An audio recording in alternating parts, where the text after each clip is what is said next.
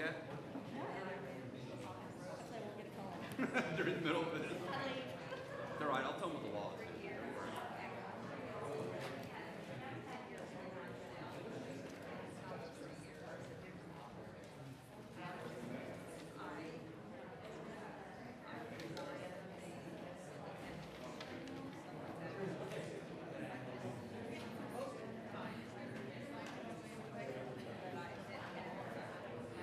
Way.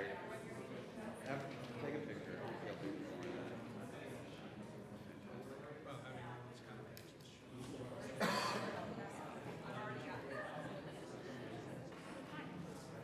other service.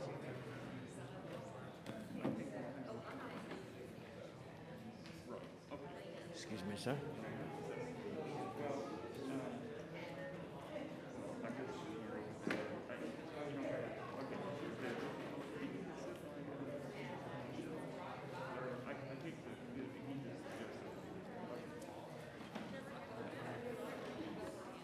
Yeah, I looked at it on the site. I thought it was similar to what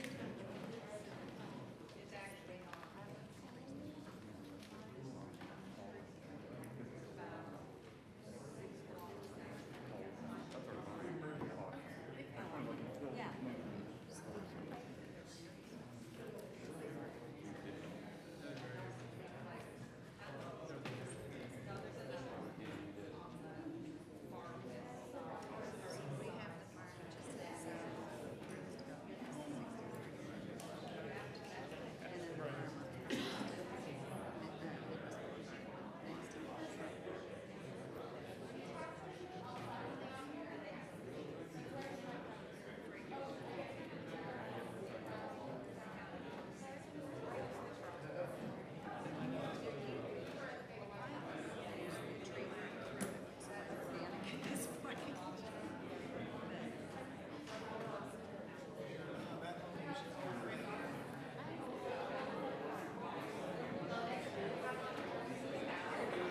Sit on the aisle.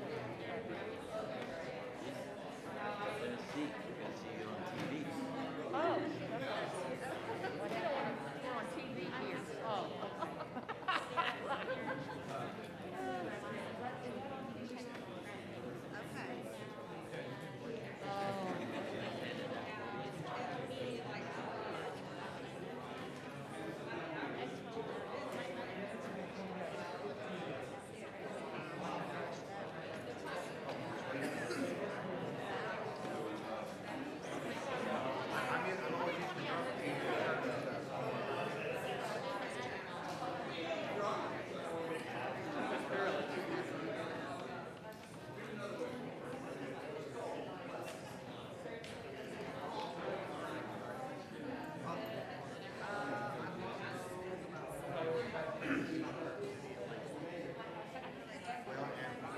What's going on?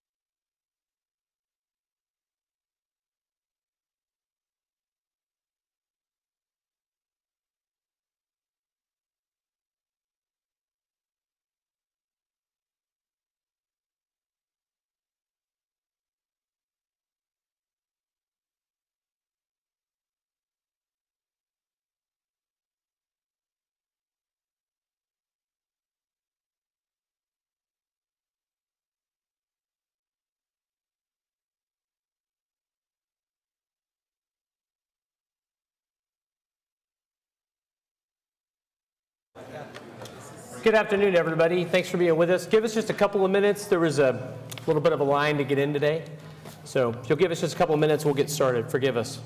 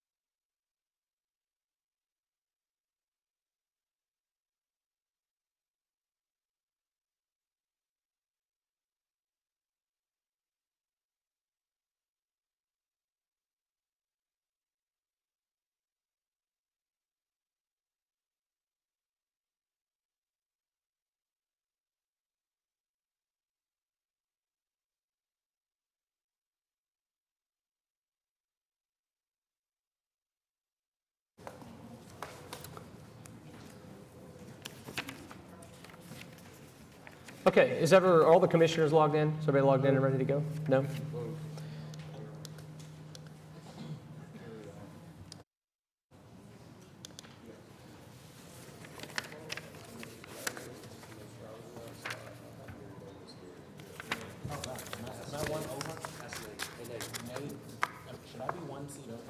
You're fine. It's that I used to sit there.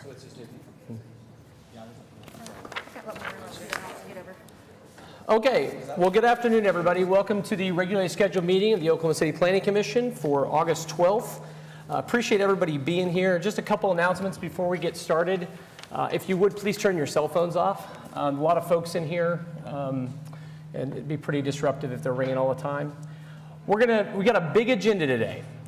So we're going to do things a little bit differently in the sense that there's going to be times where I may just call for agreement. If there's people here that want to be heard and agree with what a speaker is saying, I may just ask you to raise your hand and we can notate that for the record. We don't have time to let everybody speak. We just don't. So 67 items. We're going to be here for a long time. If you have an item and you notice that there's anybody in the hall and it's not, you're sort of further down the agenda, I'd ask that you casually allow anybody who needs to come in, because we got a lot of folks. So just try to be a little bit attentive. We certainly want to exercise grace with you guys. We ask that you do the same for the folks that aren't in the room. With that, we'll go ahead and get started. Our first order of business for today is to receive the minutes from the July 8th, 2021 meeting. Mr. Chairman, I move we receive the minutes from the July 8th, 2021 meeting. Okay, you have a second? I have a second. Motion a second. Should have the ability to vote on PrimeGov here. And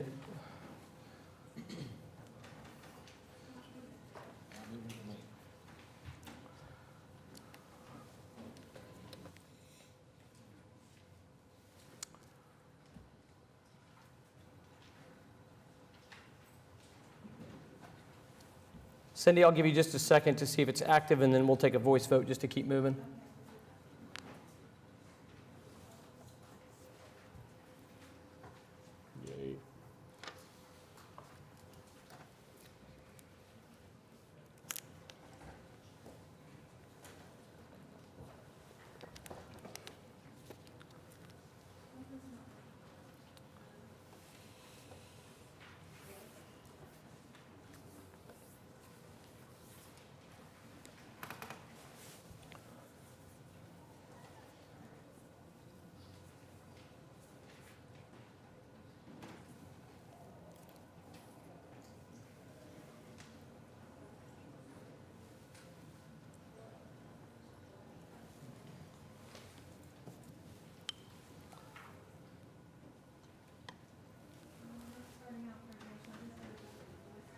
You may voice vote it? Okay, let's do that.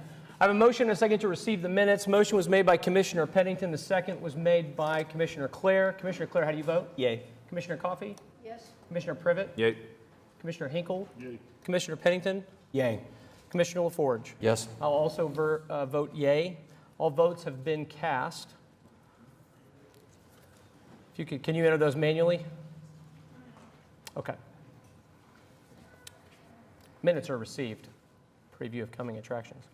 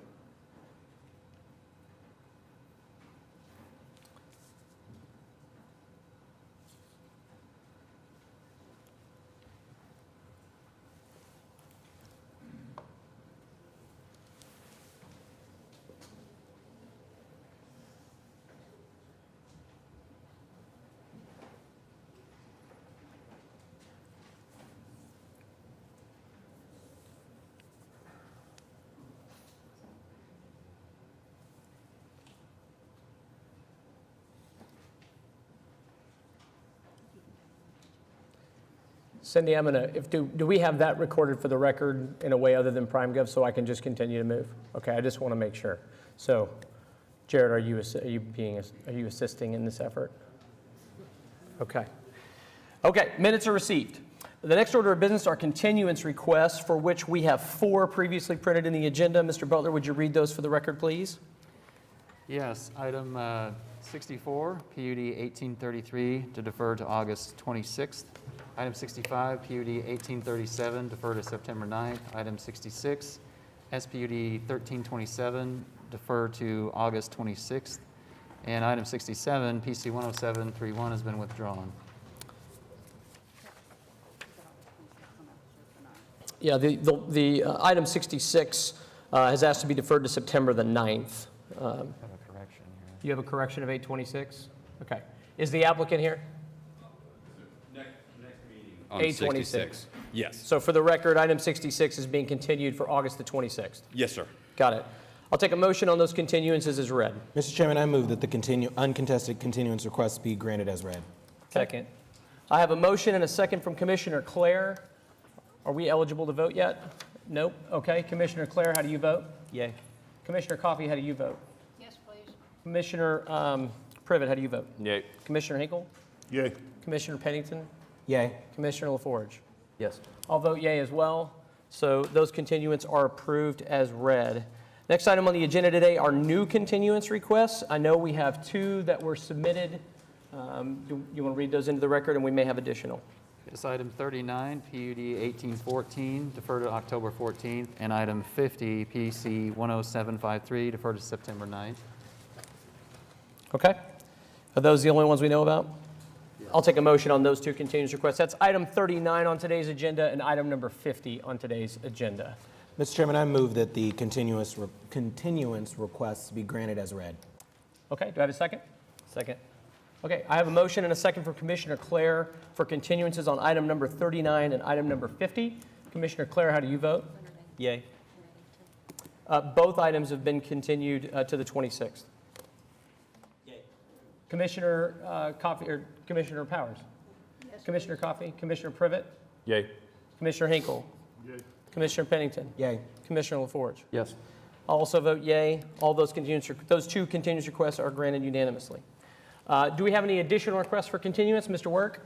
Yes, sir. Thank you, Mr. Chairman. My name is Kelly Work, and my address is 105 North Hudson, and I'm appearing today as counsel for Biotech, Inc. and Lakeside Properties OKC Limited Partnership. And this is with regard to item number 19. It's SP 553, the application for a special permit to operate a pet crematorium. And we are requesting that this item be continued in order to allow us the opportunity to gain further information about the application and about what it would mean for this area, and also to further engage with the applicant. I was engaged just late last week by Biotech. Their property, their business is right next door to the north. Lakeside Properties owns property that is just southwest of the subject property. And so I then was engaged by Lakeside Properties also just the day before yesterday. Since that time, we have been fully engaged, and we have been engaging and communicating with the applicant and their representative, Mr. Box, including a Zoom meeting that lasted over an hour late yesterday.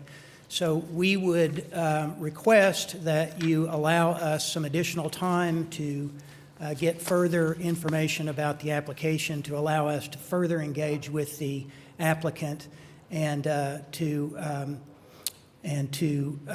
permit that to occur. Thank you. Thank you, Mr. Work. Before we hear from the applicant or continue the discussion, I believe there's a planning commissioner that intended to recuse for this item. So I think we need to allow a moment just to excuse so we can engage in the discussion on the continuance for item 19. Do you think it's important for me to leave the chamber even though we're just talking about a continuance? I mean, I definitely will recuse myself on the item once it's heard, but what do you think? We'll just go ahead and step in the back. Okay.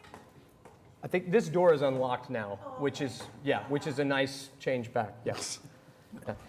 If I could just add briefly, Mr. Chairman, that we did, in the meeting that we had yesterday, we did make a request of the applicant to consent to the continuance, and we have not received a response to that request. So we're here today making the request. Got it. David Box, 522 Colcord Drive, here on behalf of the applicant. So as Mr. Work said, we did have a meeting late yesterday. It lasted about an hour and 20 minutes. I believe we answered every question they had. We offered at the end of that, send us any additional questions you have. There was some requests made for some additional documents that they were in possession of before 7 p.m. last night. I said, if you have any other questions between now and Thursday at 1:29, let us know. No additional questions were raised. I have my clients here as well as someone that has flown in to be here. It's a very straightforward application that we believe needs to be heard. We're happy to continue to meet even after today, but we had a very lengthy meeting that, at least in our opinion, it appeared that all the questions were answered that they had. Okay, Commissioner Coffey, ma'am, this is your ward, I believe. Do you have any opinion on this or have had any involvement in these discussions? No, I have researched this item thoroughly. I have heard from several constituents in my ward. I have had conversations with both. I have had conversations with both the applicant and with Mr. Box and Mr. Work. I honestly don't see a real reason for the continuance, but on the other side of the issue, I respect those persons with whom I've talked and received emails.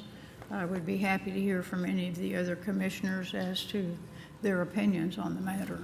I'll just add that since I had some communication in this that occurred outside this hearing, that I was included on an email from Mr. Box early this week, basically evidencing that they're trying to get together to have a discussion. The conversation didn't occur till yesterday. I'm of the opinion that we should hear the item in turn. I think it's ripe to be heard. I think that will be evident to the other commissioners when we get to that point. But the idea that we have, if this were a use that were adjoining a residential development and there were lots and lots of people that didn't have information that was really needed, there hadn't been a time for a meeting and that sort of thing, I'd feel differently. Those facts aren't present here, in my opinion. Does anybody feel differently? I do not. What I would say is, and then when we're actually discussing the matter, if we change our mind, we often continue at the end of the matter. If we know for sure right now we'd like to continue it, then that would be one thing, but I won't know until the end of the matter on this one. I will also be asking then, is this a recommendation to City Council or is this final? Recommendation. This is a recommendation. It'll be a recommendation to City Yes, Council. sir. Okay. Yep. Okay. So with no disagreement, I think we'll hear the item in turn. So we don't need a motion here, so we'll just continue on with our agenda. Next item on the agenda is the consent docket. We have 15 items on the consent agenda today. Please listen carefully to these items if you're here. I just want to make sure, and as quickly as possible, if there's anybody that wants to pull one of these items off the consent agenda, that we can do that. So with that, Mr. Butler, if you would, let's read the consent docket. Item 1 is CE 1054, an application to close 225 feet of north-south alley of Orchard Park addition. Item 2 is CE 1055, application to close 40 feet of southwest 41st Street, west of and abutting the Interstate 44 right-of-way. Item 3, CE 1053, application to close 300 feet of the east-west alley in FG Martin subdivision. Item 4, application to rezone 1901 Southeast 44th Street from R1 to I2. Item 5, case PC 10751, application to rezone 7720 South Sunny Lane Road from PUD 942 to I1. Item 6 is case PC 10752, application to rezone 16201 North Rockwell Avenue from PUD 1706 to AA. Item 7 is case PC 10754, application to rezone 11601 North County Line Road from R1 to R2. Item 8 is case PC 10757, application to rezone 10800 Southeast 29th Street from R1 to C3. Item 9 is case PC 10755, application to rezone 2929 South Mustang Road from AA to O2. Item 10, case C7332, final plat of Robertson's Landing Phase 4, located south of Northwest 122nd Street and east of North Morgan Road. Item 11, case 7333, preliminary plat of Nichols Creek duplexes, located west of North County Line Road and south of Northwest 122nd Street. Item 11, case C7334, final plat of the Grove Retail Center, located north of Northwest 178th Street and west of North May Avenue. Item 13, case 7338, final plat of the Brook Phase 3, located north of West Memorial Road and west of North Piedmont Road. Item 14, case C7339, final plat of Harbor South, located north of Southwest 104th Street and west of South May Avenue. And finally, item 15, case 7342, final plat of Skyline Trails Edition, Section 7, located east of Cemetery Road and north of Reno Avenue. Have a drink, Mr. Butler. Thank you.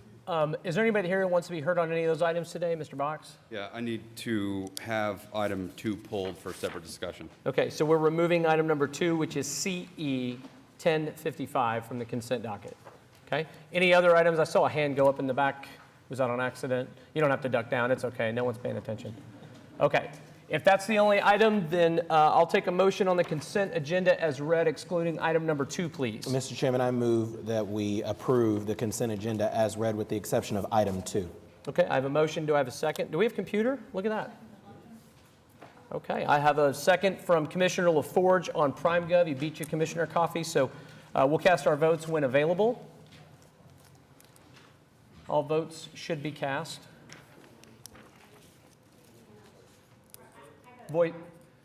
Commissioner Powers has voted in the affirmative, or aye. So now all votes should be cast. Who are we missing? Commissioner Coffey? Commissioner Coffey also votes aye. And the consent agenda is approved with the exception of item number 2. So the next item on the agenda will begin items for separate vote and consideration. And given item number 2's removal from the consent agenda, Mr. Box. Yeah. David Box, 522 Colcord Drive. Here on behalf of the applicant, Mr. David Green, who is also here with us. Mr. Green owns and operates North Pole City, which I'm sure everybody is familiar with, along I-44. Where North Pole City sits, at one point in the past, was Southwest 41st Street. Can you go to the exhibit? So I've handed out an exhibit. That one's just fine. So you see CE 254. That is a previous closing action and vacation action that closed Southwest 41st and vacated a portion of Southwest 41st to allow for the construction of North Pole City. The piece that remains, this little 40-foot strip, was former ODOT right-of-way associated with the interstate.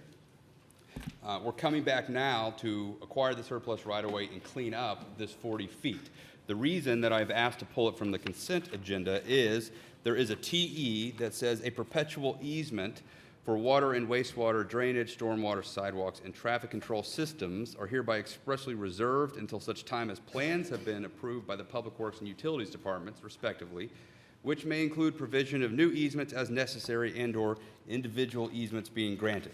This is a new request that Public Works and Utilities is putting on every closing application, and while it may have some merit in some cases, I would suggest that it has no merit here. The type of case in which it would have merit, of course, would be if we were here in the first instance closing the entirety of 41st Street and staff was having to figure out how utilities and how other infrastructure were going to be moved and or service the proposed new building. This is a 40-foot dot, and if you see the exhibit that I passed out, this is a utility map from the city's utility system. You can see, there we go, the sewer is half a block north, half a block south, water is to the west. There are no utilities, there's no infrastructure, there's absolutely nothing in this 40 feet. So there is nothing to reserve. There will never be anything there. The building's built, it's fully developed, there's nothing to reserve. This is not the type of scenario that staff envisioned with this plat, or excuse me, with this request. There was another item on your consent agenda, item number 3, in which we were closing a portion of Southeast 44th Street. That, of course, we agreed to the TE because we're closing the whole street, and we'll, of course, have to work with Public Works and Utilities at the time of development. This is fully developed. There's nothing to work with. So this TE we would ask to be deleted. I'm assuming that Public Works has a reason for why they wanted to include it. Is someone here to speak on the item there? How you doing, Mr. Lodge? Hi, Barry Lodge, Public Works Engineering. Part of the reason that we were questioning this one was the exhibit that is on the screen right now is showing that that area to be vacated was going all the way up to the pavement of the frontage road. So it would leave, if that indeed is the case, it would leave no room for any kind of maintenance activities or if there was the need to make any extension. After I looked at the agenda packet this morning, and there was another exhibit that I believe was on the screen when I walked in a minute ago that kind of identified that 40 feet, but it's very generic. It shows a right-of-way. It has 2 dimensions on it, one on the north side of that right-of-way tract and one on the south side, but there's not any tie-downs. We do have a line that says that's the ODOT I-44 right-of-way, but we don't have anything that really ties it down. And so we would just like to have something more specific to go on than just a picture that really depicts that closure going all the way up to the pavement of the frontage road. And that's really the reason. But the subject doesn't go, well, I see what you're saying, the east, what would be the east side of the area they're requiring closing, but what city utilities are there that would require maintenance? I don't know that there's any city utilities in there now, but there would be maintenance that would have to take place on the actual frontage road itself.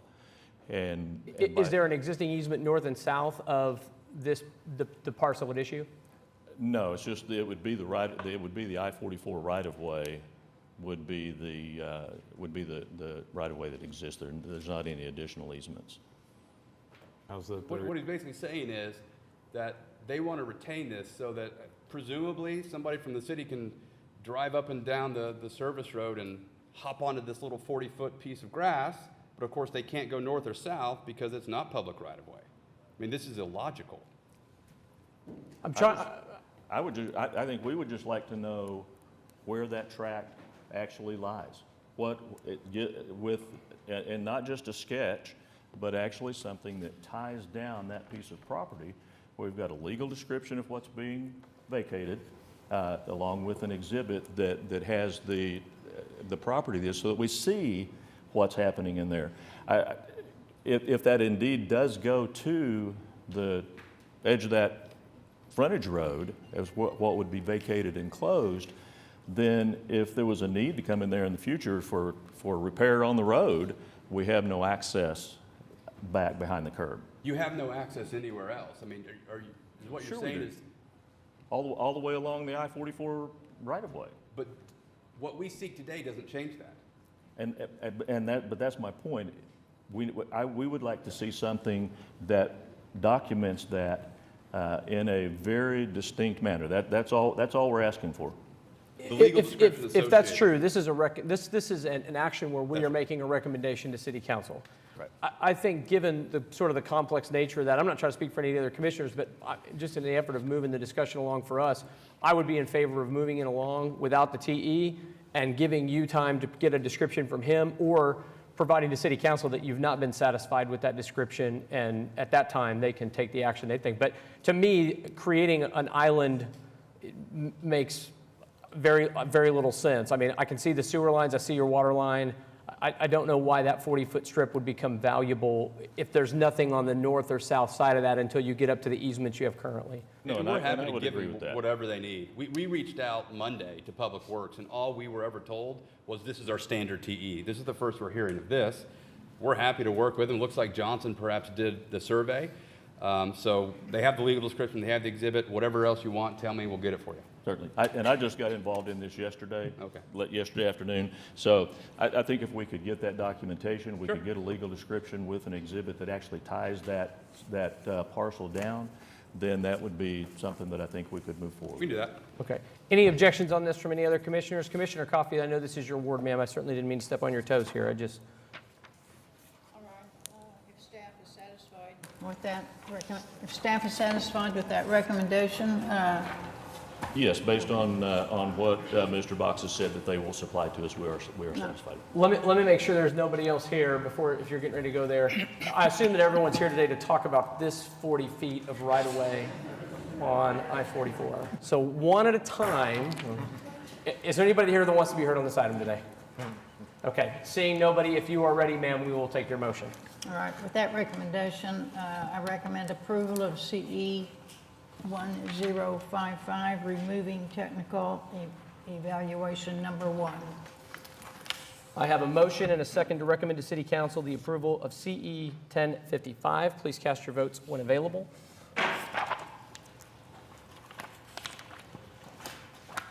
Commissioner Powers, how do you vote, ma'am? Yes. Commissioner Powers has voted aye. All votes should be cast.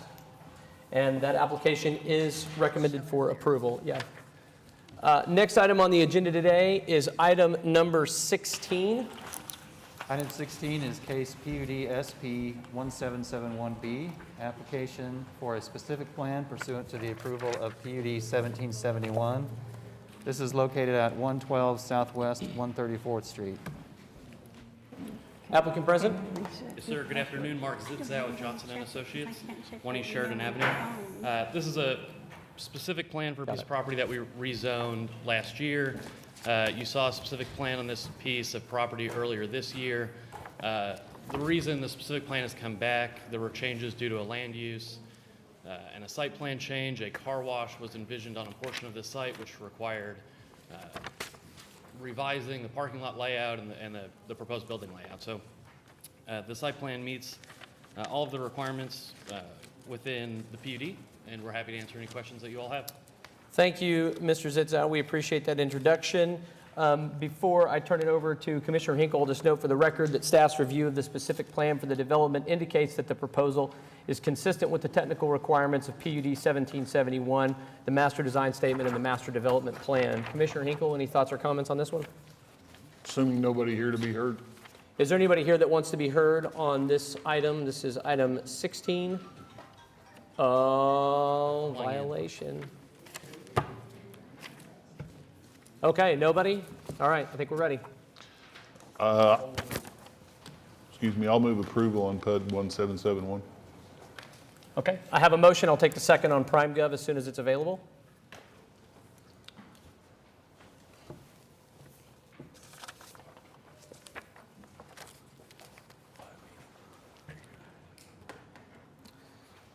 There it is. Motion's been seconded by Commissioner Privet. So I have a motion and a second to approve the specific plan for PUD SP 1771B. Please cast your votes. And Commissioner Powers? Aye. All votes should be cast. Commissioner Powers has voted aye. And that, Commissioner Pennington, did you not cast a vote? What was your vote, sir, just for the record? It was a yes vote. Okay. Commissioner Pennington's also voted aye, so all votes have been cast and the item is approved unanimously. Next item on the day's agenda is item number 17. 17 is case PC 10748, application to rezone 7600 Northwest 164th Street, AA to R1ZL. Good afternoon, Tim Johnson with Johnson Associates, here on behalf of the applicant. This is a piece of property that is currently a tree farm that is being rezoned to allow for single-family residential. As I shared with some of the commissioners I talked with, this property was unavailable to develop as such until a sewer line was extended to serve Paycom. That was a city project that relieved 2 lift stations and provided sewer to the Paycom complex, which is south of here. With that, it has water on council and sewer just adjacent to the property, and we're in line with the single-family detached housing to the west. We don't have any TEs, and I'd be happy to answer any questions. So,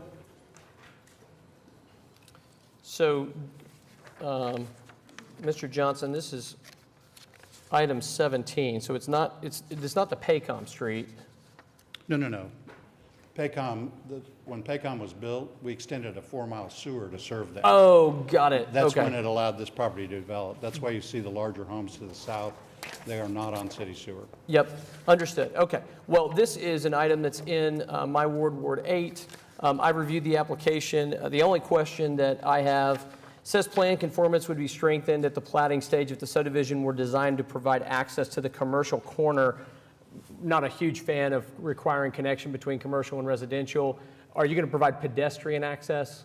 Yes, if it's developed anything other than personal storage, we will provide pedestrian access. Okay, can we make that a technical evaluation? Why don't you make it on the case for the SPUD? Okay, we can do that. That's fine. So if there's, do any commissioners have issues on this one? I don't think so. Straightforward. Anybody here want to be heard on this item today? Okay, seeing nobody, I can't make a motion for my own ward, but if I would, I'd make a motion to recommend approval. Mr. Chairman, I move that we recommend approval of PC 10748. Okay, I have a motion. I'll take the second on PrimeGov. Motion's been seconded by Commissioner Coffey. Please cast your votes when available. And Commissioner Powers, how do you vote, ma'am? Aye. Commissioner Powers has voted aye. All votes should be cast. And that item is approved. Thank you, Mr. Johnson. Item number 18, PC 10758. Mr. Butler? This is an application to rezone 5700 South May Avenue from O2 to C3. I'm Jerry Gamble, 1512 Guilford Lane. This lot is an individually platted lot in Moore Addition. It's lot 2, block 1. The entire Moore Addition is zone C3 except for this lot. We have a client who would like to build a beauty salon on the lot. So I called the planning department and they said, Jerry, why don't you just go for C3, which we did, and the staff has recommended approval. Thank you. This is Commissioner Highsmith's ward. He's not here today, so I'll just ask other commissioners if there's any questions on this item for the applicant. Okay, seeing none, I'll ask if there's anybody who wants to be heard on this item today, PC 10758. Seeing none, I don't have any comments on this one, so if there are, if there's not any discussion, I'll take a motion from anybody on this item. I'll make a motion to approve the application. I have a motion from Commissioner LaForge. I'll take the second on PrimeGov.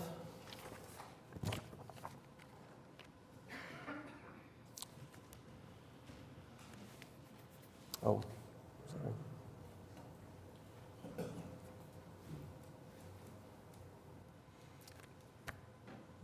We're not failing for lack of a second. We're buffering right now. This is in-person buffering. It's the worst kind of technological pitfall. Okay, I have a second from Commissioner Coffey, which I'll take the liberty of accepting. So I have a motion and a second to recommend approval to City Council on PC 10758.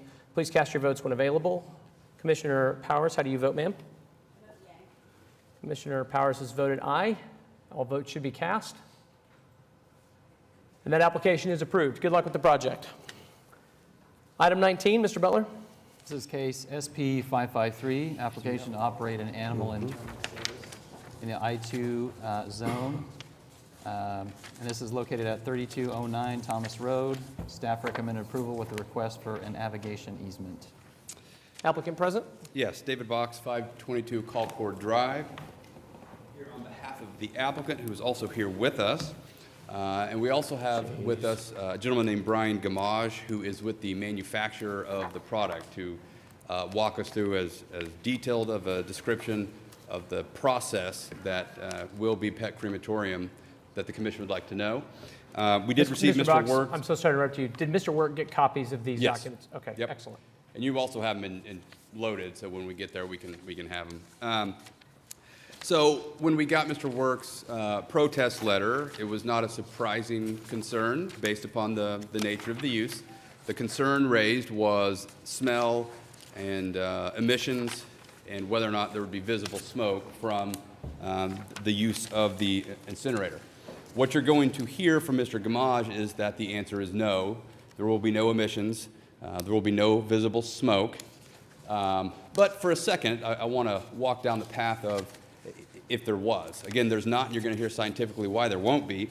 But I would submit that based upon the comprehensive plan's designation and the site's current zoning, that even if it was going to produce those things, this would still be an appropriate use. Given the fact that the entire area is zoned I-2, more importantly, in the comprehensive plan, it is designated as heavy industrial. Heavy industrial is defined as a layer intended to accommodate industrial uses that are difficult to integrate with less intensive uses. So what we're proposing, frankly, is more like an office. What you see across the country is these types of uses are often in office strip centers. In fact, the founder of this company, Pet Passages, we were on a Zoom call yesterday, and he asked us if we wanted him to take his computer outside to show us the front of his building. We said, sure. So we walked outside. His property is up in New York. He walked outside, showed us his building. I asked him what the building was next door. Next door to his building, where he was currently operating his incinerator, was a restaurant. The restaurant had an outdoor patio where people were enjoying dinner. So why I tell you that is this use just is not going to cause a problem. They're nondescript. Once they go in, you frankly don't even know that they're there. We do agree with the technical evaluation that was included in the staff report. I'd like to, at this point, briefly turn it over to Mr. Gamage to walk through the technical data. Jared, it's going to be this exhibit, which you should have. There we go.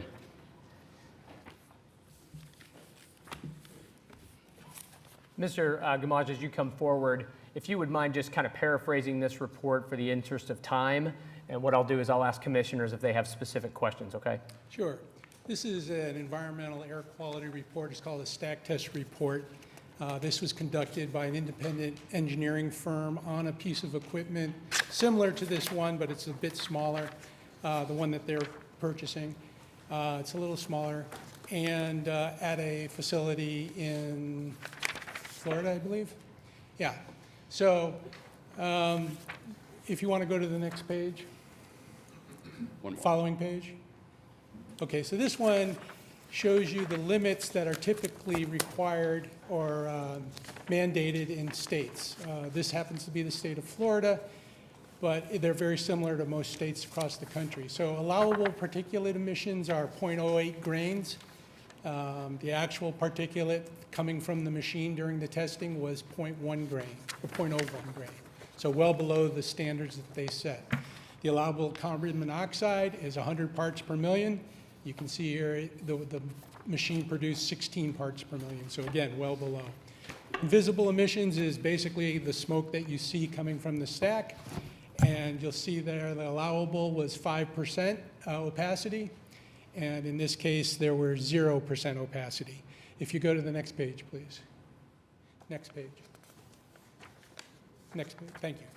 So this is the visible emissions test that the person that's conducting the test, the observer, uses to record the opacity, the amount of smoke coming out of the stack. You'll see here that it's every 15 seconds for every minute of an hour. So this is the first 30 minutes, the next page is the second 30 minutes. And you'll see here they use a Ringelmann scale of density for the amount of smoke that's coming out of the stack. 0 being no opacity, meaning there's nothing visible they can see coming out of the stack. And 4 is very dense black smoke. So you'll see it's filled with zeros, meaning every 15 seconds for an hour, this guy observed what was coming out of the stack and wrote that corresponding number into those quadrants there. So again, no opacity coming from the machine. Now, David might have misspoke a little bit. There are emissions. They're nothing visible. They're all microscopic. You have the CO, carbon monoxide, and you do have particulate, but it's well below the state allowable standards. Got it. So, simple terms, in industrial waste standards, it's low emission, almost no detectable odor. I'm trying to paraphrase your testimony. Very little visible discharge from the smoke that's created. Am I summarizing that fairly from your vantage point? That's perfect. Yeah, it's considered a minor source by all state agencies and stern. I knew that. I just didn't want to use big words right now. But you're right. You're absolutely right. Okay, Mr. Box, anything to add? If you want to hear the process as to why there are no visible emissions, he can walk through that. Again, it's heavy industrial. We believe that the program description, we're happy to commit to all of those things. This will be a Monday through Friday operation, 8 to 5 or 9 to 5. Of course, the facility will be on call if they were needed. Some of the questions raised by Mr. Work client were, what happens if, would you take farm animals? Would you take wild animals? And the answer is no. Really only two types of clients here. It'll be vets and individuals bringing their pets to be cremated. There's not a scenario where they're willing to accept wild animals and they're willing to make that a part of the special permit program description. Okay, I won't speak for other commissioners except to say I don't think we care how it gets made as long as we understand what its impact might be. Anybody disagree with that? Okay, so we'll skip that testimony. Any other questions for the applicant on this item? All right, I have one person signed up to speak right now, which is Mr. Work.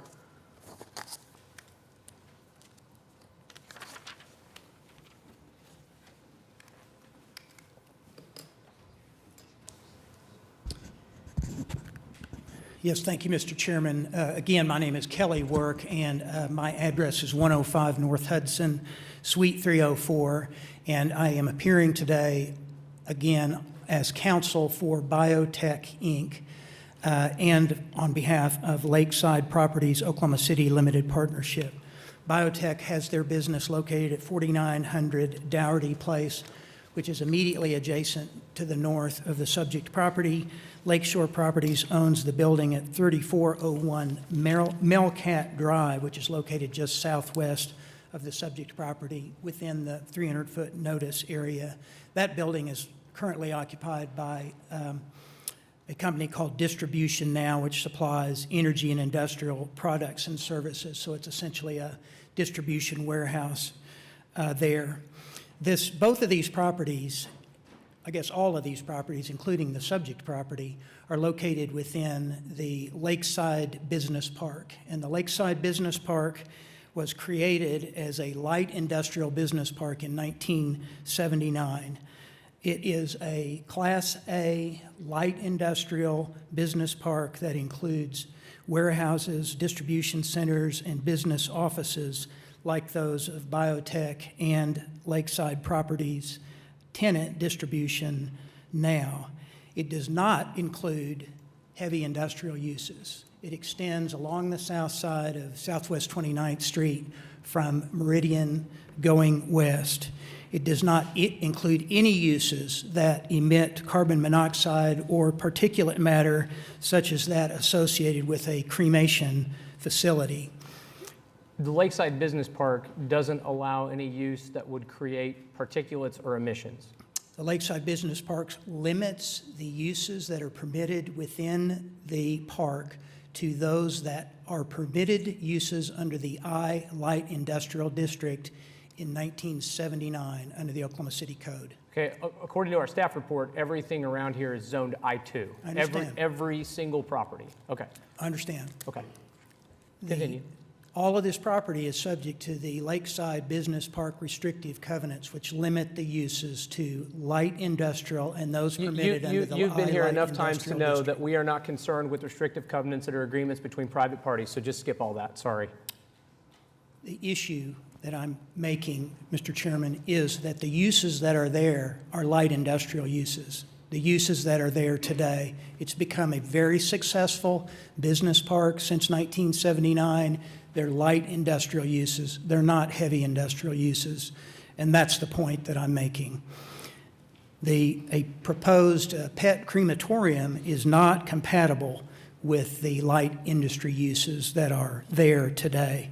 It would have a negative impact on the businesses that are located there and their employees, and would also negatively impact the owner's ability to both sell and lease their buildings. This pet crematorium that is being requested here today requires a special permit from the City Council. So the matter goes first to the Planning Commission. There, of course, is notice that is required to be provided to the surrounding property owners, and it contemplates a public hearing where neighboring property owners have an opportunity to offer their comment and concerns. Now, the special permit ordinance also provides that specific conditions may be imposed on the special permit, including as to location, design, and operation to ensure safety, to prevent a nuisance, and to control the noxious effect of excessive sound, light, odor, dust, or similar conditions. Now, if the commission is inclined to recommend this special permit at this location, it should be done with appropriate conditions to ensure that the use will be properly limited and won't become something other or different. Now, in the meeting that we had last night with the applicant, a lot of assurances were made to us about the nature of this operation. None of those have been included as part of a proposed condition to this special permit application. So we have prepared what we would suggest the commission impose as conditions on the application if you're inclined to recommend approval, and I'd like to pass those out now if I could. Okay. Applicants received a copy of this as well, commissioners.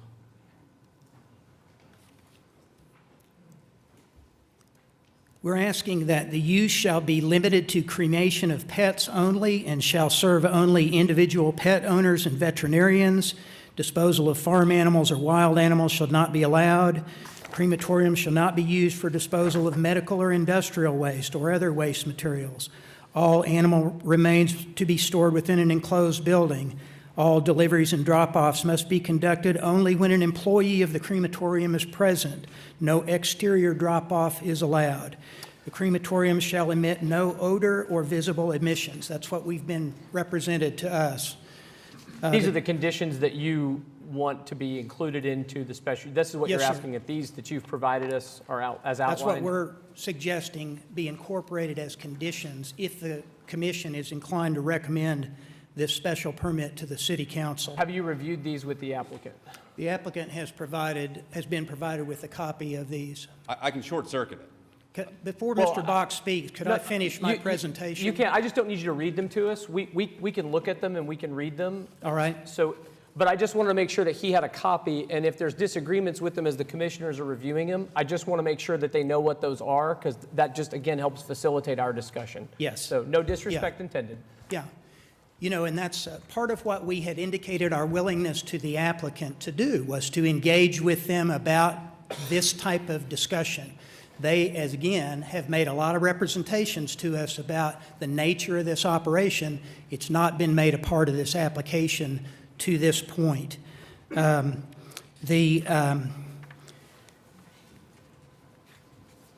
comments that Mr. Gamage, the manufacturer of the equipment, if you notice, first of all, the report that he presented, which he acknowledged last night in the meeting, was for a smaller incinerator than the one that this applicant is proposing to purchase from them for this facility. So those results, we question whether they are applicable to the particular machine or incinerator that is proposed at this location. Now, after our meeting last night, as Mr. Box referenced, they sent over about 6:30 p.m. another report, a 119-page report without any explanation, but I presume that was for the machine that this particular applicant is proposing to purchase. But that report was inconclusive. It was, they were unable to measure the particulate matter that was emitted from the incinerator on the date of the test because of heavy rain and cloud cover. So they were unable to complete the test, and it was unable to be done in accordance with the EPA guidelines. That's how I understood the summary of the report that we received late last night. So the important point, Mr. Gamage emphasized the opacity, but what he did not emphasize is that what is being emitted from the smokestack that will be present at this proposed crematorium is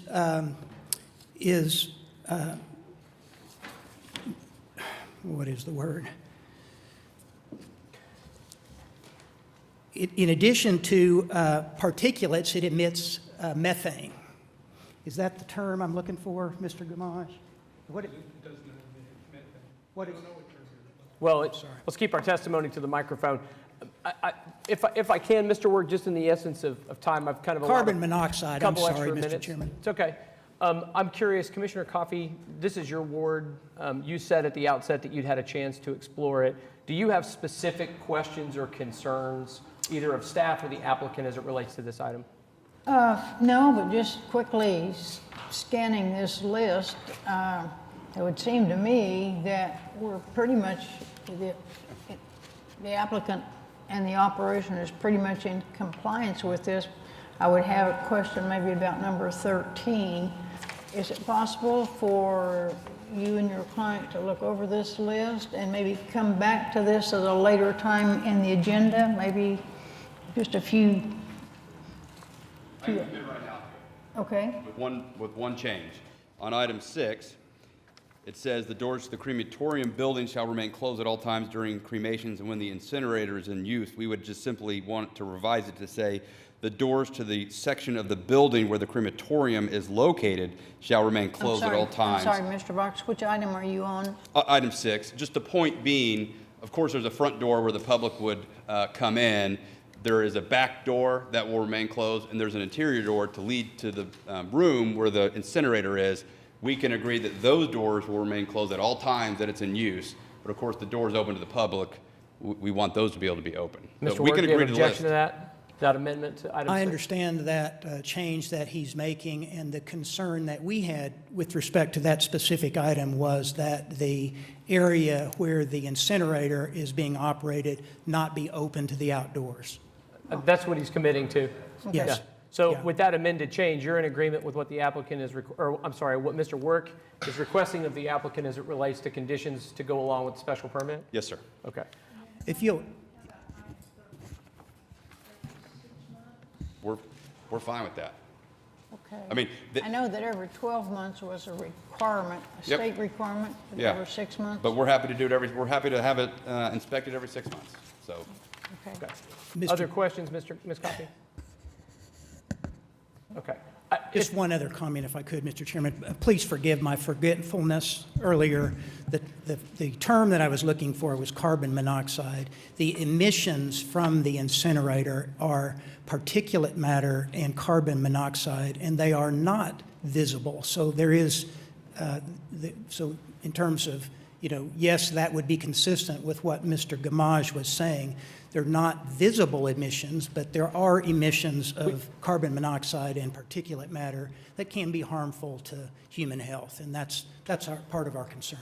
I think we got that. I think you're getting what you asked for, which candidly is I would not impose these. My vote would not be in favor of imposing these restrictions on a facility that's operating in a heavy industrial typology in I-2 when everything around it is zoned I-2. This is precisely where we would want this facility to go in Oklahoma City. If I could pick a spot for a pet crematorium, this is probably the spot I would pick. Is there anybody who disagrees with that? I mean, this is such a logical location for this facility.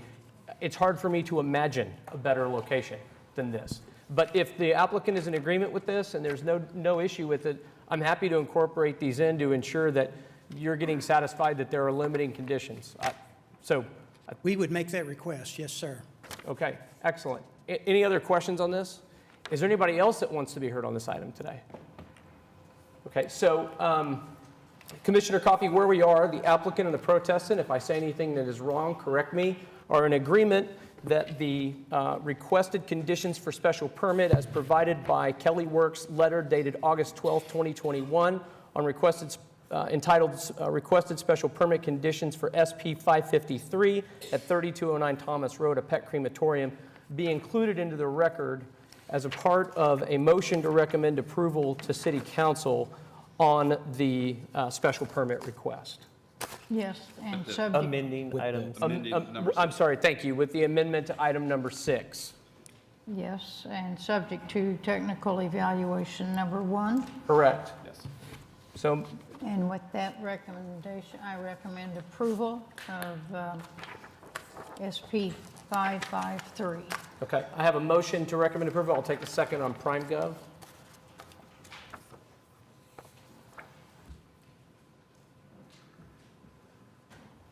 Motion's been seconded by Commissioner Hinkle. Please cast your votes.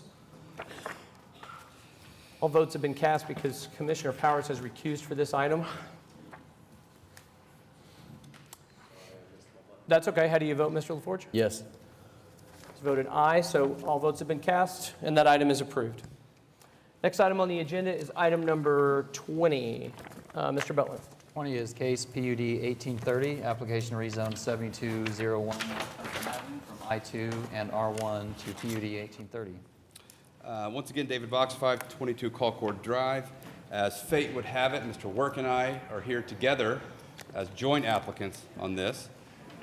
You may recall the... There's hope for the future. What's that? Nothing. Go ahead. So the southern piece of the subject site was part of a larger application many, many months ago, I believe it was last year, where it was subject to an I-2 application, and then you see some of the stuff east of Hudson was also subject to the same application.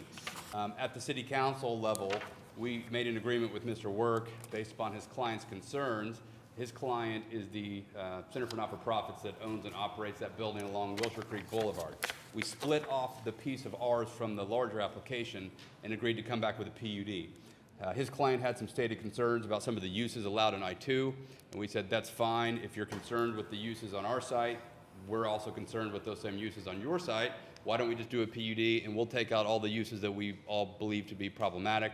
Kelly and I worked together on the PUD, and finally came to the PUD that you see before you. And it also includes some access issues in improving Hudson before the southern piece of the subject track could be developed. So with that, we have a PUD that we're both in agreement with. There are no technical evaluations. This, again, is a heavy industrial district. So we would ask jointly for your approval. Mr. Work, I'll give you the luxury. Anything you want to add to the application, given that your representation? Yes, thank you, Mr. Chairman. Again, my name is Kelly Work, 105 North Hudson, Suite 304, and the joint applicant with Chris Scott, LP, who Mr. Box represents, is the Oklahoma Center for Nonprofits, who owns the building there that is identified, and property that is identified as Tract 1, that was made a part of this PUD. And we are very much supportive of the application, and as Mr. Box mentioned, it was done pursuant to an agreement that was made at the time this matter went to the City Council, and so we would ask for your approval as well. I might just say, Mr. Chairman, and I know people have different opinions about different matters, but this is an example of a case where with a little encouragement and support, which was provided by the City Council when this went to the city council, the parties were encouraged to negotiate and an agreement was reached. It had been previously before the Planning Commission and was recommended for approval as a straight I-2 request. So I think the end result is that we have reached an agreement between the parties that will allow this property that's owned by Chris Scott to be rezoned so it can be developed. And then it did address the concern that we had primarily, which was to make sure that it would have adequate access.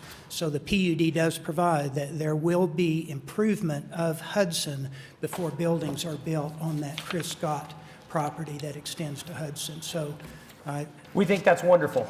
yeah, thank you. I appreciate that. I can't resist, Mr. Chairman. I know I recall making this exact recommendation when we considered this the first time. I think that's exactly what I said to the parties separately, and then you all didn't agree to negotiate until it got to city council. So to be fair to us, I did make that recommendation, and I don't think your client was willing to do it at that time. So We're just thrilled there's some new industrial land that everybody's in agreement on, and we can do some economic development and fund some schools. Thank you, Mr. Work. It takes two, Mr. Pennington. Yeah, we understand.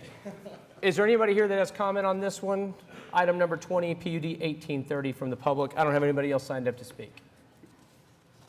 Excellent. If there's no further discussion, Commissioner Powers has recused herself from this item as well, so I'll need a motion from someone else. Mr. Chairman, I move that we recommend approval of PUD 1830 to city council.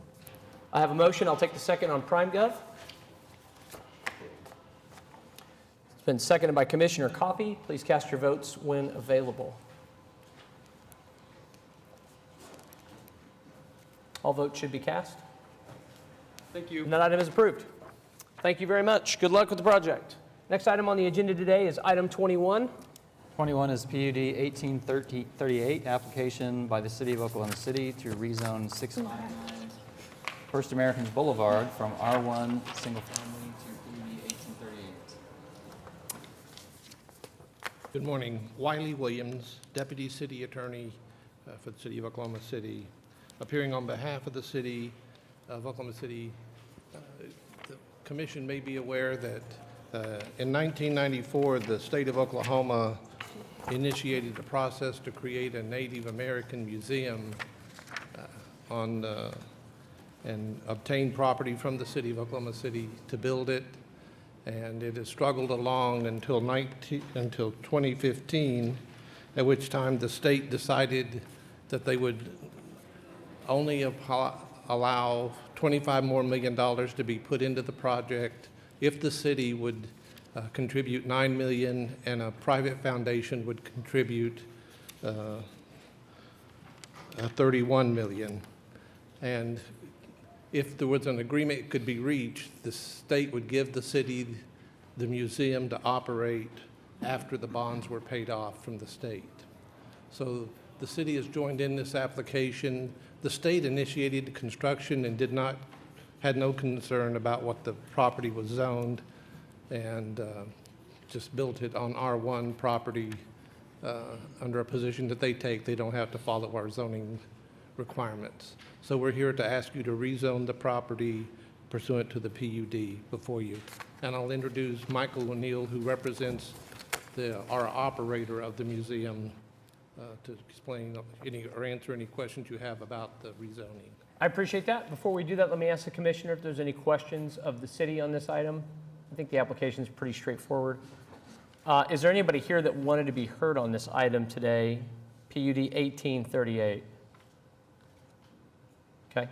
Seeing nobody, if there's no discussion on it from commissioners, I don't see a reason for us to just hear about it for the sake of hearing about it. I agree. Mr. Chairman, I move that we recommend approval of PUD 1838 to city council. I have a motion. I'll take a second on PrimeGov to recommend approval to City Council on PUD 1838.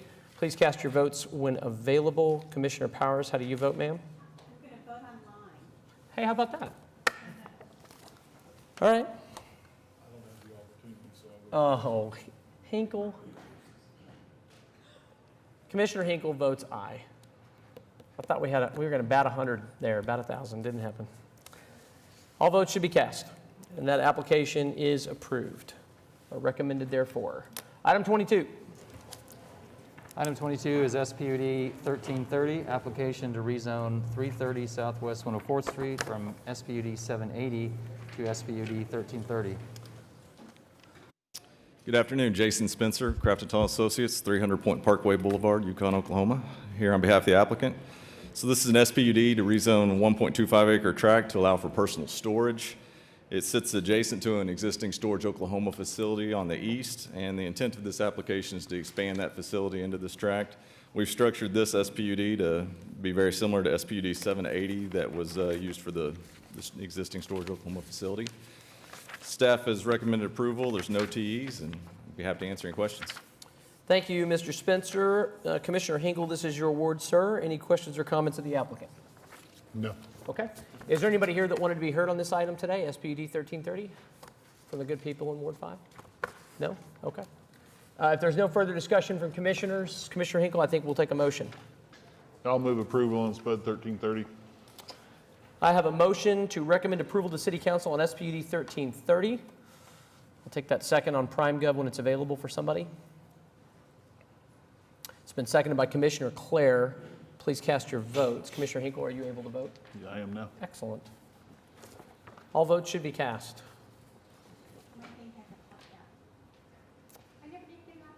You got to be quick, you know? Got to be quick. Commissioner Powers, how do you vote? Commissioner Powers voted aye, so that vote, all votes have been cast, and that item is approved unanimously. Next item on the agenda today is item 23. This is case SPUD 1333, application to rezone 17517 Northwestern Avenue from PUD 132 to SPUD 1333. Are you Mr. Metcalf? I am. Excellent. Start out by giving us your name and address for the record, okay? Stephen Metcalf, 16405 Coronado Drive. Excellent. What do we need to know about your application? So with this application, the church directly to the north owns the property that we're currently looking to purchase. We're trying to rezone it. Basically, we did the SPUD application to protect the surrounding area from other businesses potentially going in the future on this. So we are looking to put an indoor golf facility in. We currently own one that's within about 2.5 miles of where that's at. It's been in operation since COVID started. So we are actually just looking to expand where we're at. Okay. Commissioner Pennington, this is your word. Do you have anything? I've got one request, if we can talk about it as a commission. Included in the application is the use unit 8300.56, participant recreation, entertainment, and outdoor. Your stipulated use is a golf training facility. Would you have any objection to further limiting that use unit to a golf training facility? No, that's fine with me at this time. Okay. There's a neighborhood within reasonable proximity to this. I just think I'm trying to help us avoid the loudspeaker. Also, the only other thing I saw, your dumpster language, any objection to requiring 50 feet of separation from a residential use? No. Okay. Those are the only two things I had. Anybody else have comments? If not, is there anybody else that wanted to be heard on SPUD 1333? Seeing none, unless you have some objection to those two suggestions, Commissioner Pennington? I do not. I would like to move that we recommend approval of SPUD 1333, but with the following changes, that we amend use unit 8300.56, that be limited to use as a golf training facility, and that the dumpster, where is that part? It's you can just make that TE2. Yeah. TE2, that the dumpsters be 50 feet away from any residential zoning. Any objection to that language as read? No? It's fine. Okay. If there's, I have the motion, so I'll take a second on PrimeGov as soon as we're ready. I have a motion and a second from Commissioner Powers to recommend approval to City Council on SPUD 1333, subject to the amended technical evaluations as read by Commissioner Pennington. Please cast your votes. All votes should be cast. And that application is approved unanimously. Good luck with your project. Thank you. Next item on the agenda today is item 24. 24 is SPUD 1335, application to rezone 200 Southwest 134th Street from O2 and AA to SPUD 1335. Applicant with us? Good afternoon, Mark Zidzow with Johnson & Associates, 1 East Sheridan Avenue. This is a tract of land immediately west of the specific plan that was just approved earlier. This applicant is seeking the exact same zoning and SPUD that was previously approved on the eastern tract. There are no TEs, and we'd be happy to answer any questions. Commissioner Hinkle, this is your ward. Do you have questions, sir? Anybody signed up to speak? No, I do not have anybody signed up to speak on item 24, SPUD 1335. Is there anybody that would like to be heard? Seeing nobody, if I could, I have two questions, just kind of staff. Actually, one for staff, one for the applicant. Mr. Zitzow, automotive parking lots as a principal use. Use is permitted for the purpose of shared parking to allow for the phasing and landscaping and building construction. That's not really limiting language, it's clarifying language. It's different than what we normally see. I just want to make sure that that's the language that was intended and that staff is comfortable with that language as amended. Okay? I'm getting a nod yes from J.J. Chambliss, the Director of Development Services. That's good enough. I also have a question on temporary signage shall not remain in place for more than 60 days. What is an example of temporary signage? Is that like a giant hot air balloon or one of those flappy guys that swings around? A wacky inflatable arm flailing tube man. Yes. So what prevents you from having the hot air balloon and then the arm flappy guy, 60 days switching and then 60 days? And Nothing. I mean, temporary signage is meant to be temporary. I mean, it swaps out if there's a sale going on, if there's an event going on. That's when it would come and go. It's never intended to be permanent signage. For this is an office park. This isn't, we're not permitting car dealerships, things like that have that type of signage. eating establishments, fast food, drive-through order window? Right. I've seen gorillas trying to sell pizzas on tops of buildings. I'm a little nervous about that language. I feel odd that I'm the one with the sign concern, to be frank. It doesn't say one specific type will only be allowed for 60 days. It says temporary signage will only be allowed for 60 days. So I would read that to mean any kind of temporary signage would only be allowed for 60 days. Okay. JJ, I'm kind of curious your interpretation of it. You got to enforce it later, so.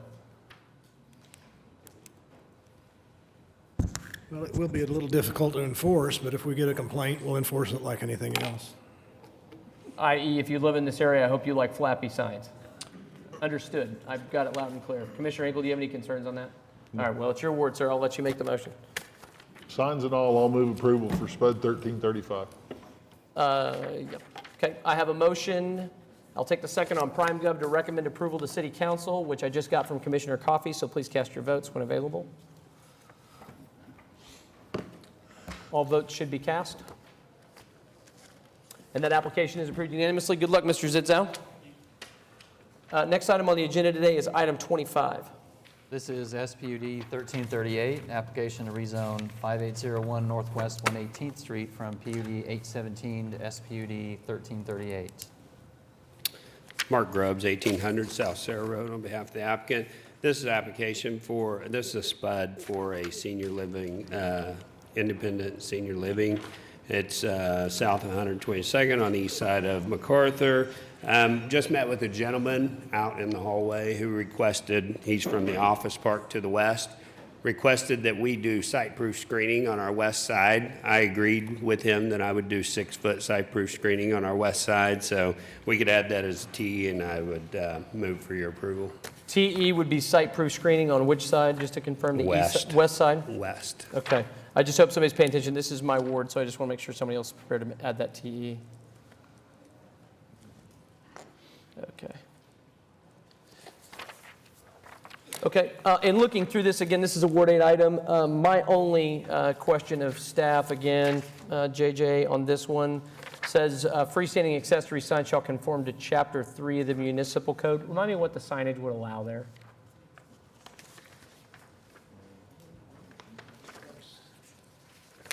This is a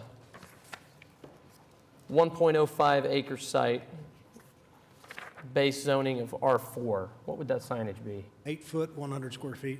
Perfect. Okay, excellent. That's the only question I had. Dumpsters, 50 feet from a residential. You're good with that language? Yeah, I wouldn't anticipate dumpsters there. Got it. Well, it just says dumpsters shall conform to the municipal code. It's 25 feet. We've been using 50. You good with that? I'm fine with that. Okay. So add that as an additional TE to the site-proof screening. Is there anybody here that wanted to be heard on SPUD 1338? All right. If there's no more discussion from commissioners, I'll take a motion on this one. Mr. Chairman, I move to recommend approval of SPUD 1338 with the following additional TEs. TE number 1, that site-proof screening shall be required, 6-foot site-proof screening shall be required on the west side of the property. And TE 2, that dumpsters shall be placed 50 feet away from residential zoning. Okay. I have a motion. I'll take a second on PrimeGov to recommend approval to City Council on SPUD 1338. It's been seconded by Commissioner Clare. Please cast your votes when available. All votes should be cast. And that application is approved. Good infill project out in Ward 8. Thank you very much, Mr. Grubbs. Next item on the agenda today is item 26. This is case C 7331, final plat of Castlewood Trails Edition, Section 7, located east of North Sarah Road and south of Northwest 36th Street. Before you begin, I don't know if Mr. Helmani already left. I didn't call on him because Mr. Grubbs had said that he was in agreement based on the site-proof screening. So just for the purpose of the record, there was a letter of opposition on that last item, but it was dealt with. Please proceed. Good afternoon, Commissioners. Chris Anderson with SMC Consulting Engineers representing the developer.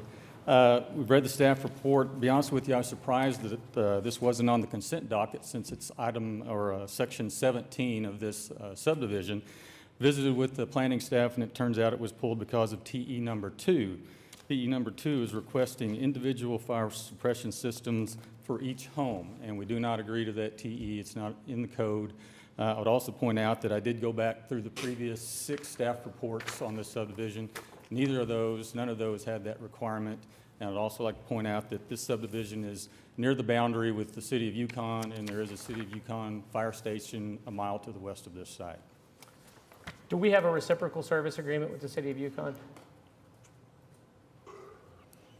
Somebody, anybody from staff? I'm pretty sure we do. It's a bit rhetorical. I just want somebody to confirm it. I don't know that we have an automatic aid agreement. There we go.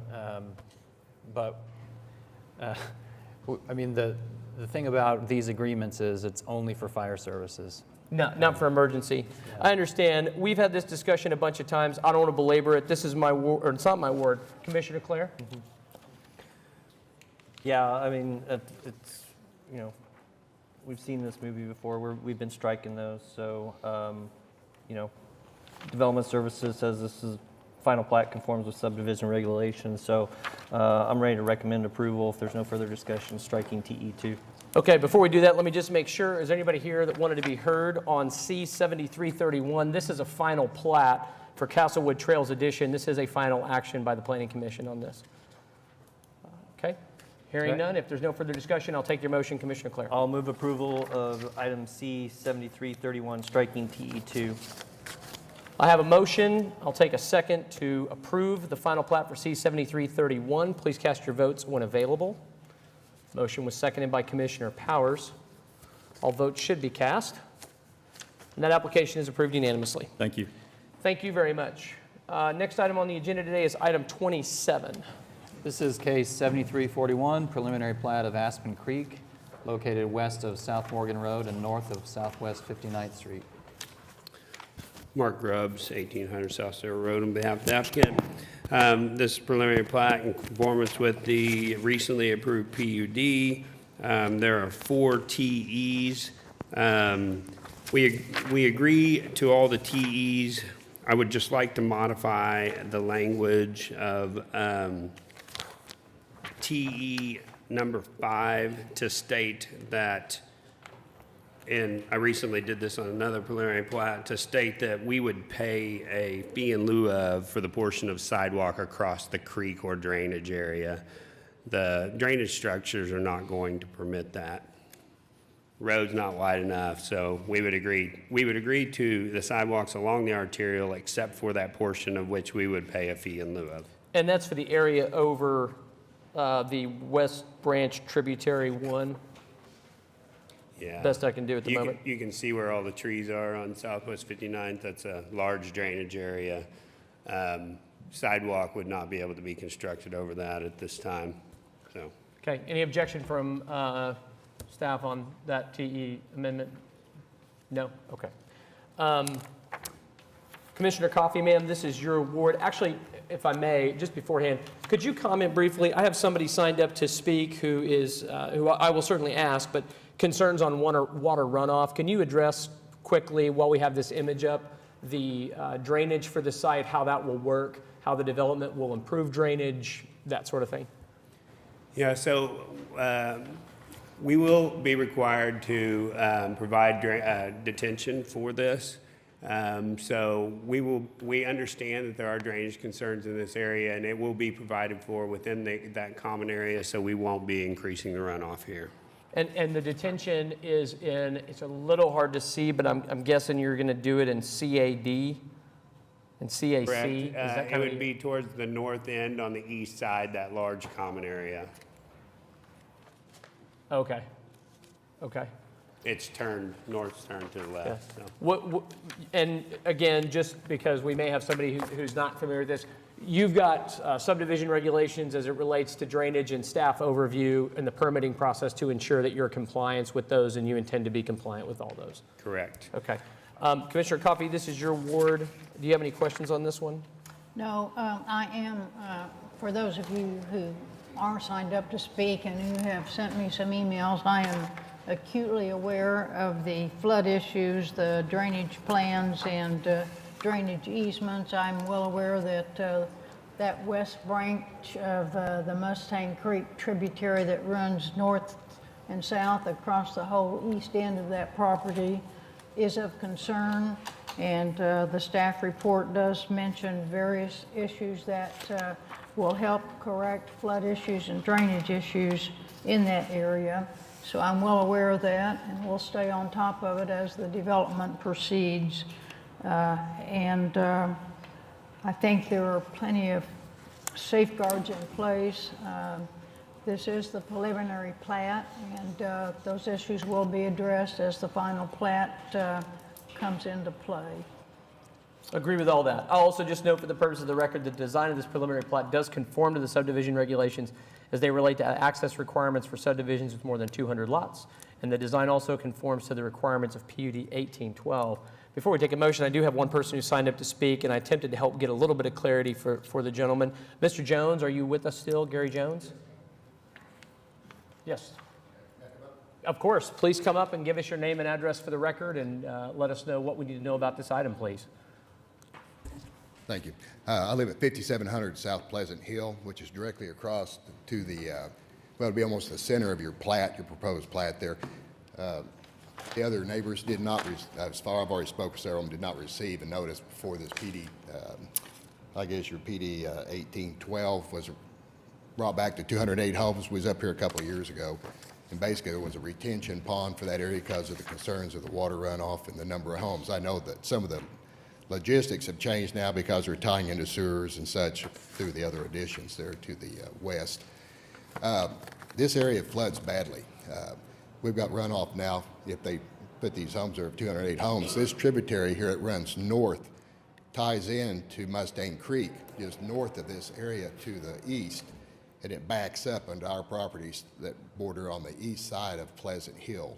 That creek, I've lived there for approximately 20 years. It comes out of the bank over 100 feet when it gets this way. So now I have great concerns about this. Also, originally, the other issue, there's a couple of issues that besides the flooding, is the fact that they have now incorporated, I believe these lots there against Pleasant Hill are half-acre lots, is that correct? They were originally proposed as 1-acre lots because of, we're concerned too about their aerobic system for sewage. I don't have PUD 1812 in front of me. What I can tell you is that our staff report here indicates that the plat is in conformance with those zoning requirements. So if they were allowed to have half-acre, then... Yeah, okay. Well, like I said, I've already put in notice for a list of the mail-outs because we did not receive a mail-out. I spoke with several of the other neighbors. They did not either. Sure. But anyway, I am concerned about the runoff. That's going to be a problem. They don't have a retention area for this water. It's a massive amount of water when we start getting rains. Currently, it's agriculture, so, you know, a lot of it's absorbed, but we will have an issue with this. And just want to address it because I think it's going to be a problem. And I certainly appreciate that. I'll just read something for you from our staff report if you didn't have a chance to review it ahead of time. Okay. But our staff report indicates that a detention requirement determination will not be issued at the preliminary plat stage unless the development is located within a current detention required area. Prior to the preparation of a final plat, the engineer or developer may contact the Public Works Engineering Department and receive a detention determination for individual final plat. In other words, They're going to review the runoff this development is going to create and make a detention determination as it goes through that process to the final plat. So all that will be reviewed by the city's engineering department before they can come back for final plat. Does that make sense? That does. Okay. There is one other issue I wanted to address. I believe the main road into this addition is going to be just west of Pleasant Hill there. That's on a blind hill. I mean, basically you drop off, you come up the top of the hill and there you're going to have your entrance. It's not going to be very far. It's going to be a danger for that. So, Okay. just want to address that. Thank you very much for coming down and sharing those concerns with us. We certainly appreciate it. I'm glad you came down. I don't have anybody else signed. That's the only person I had signed up. Is there anybody else that wants to be heard on C-7341 preliminary plat? Seeing nobody for The Price is Right. Commissioner Coffey, ma'am, I'll turn it back over to you. Okay.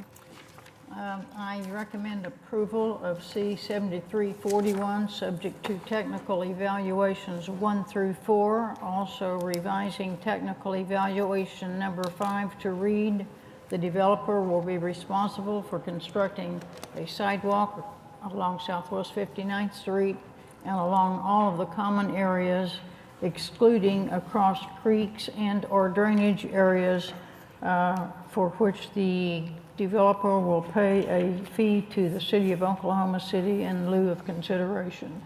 Are you comfortable with that language, Mr. Grubbs, as read into the record? Yeah? Okay. This is a final action on the preliminary plat from the Planning Commission, so this does not go to City Council, just for the purposes of being clear. With that, I have a motion which has been seconded by Commissioner Powers to approve C-7341. Please cast your votes. All votes should be cast. And that item, Commissioner LaForge, how do you vote? You're all right. Just tell me. I was looking at the next one. I'm a yes. Commissioner LaForge has voted aye, so all votes have now been cast and that application is approved. Next item on the agenda today is item 28. This is case 7340, preliminary plat of Green Hill, located south of Northwest 164th Street and west of North Sarah Road. Good afternoon, David Box, 522 Colcord Drive. On behalf of the applicant, Tim Johnson and Mark Zitzow with Johnson Associates, also here as the civil engineer for this project. This is a preliminary plat for a tract of land that was recently rezoned by the City Council to R1. This preliminary plat does conform to all R1 ordinance provisions as well as the subdivision regulations. We do agree with all the TEs except TE number 2, which is a TE requiring individual fire suppression systems. Mr. Zitzow has a lengthy presentation that we're happy to put on if the Planning Commission is so inclined, but we would ask to delete that TE based upon the same reasons that we've deleted all of them in the past. There is no ordinance requiring individual fire suppression systems. Are you in agreement with TE3 in terms of your agreement to provide the street stubs as well? So no variance is required? Correct. Okay, I just wanted to confirm that. Commissioner Clare, this is your award, sir. I'll turn this over to you. Sorry, do we have anyone signed up to speak? I do not have anybody signed up to speak on item 28. Is there anybody that would like to be heard on item 28, which is C-7340? Seeing nobody? I'm ready to make a motion. Okay. I'll If move. there, I guess just out of respect, any other comments from commissioners? Certainly. Okay. I assume somebody would speak up, but please go ahead. All right, I'll move approval of item C-7340, deleting TE2. Okay. I have a motion and a second from Commissioner Powers to approve the preliminary plat C-7340 of Green Hill. Please cast your votes. All votes should be cast. Commissioner LaForge is now on the right screen. And that application is approved unanimously. Next item on the agenda today is item 29. Mr. Butler? This is SPUD 1331, application to rezone 10028 West Wilshire Boulevard from SPUD 1148 to SPUD 1331. My name is Terry Pollack. I'm with STP Solutions, and I'm at 7006 Northwest 63rd in Bethany. This PUD, this SPUD, was previously already a SPUD, and it was done in such a way that the owner can have his commercial business right here on Wilshire Boulevard, as well as have residential behind him. And now, what we're asking for now is to take the 1.9 acres that is all for his horticultural landscaping business, and carve out the back 120 lineal feet of that for another residential or an R1 zone, single-family residence. So in reality, the spud that you have is identical to the other spud that had been approved. It's just that now we have shortened it up, and it's less land for his commercial landscape business. His landscape business is basically a wholesale business that grows fruit trees and ornamental trees off of Wilshire Boulevard, and that's what he intends to continue to do, and then build a residence on the south part of it. So I can answer any questions you have. Thank you very much. Commissioner Clare, this is your ward. Do you have questions for the applicant on this one? Yeah, just one. I didn't see anything in here about signage. There's no plans to add additional signage. No, signage and dumpsters. I know we're going to the dumpster thing, so, but he has no intention to do any signage because he's wholesaling. He doesn't need a sign for his deal, but he would have to have a dumpster, and we will have the space to maintain. It's not in this, so we could add the 50-foot from residential to make sure it fits in here because it wasn't in this document. There's no height stipulated allowed by AA. I'm guessing that's 8 feet. Mr. Chambliss, is that correct? Signage height allowance in AA is at 8 feet? Yes. It is? So we need to stipulate that. There's nothing stipulated as to the height. It'd make me feel better since we're altering it. So no disagreement with that? No. And then you said you were in agreement. You knew where I was going. The dumpster's 50 feet? Yes. So that'd be TE2. And then there are two other questions I had, if you'll indulge me. Item number 1, or paragraph number 1, regarding architecture. There's some language at the end that says, or similar type finish approved by the planning director of the city of Oklahoma City. That language appears for both tracks. I don't think that language is needed. I think we can strike that. Okay. And then also there is some language I just want to make sure I understand. Cindy, will you put the image of the 2 tracks back up for me, pretty please, or Jared? There you go. So it says access to track 2 will be from the west private road and a 25-foot wide ingress-egress easement as provided for in this SPUD. This easement continues in SPUD 1148. Can you? Yes, I can explain this. Thank you. So the private road that is on the west side there, the private road splits the property line right there. And in the first spud that we did, it was required that we allow another 25-foot alongside of that to give access to the south. Okay. So in reality, it's exactly like it has been, but basically that corridor, that 25-foot corridor must continue south, or there's no legal access for the ones to the south of this. Oh, I see, because you're changing, I see. You're just preserving what was done in tract 1. Yes, it's exactly the same. And so, of course, there's no access off Wilshire, so they'll need to use that private road, and the residents will come in, tract 2 will come in, on the west side, and then also the commercial tract will still come in from that private road. I'm with you now. I mean, I assumed that was reviewed, access was reviewed. I just wanted to make sure I understood your language there. So if there's no further discussion on this, that's all I had. Commissioner Clare, with those 2 amendments, I think we're ready for a motion. Final call on SPUD 1331. Just so I'm clear, are we striking the architectural language? Just the last statement that says approved or other similar type finish approved by the planning director of Oklahoma City. There's 2 places where that is evidenced in the master design statement or where it's written. Gotcha. Okay. And then the 50-foot for the dumpsters and the 8-foot sign.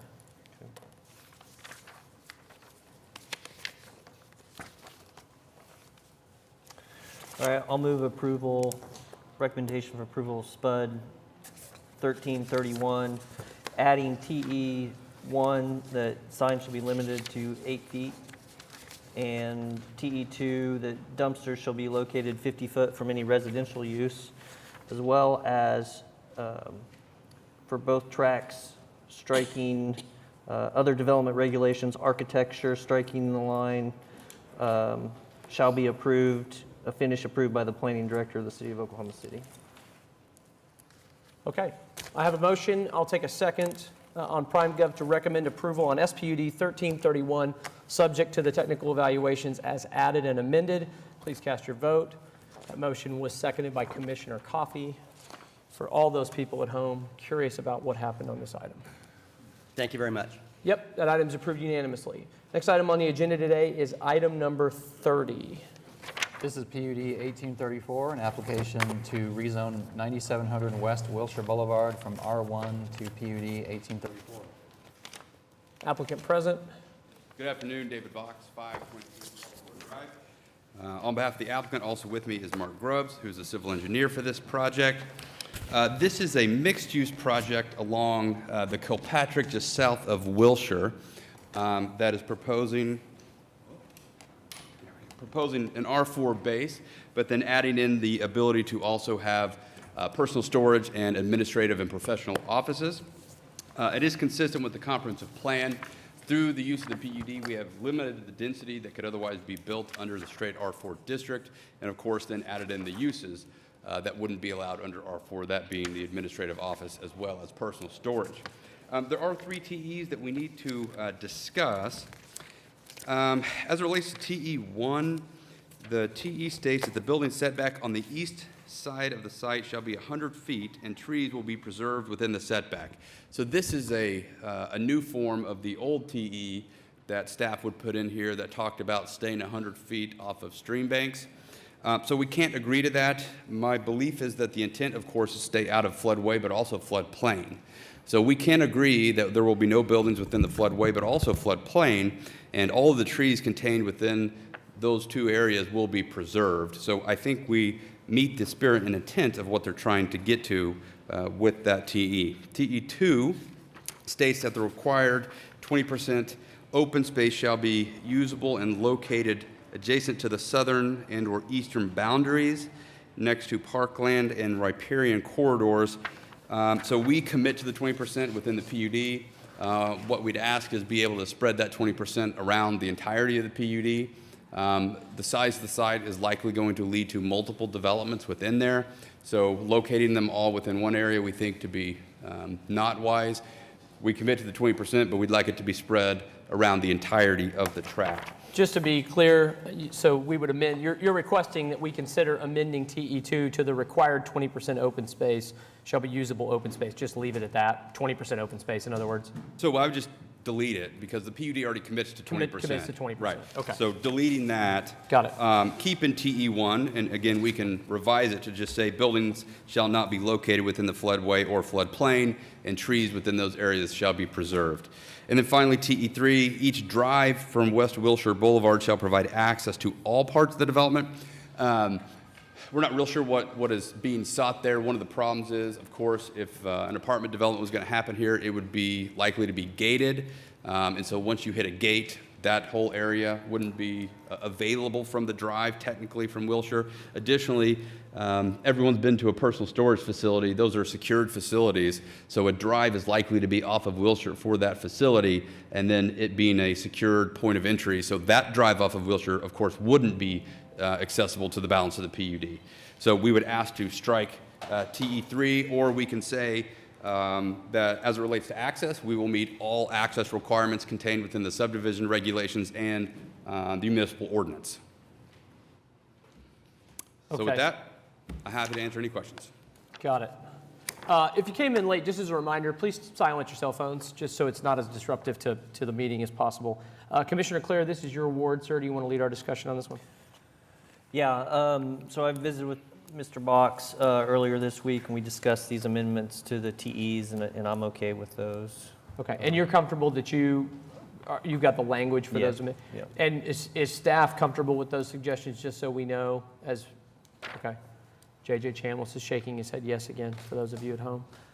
Could I get clarity on the access? Because the site plan is showing an access on that eastern access that serves both the storage units and the development to the south. But I thought I heard you say just now that it's dedicated only to the storage units? Well, so this is a conceptual site plan, right? So my concern is it could be that the operator of the personal storage doesn't want a shared drive like that and instead wants their own access point. Or you have one of the developments within the PUD that is a gated community.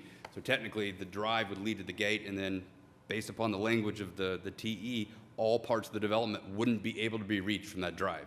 I've never seen this TE, and frankly, just wasn't understanding what was really meant by it. But understanding that we agree to all access requirements in the ordinance as well as the subregs, my guess is that we still get to what the intent was. Okay, yeah, the intent was just to have, more than one access for the bulk of the development. Sure, and- yeah. Okay, You comfortable with that? yeah. Okay. Any other discussion? I don't have anybody signed up on this one specifically, but I'll just ask PUD 1834, if you're hiding behind the sign, raise your hand tall. There you go. Seeing nobody, if there's no further discussion, I think we're ready for your motion, sir. Ready to make a recommendation of approval for PUD 1834, amending TE1 to read that no building shall be constructed within the floodplain or floodway, and trees shall be preserved within the floodplain. Striking TE2 and amending TE3 that access requirements shall meet the requirements of subdivision regulations and ordinances at time of development. Comfortable with all those? Yes, sir. Mr. Box? Okay, I have a motion. I'll take a second on PrimeGov to recommend approval to City Council on PUD 1834. Motion's been seconded by Commissioner Powers. Please cast your votes. All votes should be cast. And that application is approved. Commissioner Powers, how'd you vote on that one? Sorry, yes. It's okay. Commissioner Powers voted aye. Please make that notation. Now all votes have been cast and that item is approved. Next item on today's agenda is item 31. Mr. Butler? This is case C-7343, preliminary plat of Wilshire Ridge, located south of West Wilshire Boulevard and east of John Kilpatrick Turnpike. Good afternoon, Jason Spencer with Crafton Tull Associates, 300 Point Parkway Boulevard, on behalf of the applicant. So this is a preliminary plat located just east of the previous agenda item. Single-family residential, 77 acres, 275 lots. It conforms to the R1 zoning and the subdivision regs. Staff has recommended approval, and we do agree with the TEs and be happy to answer any questions. You're in agreement with all of the technical evaluations? Yes. Okay, just wanted to confirm that. Commissioner Clare, you're up again. I don't have any questions. Do we have anyone signed up to speak? I do not have anybody signed up to speak on item 31, which is C-7343. Is there anybody that would like to be heard on that item? Seeing nobody, I think we are ready for a motion on Any it. questions from other commissioners? No? Okay. Doesn't appear so. All right. I'll move approval of preliminary plat C-7343, subject to the technical evaluations. I have a motion to approve the preliminary plat, which has been seconded by Commissioner Coffey for preliminary plat C-7343. Please cast your votes. All votes should be cast. And that application is approved. Good luck with your project. Next item on the agenda is item 32.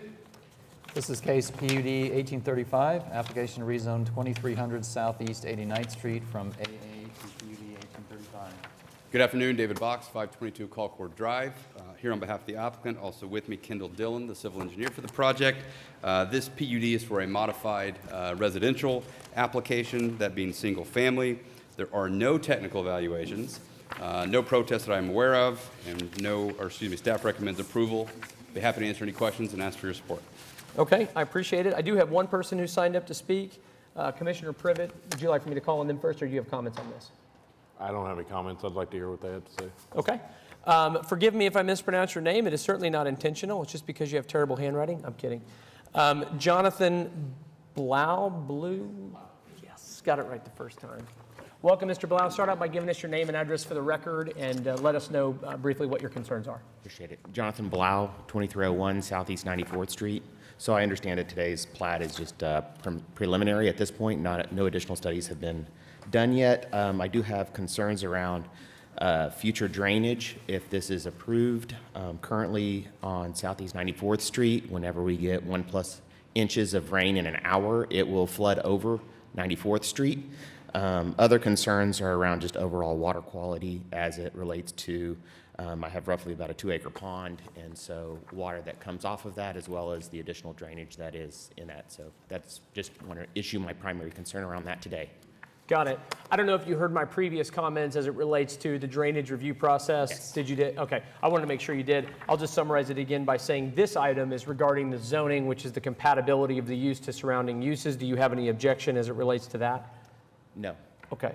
And then just for the purposes of saying it again, the preliminary plat item, which is a companion item, which is the next item on our agenda, that is not a final determination on what will be required relating to the drainage or detention for the site. That will be reviewed at a later time, and you'll be re-noticed of that hearing at the time that it's going to take place. Correct. Thank you. Does that help you? Yes. Thanks for coming down. We appreciate it.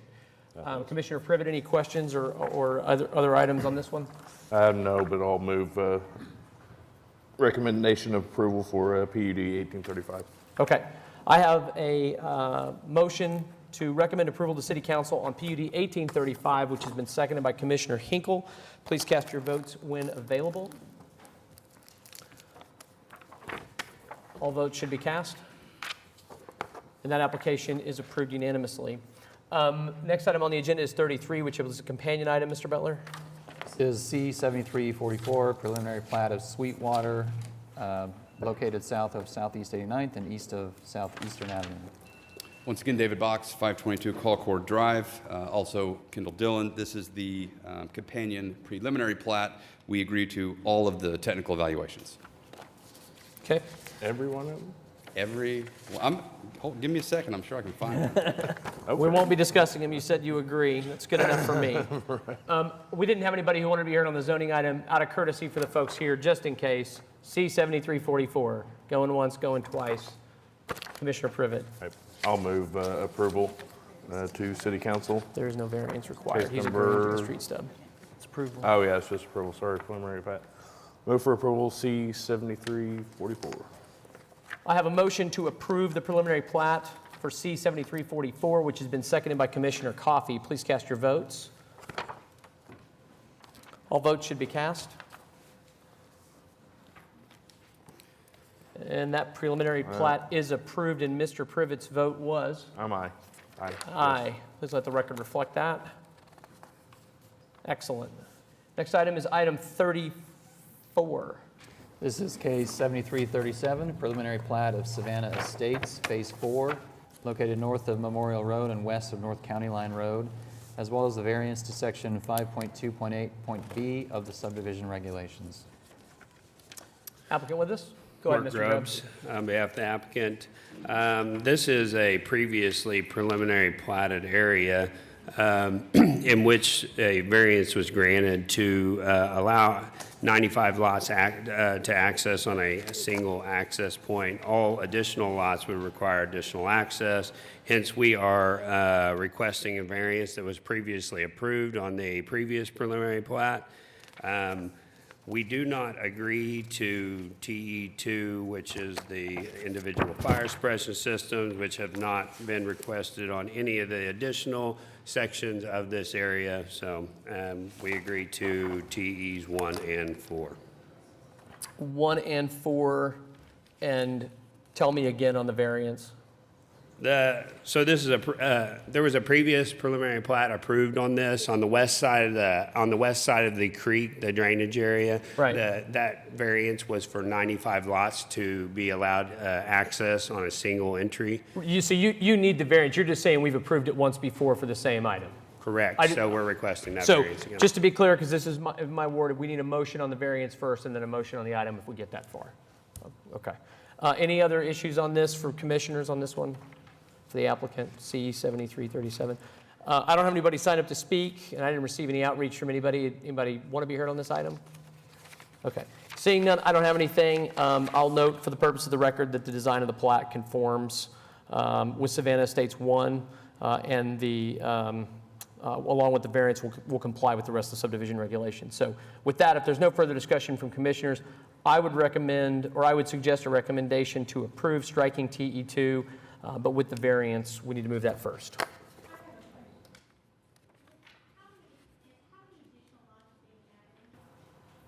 From the previous preliminary plat? I don't know the answer to that question. I'm sorry. Really?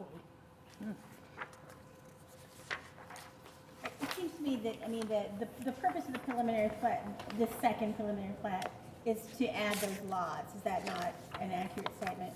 It was to add the additional lots. It's zoned R1, so this land has changed hands, and the new developer desires the narrower lots Well, that conform to the R1 regs. That makes sense to me, but with respect to the variance, it seems pertinent. You know, it was approved once, but we don't know for how many lots.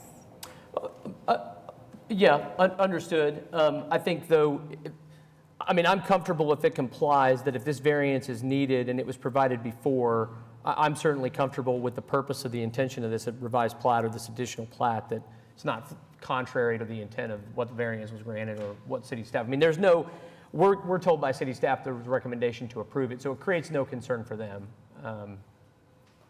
on the development side.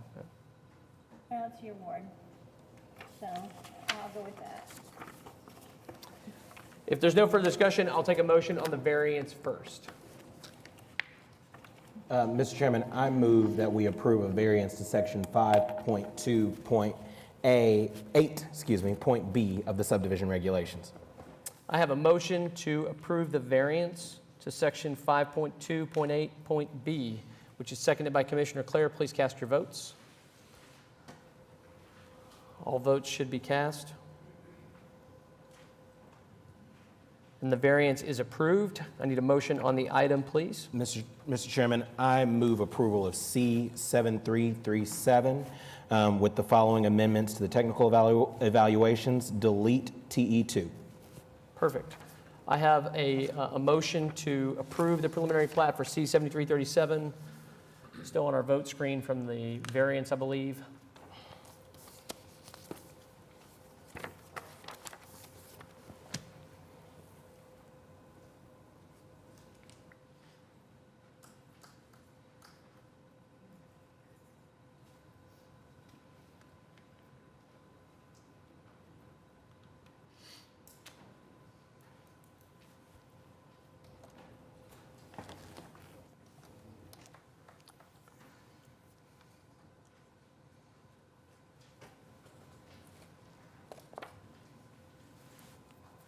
There we go. Just kidding. Okay, I have a motion to approve the preliminary plat C7337, subject to the amended technical evaluations as read by Commissioner Pennington, which has been seconded by Commissioner Hinkle. Please cast your votes when available. Excellent work, Cindy. All votes should be cast. And that application is approved. Next item on the agenda is item 35. Item 35 is C7335, final plat of Palermo Place, additions section 6, and this is located west of Southwestern Avenue and south of Southwest 134th Street. David Box, 522 Colcord Drive. This is a final plat. The final plat does conform to the preliminary plat as well as subdivision regulations and the subject site's current zoning. There are two TEs, both of which we agree to. The Commission will recall the PUD 1809 portion of the subject site was a lengthy discussion from some of the neighbors. At that point, it was really one particular neighbor. We did come to terms with that neighbor as it went to City Council. It was ultimately approved at City Council. There are additional neighbors here now, but again, this is a final plat. The preliminary plat was approved. The final plat conforms to subregs, prelim plat, and ordinance. Be happy to answer any questions. Thank you, Mr. Box. Commissioner Hinkle, do you have any questions of the applicant on this? No. Okay, I'll just note for the purposes of the record that the design of this final plat conforms with the subdivision regulation as they relate to subdivisions between 31 and 100 lots. The design of the overall Palermo Place development also conforms to the subdivision regulation as they relate to subdivisions with more than 200 lots. The final plat conforms to the requirements of the R1 zoning district and the approved preliminary plat. With that, I know we have a number of people who have signed up to speak. Nobody get mad at me, but we're not going to have the zoning discussion or the discussion we had from the preliminary plat. We're not going to relitigate that here. If you have comments pertaining to why this subdivision doesn't comply with the subdivision regulations for a final plat, I would love to hear that. We are told by staff that it does. So if there's not discussion on that, we're not going to talk again like we did the first time. There's just not a reason to relitigate that. So do I have anybody that signed up to speak that has comments specifically pertaining to why this does not comply with our subdivision regulations?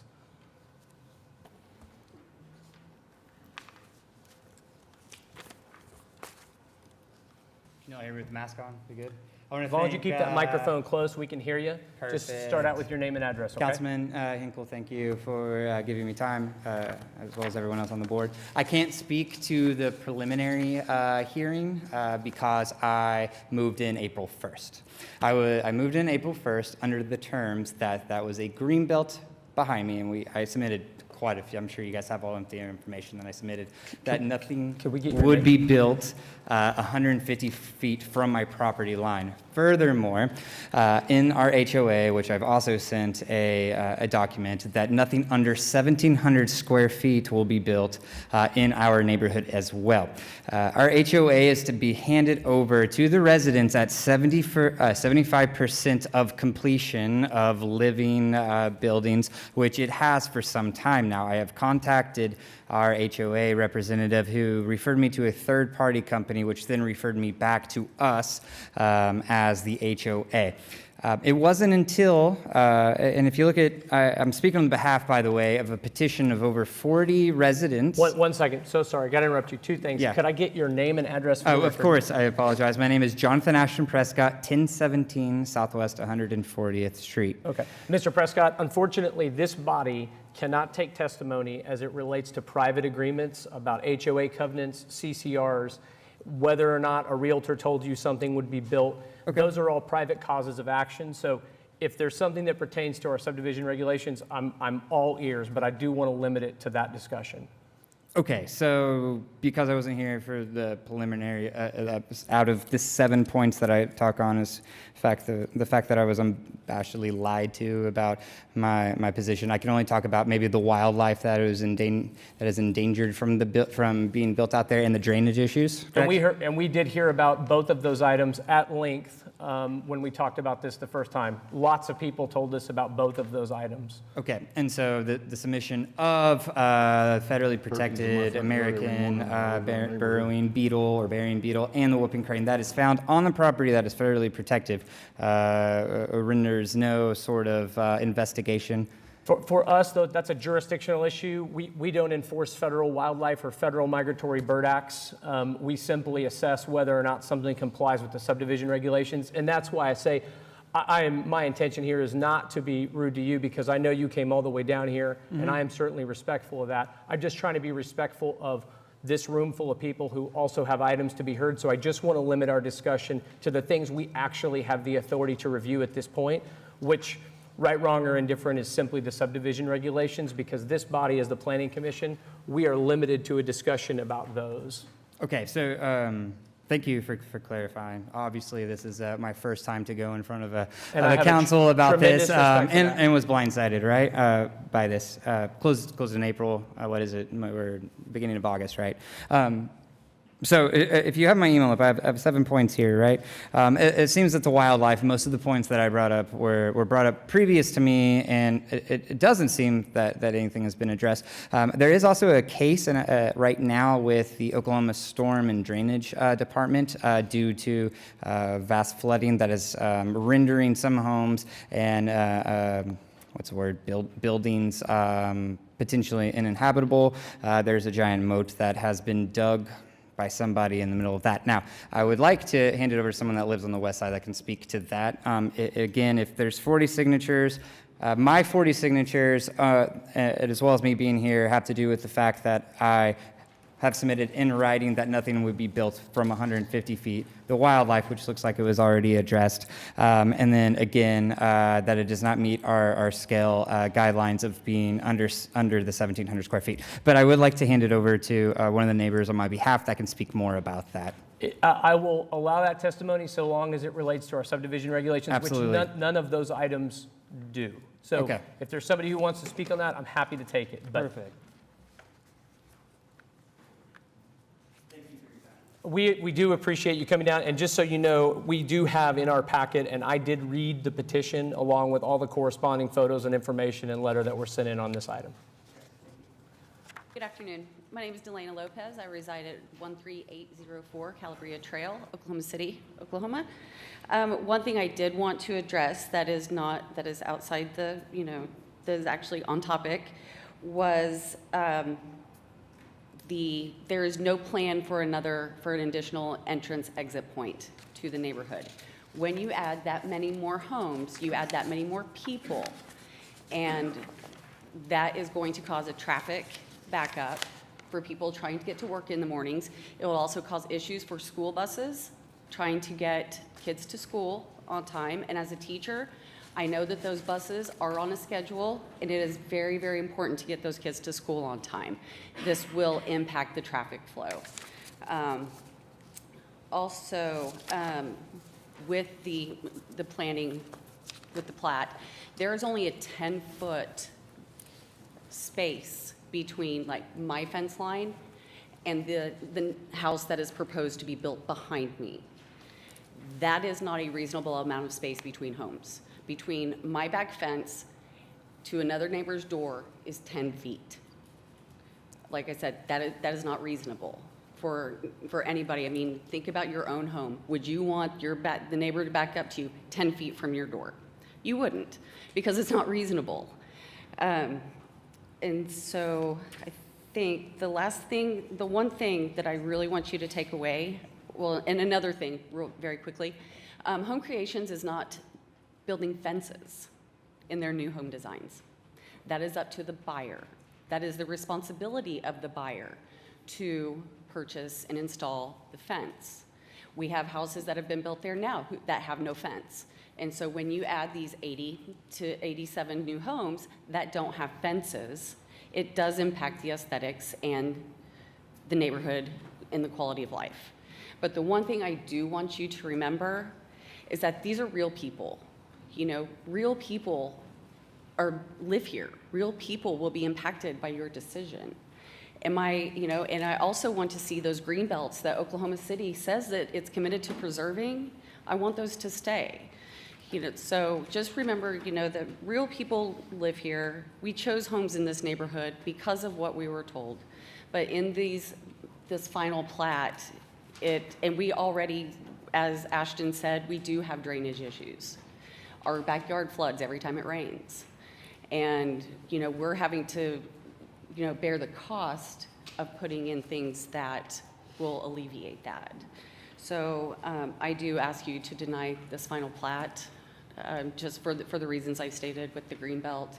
Because like I said, Oklahoma City has said that they're dedicated to preserving green spaces. Thank you, Ms. Lopez. And that goes along with the wildlife in the area with federally protected species. We appreciate you coming down very much. I heard three things I just want to get confirmations on for the purposes of the record from the applicant regarding, thank you very much, regarding access, setbacks, and screening. We're told that the final plat conforms with subdivision regulations. Your opinion would be that you're in conformance as it relates to access, setbacks between homes and screening? Yes. Yeah, there's no variances on here, so yes. Okay, and I'm assuming that it was reviewed by staff and development services to ensure that's true, which is why the staff report indicates that. So those three items, Mr. Lopez, just want to make sure you know those were reviewed. And the one thing I'll say on this, just because I'm feeling slightly insensitive at the moment, is that I tell people I feel like a public information officer anytime I have a client or a friend or a colleague or someone who says, oh, I'm buying a house. I'm like, read your PUD. Because a really frustrating part for members of the public is Jerry, can you put the PUD, the zoning map back up for us? One of the really frustrating things for us is that so many people come to this body and they're very upset because their realtor told them, insert line to sell home here. You'll see on this screen, you have PUD 1480 that governs a portion of this development. You have PUD 1748 that governs a portion of this development, PUD 1809, across the street, SPUD 1112. Those are all very specific zoning ordinances that have been crafted for those properties. And to the best of our ability, I constantly, and I know other commissioners do this too, we encourage people to read these things because they define the allowances within the zoning for things like how close your neighbor's house can be to yours when it's constructed, what the screening requirements are from the developer or for the parcel next door or whatever that case is. So I know that's not a consolation that you're looking for, but if anything, we can try to help educate people about how to avoid stuff like this in the future and how to hold people accountable that tell you things like, oh, that's always going to be an empty piece of land. It's very frustrating to us, but there's nothing we can do about it. So Again, is there anything else as it relates to subdivision regulations? I just want to add one clarifying, and that information is available on the city's zoning site. You go on there. Yep, If you're city zoning map. interested in purchasing a home, look at the address, look at the zoning. You can access the PUD document, and it'll tell you what's going to be there in the future. Yep, you can go to Google and type in Oklahoma City zoning map, and it will bring the link up. So, if you don't mind. Again, there's 7 people at home. Can you tell me when the preliminary plat was submitted and approved? What year? Assuming my staff report tells me that. It's burned into my memory that it wasn't that long ago. Okay, so we did not have access to that information. March 11th. Because we purchased in 2019. We did not have access to that information. Yeah, the zoning, yeah. Yeah, Well, so if it was recent, we did not have access to that information. Well, but the zoning would have been available. It was preliminarily platted in March, but the zoning was in place. And that was and we're going to talk about a case today where that's also true, where zoning has been in place for some period of time, and that's why we want people to look at it, because what they saw was a big green belt, but in reality, what underlied that green belt was a vested property right, and that's where things get tricky. Okay, because there are signs at the front of the neighborhood, at the front of that green belt, that say commercial. There is nothing anywhere that says residential. I understand. I just can't speak to that because that's not within our purview, what signs or developers or realtors or other people are telling us. And so is there anything you can do to address the traffic flow? There is nothing we can do at this point to require additional access beyond what was stipulated at the time the zoning was completed, because that's when access would have been specifically negotiated within the PUD. So. Okay, thank you. Okay, thank you very much, Ms. Lopez. Commissioner Hinkle, I'll turn it over to you. Unless the other commissioners have something to add, I'm sympathetic to the plight of the neighborhood, but it's been zoned this way for quite a while, so staff recommends approval, so I don't have any other choice but to recommend approval with the TEs to C-7335. Okay, so I have a motion to approve the final plat, C-7335 Palermo Place Edition, Section 6. That motion has been seconded by Commissioner LaForge. Please cast your votes.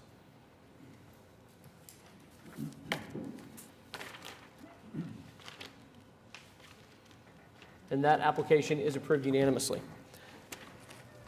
Next item on today's agenda is item 36. This is case number DA 26477, application for consideration of a lot split deed approval on property located at 14435 Northwood Drive and variances to sections 3.4.4.c.2b, 5.10.4.b, and 5.10.5.b of the subdivision regulations. Good afternoon, David Box, 522 Colcord Drive. I'm here on behalf of the Northwood Lake Estates neighborhood.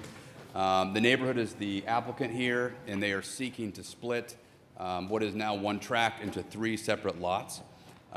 The intent is to sell the lots to a home builder who I believe is also a resident at the moment. As staff said, we do need 3 TEs. Could you go to the aerial, Jared, if you don't mind? If we look at the aerial, this will be instructive. Tract 1 and 2 are the tracts that will be built upon. Tract 3, which is almost 10 acres, of course, is part of the pond and part of the spillway. That'll be common area. So tracts 1 and 2 are the only ones that will be developed upon. TE number 1 is requesting a variance based upon the requirement having frontage on an approved street. I believe that is to tract 3, but I'd like clarification from staff, because I do believe tracts 1 and 2 have direct access to an approved street. JJ, is it tract 3? And this is this was TE 1? Yes. Of course, if it's tract 3, there will never be anything built there. I think it doesn't say a specific tract in our staff report under the TE. I think it's just saying applicable to all the lots. So we need the variance, but the ones that could be developed, of course, tract 1 and 2 are fronting public streets. So I guess what you'd be asking for is to amend the language to, as it relates to add that it relates to tract 1 and 2? I don't think it matters. I think we just need the variance, but I just wanted to be clear that I believe it's only to tract 3. TEs 2 and 3, 2 deals with sanitary sewer. We don't have access to sanitary sewer. It's not accessible. We have no easements. Additionally, the 2 lots that could be developed, one is 2.6 acres and one is over 1.5 acres, so they're very large lots. These are not the type of lots you would expect to have sewer and water. It's worth noting the balance of Lakewood Estates to the west is in a like position with no sewer or water. These will be large lots, so we need TE number 2, or we need the variance on TE number 2. Same thing with 3. We do not have access to water. It's not accessible. We have no easements for it. So likewise with the balance of Northwood Lake Estates, they also don't have that. So the size of these lots, we believe, would justify the granting of those variances. So with that, I'd be happy to answer any questions. Thank you, Mr. Box. I was absent from the July 8th meeting. Was this item continued in advance of the meeting or during the meeting? In advance. In advance, okay. Commissioner Clare, this is your ward, sir. Do you want to take the lead on this one? Yeah, do we have anybody signed up to speak? I do not have anybody signed up Okay. to speak on item 36, which is DA 26477. I visited with Mr. Box earlier this week. I really don't have any questions on this. Seems pretty straightforward. Regarding, the TEs, I'm happy with those, and we can amend TE1, but happy to hear from anyone signed up to speak or other commissioners. No one signed up to speak. I think what makes this application interesting is it's actually coming from the HOA, as I understand it, yes, Mr. Box. So good on them for trying to raise some funds to preserve their neighborhood amenities in the years ahead. I have a question real quick. I may be way off base, but tract 3, say nothing will be built there. Does this affect county taxes? Related to that question is, if this isn't, and maybe it doesn't connect that way, if this is not mowed, they just stop mowing it, they stop doing anything and leave it to be, what happens, why is that property, the tract 3, being split off if nothing's ever going to be built there? Why is it not connected to tract 2? So it can be common area with the balance of the lake. Well, it's also the dam for the... It's part of the lake, that's right. Yeah. Okay. It's a spillway. Okay. I mean, surely this is a spot that somebody maintains it. I just start to get a little concerned if you peel something off, nobody ever builds it, and then what if whoever owns it then just disregards it and leaves it because they don't want to mow it, they don't want to pay taxes on it? Yeah, sorry to cut you off. The reason they're splitting it off is, of course, tracks 1 and 2 don't want the maintenance of just that. It makes more sense for the maintenance of track 3 to be consistent with the bulk of the lake. Are tract 1 and 2, are those buildable lots? Yes. So the HOA could technically sell those lots. Yeah. And those could be built, but tract 3 is really a tract that's dedicated to the spillway primarily. Correct, which makes more sense for it to be maintained in a similar manner to the rest of the pond, rather than the obligation of 2 landowners, which I think is a worst-case scenario long-term for the health of the pond. So tract 3 will be maintained by the HOA? Yeah, no concern on this one then. If it was a different location, I'd be concerned, but I don't think it's relevant here yet. Okay. Thank you very much, Commissioner Forge. Go ahead. All right. I'm happy to move approval of item DA 26477.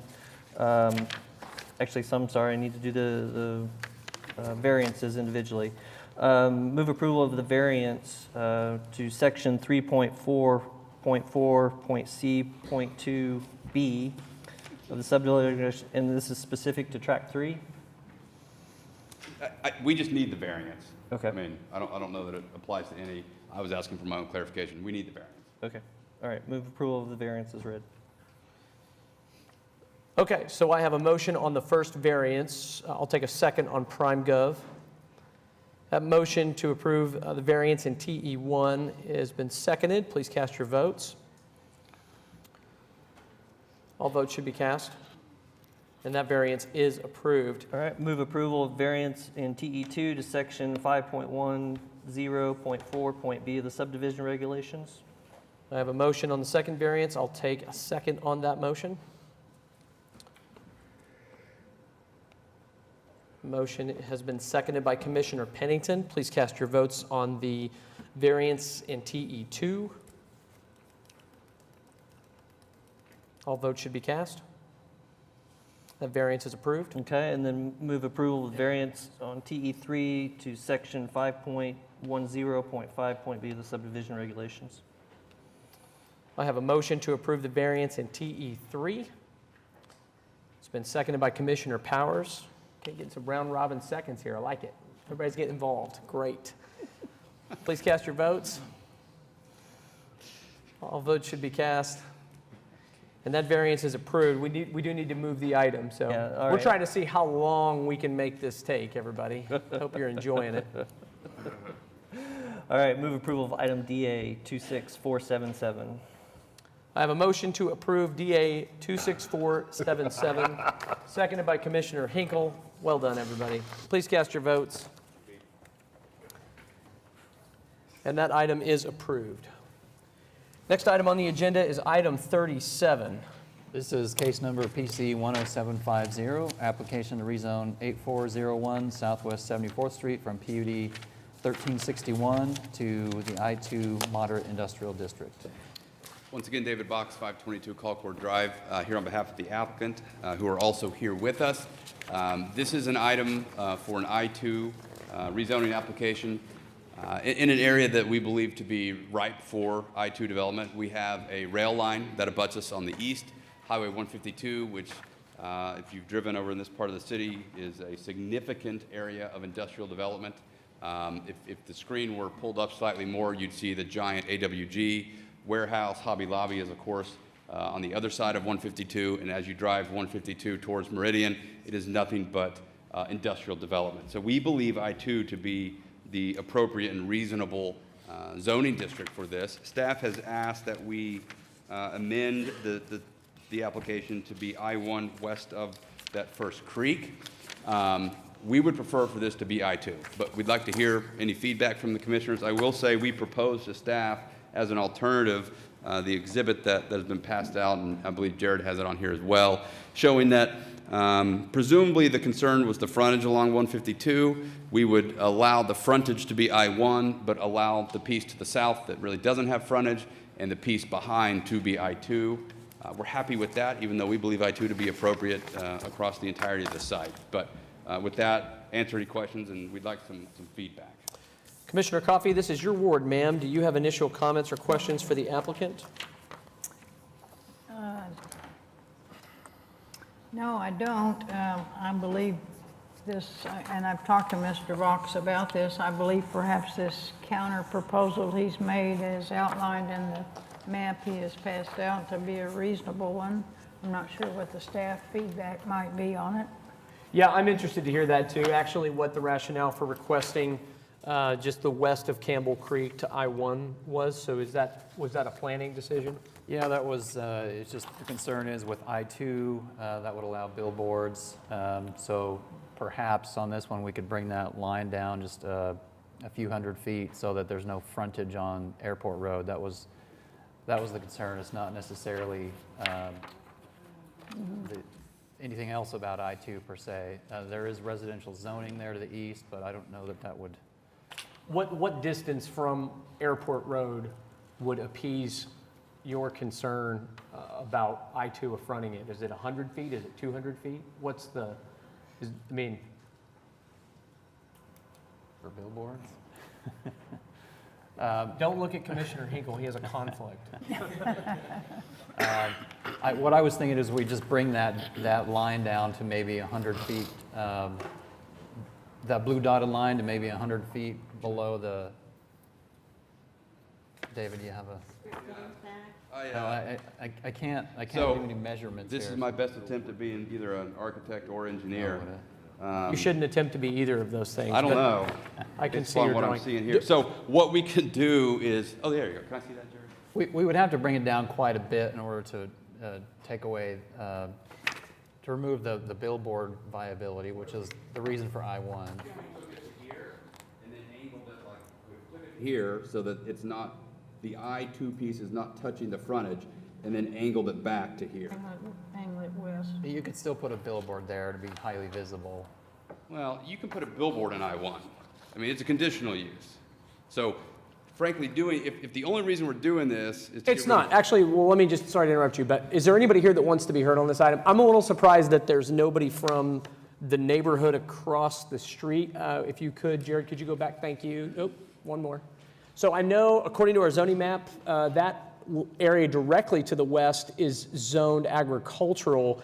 It presumably will go residential, being that it's on the other side of the highway and it abuts a pretty significant subdivision which you get a piece of.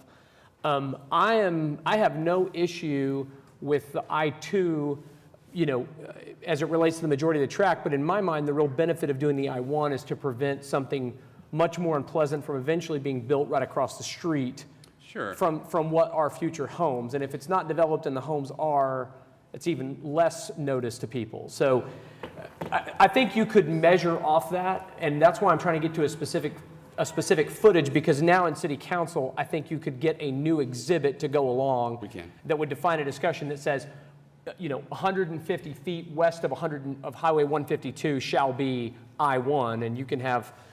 So what if we just agreed that no portion of I-2 shall front Highway 152?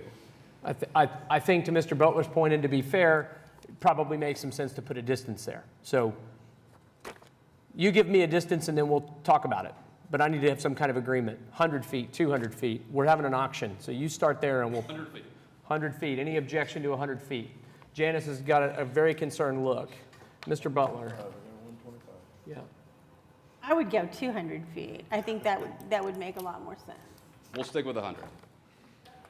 Okay, so we're stuck between 100 and 200. Mr. Butler? I mean, 100 is still pretty visible from, I would think you could do a billboard within, 101 feet. So, I mean, feel better with 200 as well. We'll split the difference and say 150. I knew somebody was going to get smart. Then we're all unhappy. I knew that was going to happen. I mean, I don't mean to make light of it, I'm being serious, but I just kind of want to know what is that threshold, because I do think that the risk you run, and, this is something, to be fair, Mr. Box, that would be of great concern. If it doesn't develop, that neighborhood develops across the highway, and then all of a sudden, there's a giant billboard staring at them. That's not what they bargained for. If there's an I-2 facility, that wouldn't be what they really bargained for. They wouldn't have known that. So 200 feet seems reasonable. 150, I'm not going to object to that, but I'm going to just defer to the balance of the commission. Let's settle on one and make it a motion. So, Commissioner Coffey, this is your ward. If you have a preference on the things you've heard, we don't have anybody who wants to speak. So I think the 200 feet seems reasonable to me. this is the last chance for the applicant, I think. What's that? This is your, 200 feet is what's. We'll say 200 feet and we'll figure it out. Okay. The applicant appears to be in agreement, at least for now. Mr. Box, would you like to prepare that wording for us? I think you just say that the portion of I-1 has to extend 200 feet south of any point that touches Highway 152. Yeah, 200 feet from Highway 152. It's clear. You know what you're doing. Commissioner Coffey, what I would just say is that we are going to add a TE1, which requires the applicant to amend its application so that I-1 industrial or I-2 industrial shall not be located within 200 feet of Highway 152. All right. Yeah. Are you comfortable with that, ma'am? Do you want to do the middle of the highway? What if the highway's widened? Probably the property line. 200 feet from the property line? Yeah, the right-of-way property line with the property, because that way if it's widened. That's the way I was interpreting But if you've already built something and then the highway's widened, then what you had there. Center line is what it's got to be, right? I mean, that's how all the measurements are. So 200 feet from the center line. Right. Center. The center line, the highway can be pretty wide. With the center line, you're looking at, it looks like 50 feet of that is, that right-of-way is 100 feet wide or more. So we're losing 50 feet. If we go with Property the line. center line, then it's really 150 feet from the property line. Property line should be the same. My concern is if the county expands, takes some of the property, now your highway's bigger, now what was 200 feet away is now suddenly 150 away, and if you built something. It'd be existing, wouldn't it? It's already 4-lane. I don't see Okay, it going I to. didn't know how big it was. Yeah. JJ, if you could, that would just be an existing billboard, then it would just be non-conforming, but they wouldn't have to do anything if that happened, right? Right. Yeah, that's what I thought. Okay. It's a good point, Fine with me. so we're clear, let's make it from the property line. So that would be the TE1. Are you clear on that, Mr. Box? As clear as anyone in this room could be.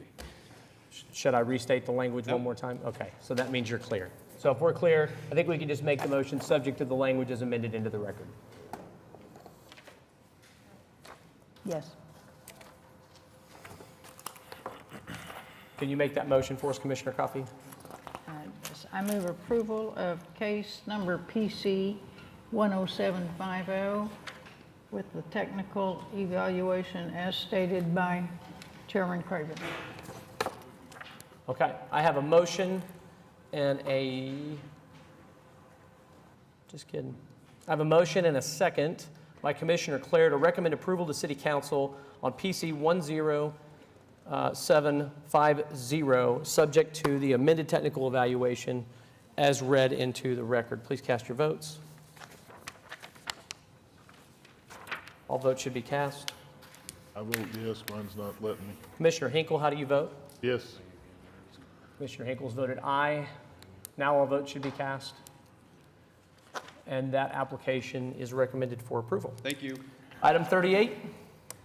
Item 38 is case PC 10756, application to rezone 9213 South Sooner Road from AA.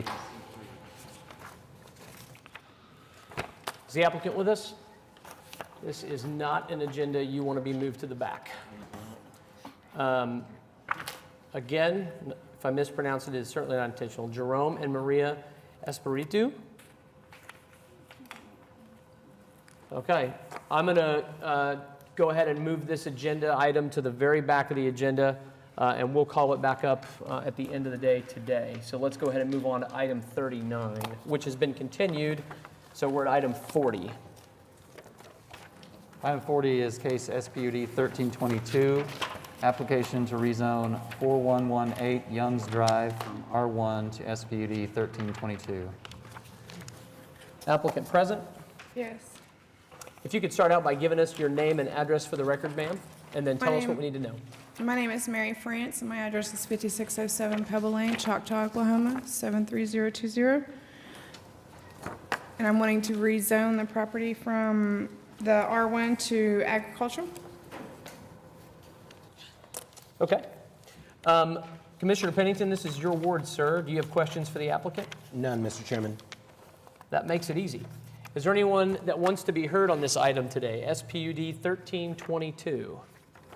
Seeing nobody, I'll ask if there are other commissioners who have questions on this. And seeing none, Commissioner Pennington, I think we are already ready for your motion, sir. Mr. Chairman, I move we recommend approval of SPUD 1322 to City Council.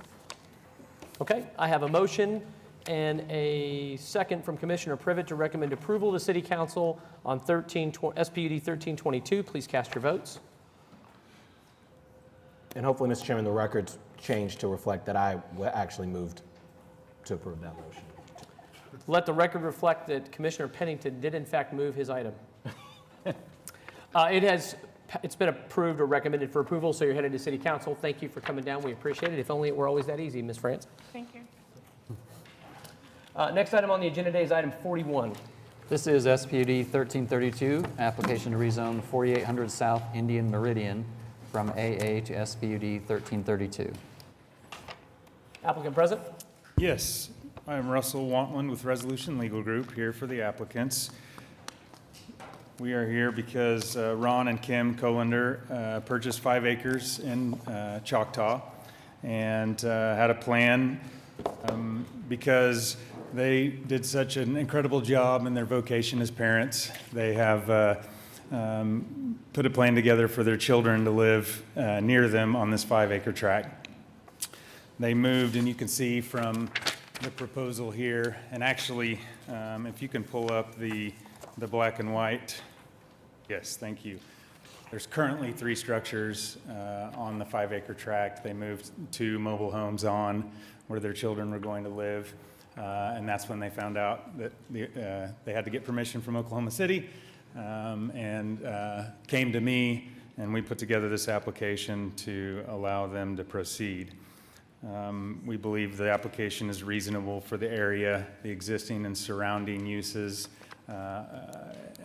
if you look at an aerial backed out, and from this, you can see that it's common for multiple structures to exist on these 5-acre rural tracts. We had several comments and red lines sent back by city staff on our design statement, and we accepted all of them.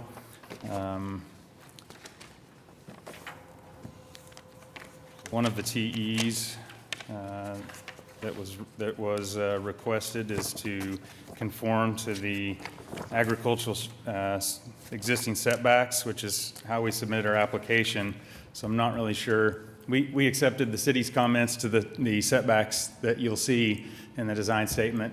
And so I don't know why the TE says to go back to what we originally requested. So we're fine with those AA setbacks on the buildings, which is, 50 and 25 feet. And the one dwelling unit also? Being one dwelling unit, not 3? I would characterize that as a denial disguised as a TE, because the purpose of the application and the SPUD is to allow 3 dwelling units. So we can't agree to that because that's really not a TE, it's a denial. I know that there is some comments in here from fire. Having sat here through this, I know that it appears there's some issues with fire suppression, and so I would akin this request to something along those lines. I would also point out, on paper, this appears a rural destination that's not properly served. If you zoom out, there's heavy residential development within a mile to the west. Some of the subdivisions, Quail Glen, Huntington, Asheville, are all there. This is right next to, this is 1.5 miles north of I-40. The Loves, just 1 mile west off of I-40. There's a Oklahoma City fire station within 5 miles. There's a Choctaw fire station 1.5 miles north of them, and another one 2 miles or 3 miles northwest of that. So I don't think that's a genuine concern, but happy to discuss that further and see if there's anything we can do to accommodate that concern short of denying the application.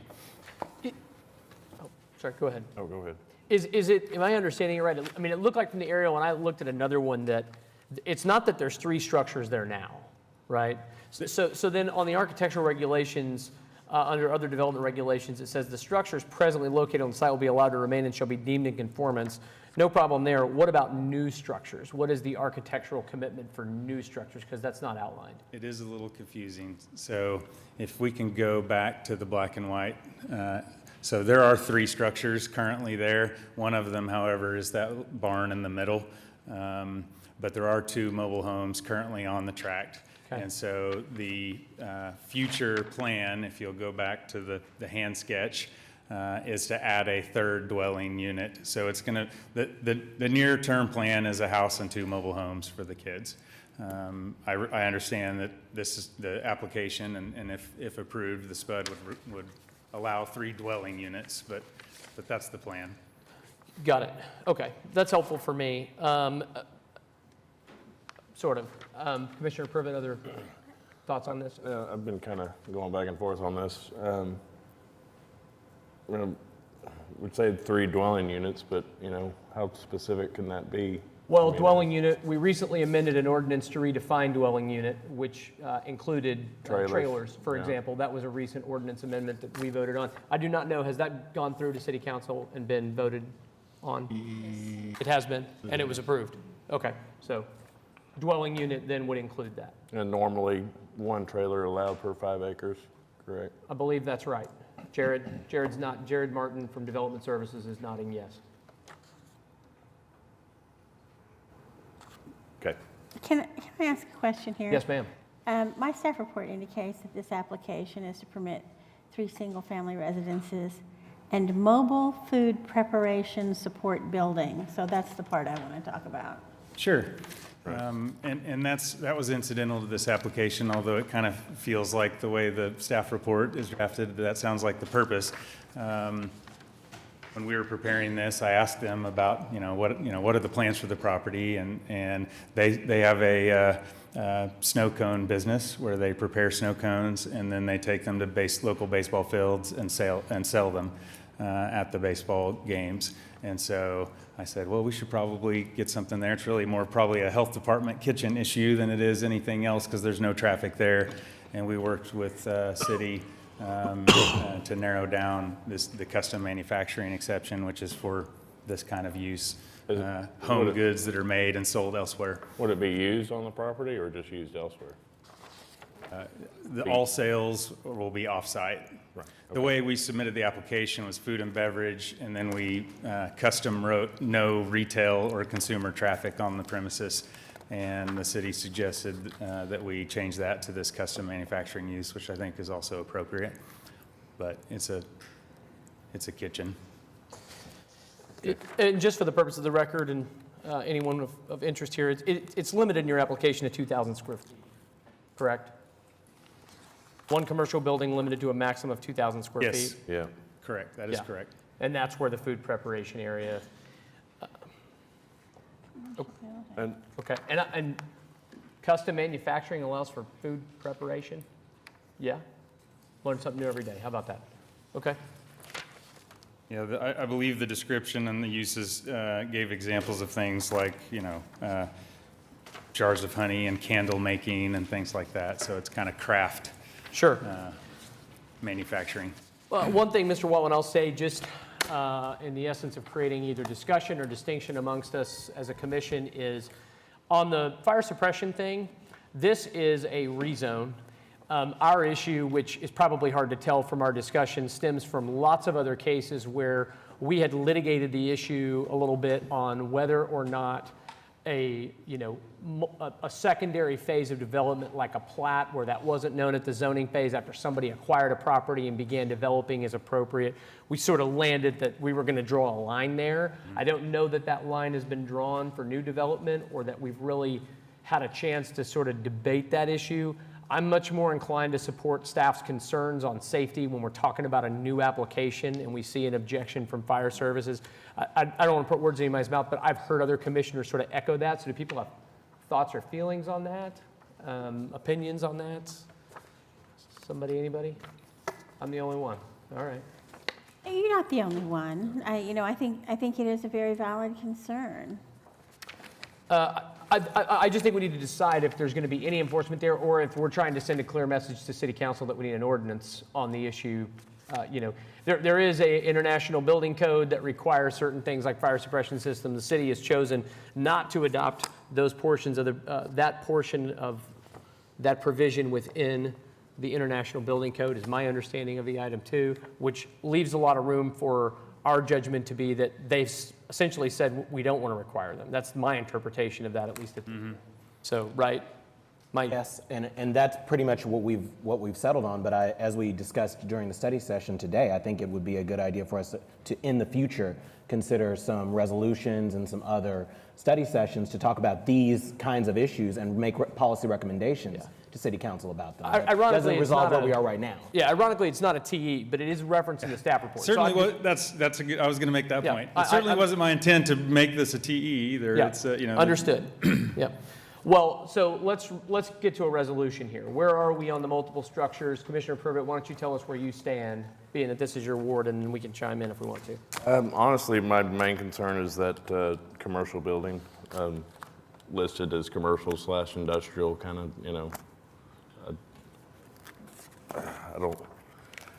I think you're going to be using it like you're saying you're using it for, but if somebody else moves there and just decides to, start doing something commercially that's not in line with what we're talking about here is my concern.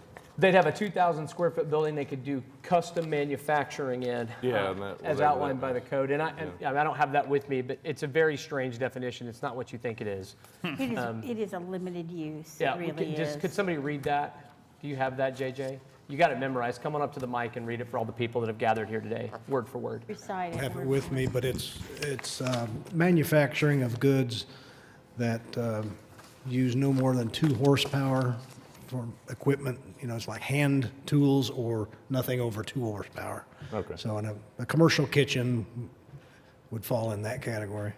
I guess my thought is if somebody came here from AA and wanted to do that, I don't know that it's something that Be we that would big of a problem. I don't be, and I don't mind. it's so limited with the 2,000 square feet. I mean, that's a very narrow commercial use, which I think is why, I mean, I assume that's why staff is comfortable recommending approval without a TE to remove it, so. And we'd be fine deleting the word commercial or replacing it with non-residential, or, I mean, if that, I mean, I hear you that. What governs it Capital is the C, use commercial, unit. That's what yeah. governs it. Right. Is the use you're using the building for, is it in line with what the use unit allows under the code? That's all that matters. It's a accessory building that, you know, could be used for this custom manufacturing. Okay. JJ, I'm good with that. my recollection is that the custom manufacturing does not permit retail sales at this location, is that right? Correct. Yep. So it's not for sale on the Okay, property, right. so. Yeah, that's my concern, so I'm good with it. You good? Yeah. Okay.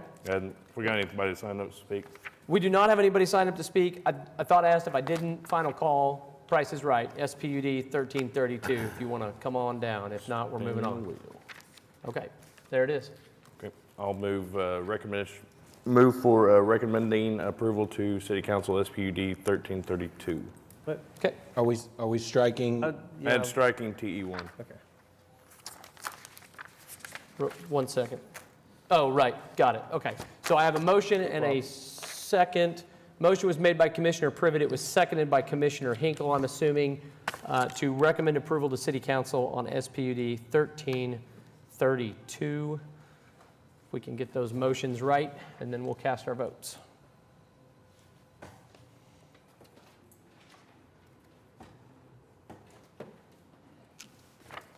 Okay, please cast your votes.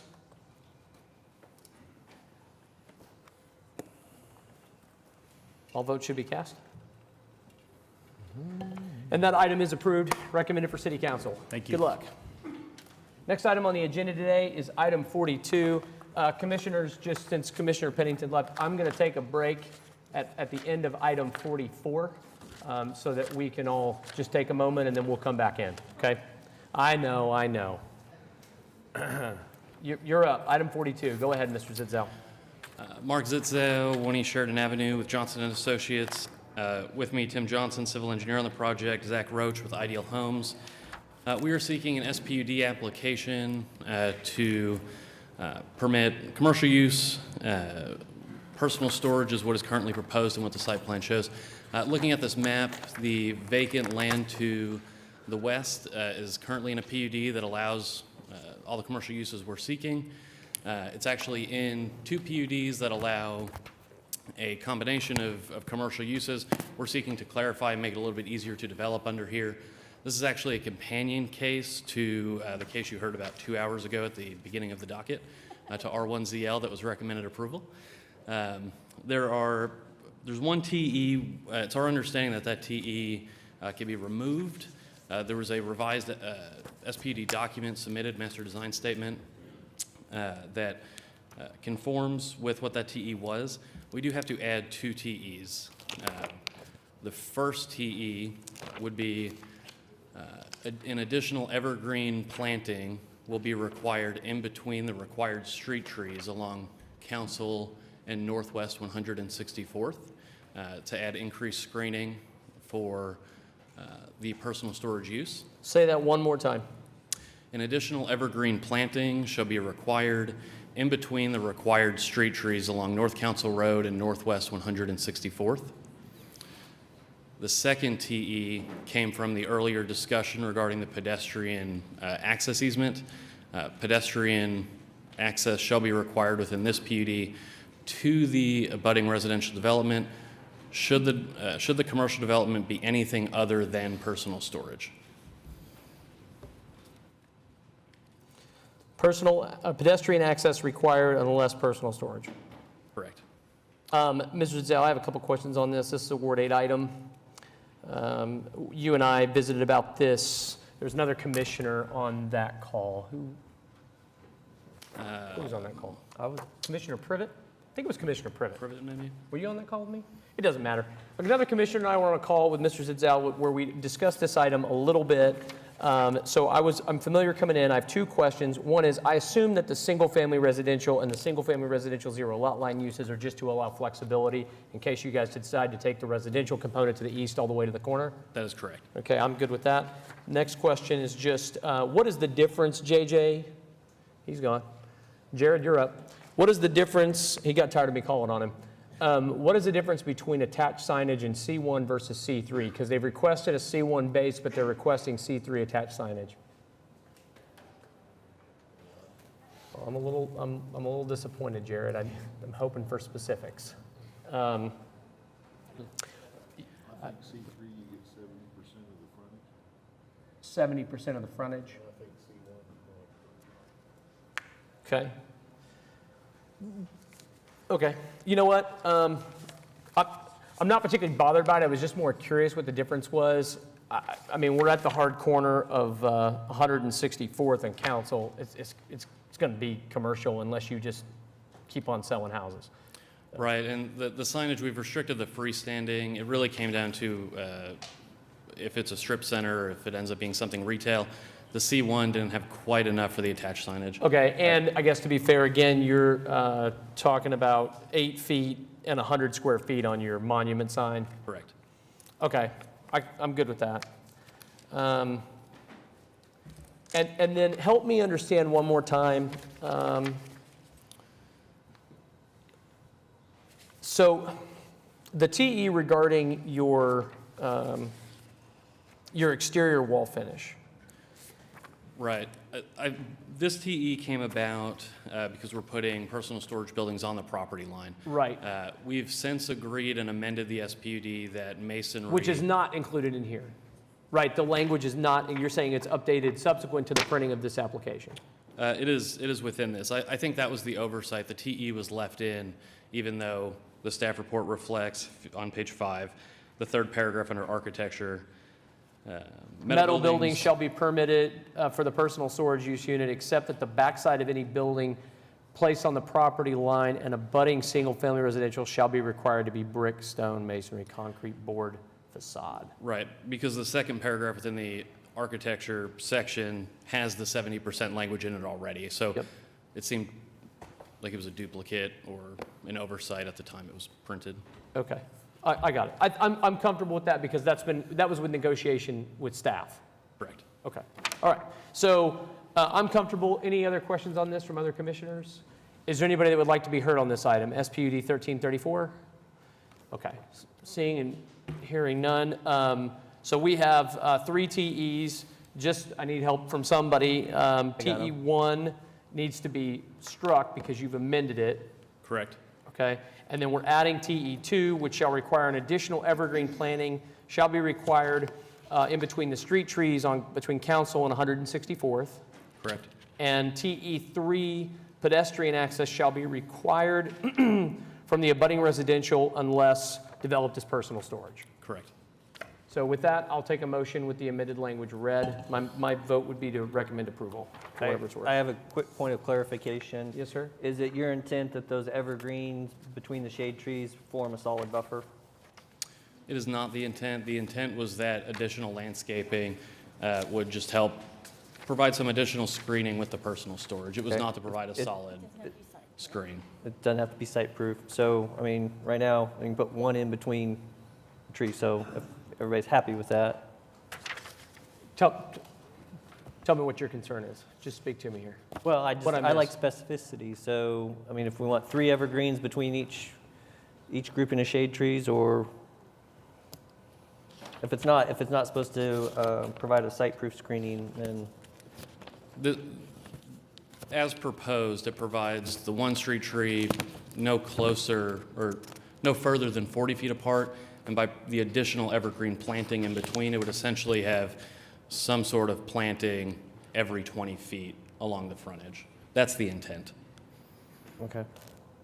So right now, you've got site-proof screening between the commercial tract and the residential, solid site-proof screening. If personal storage, it's the building, but yes. Right, understood. But if it's developed as anything else, you're still, I'm thinking the way you're thinking is if it's not developed as personal storage, I think is. You don't need it then. Yeah. Yeah. Yeah. Okay. I think I'm okay.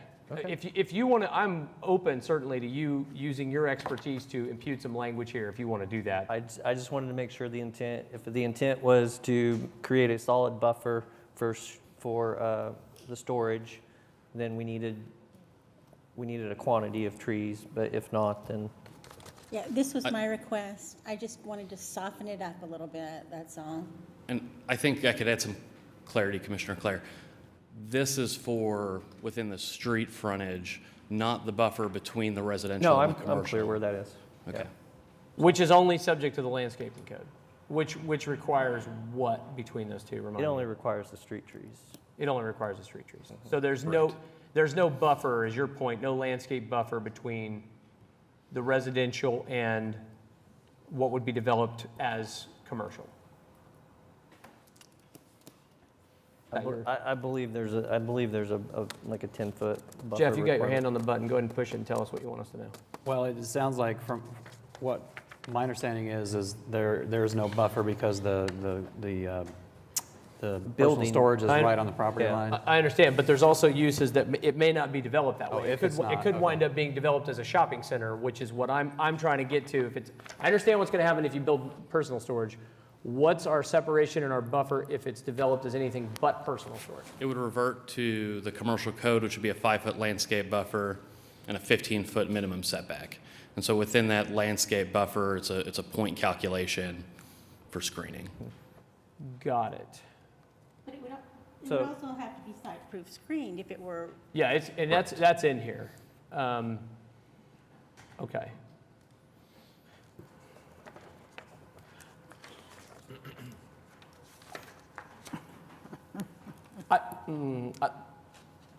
Let's add, if it's going to be developed, let's add another TE. If it's going to be developed for anything other than personal storage or residential, because you've got that use unit in here, you said per code it's a 5-foot landscape buffer? Correct. Let's make that 10. We can agree to that? You can agree to that. And let's add evergreen trees, assuming it's not developed, this is only if it's not personal storage or residential. What would you suggest, Nate? Street trees are 40 foot on center? Correct. This is for the buffer, though? This is for the buffer. This is for the buffer. Between the two. Okay. 10 feet, 20. 20 feet.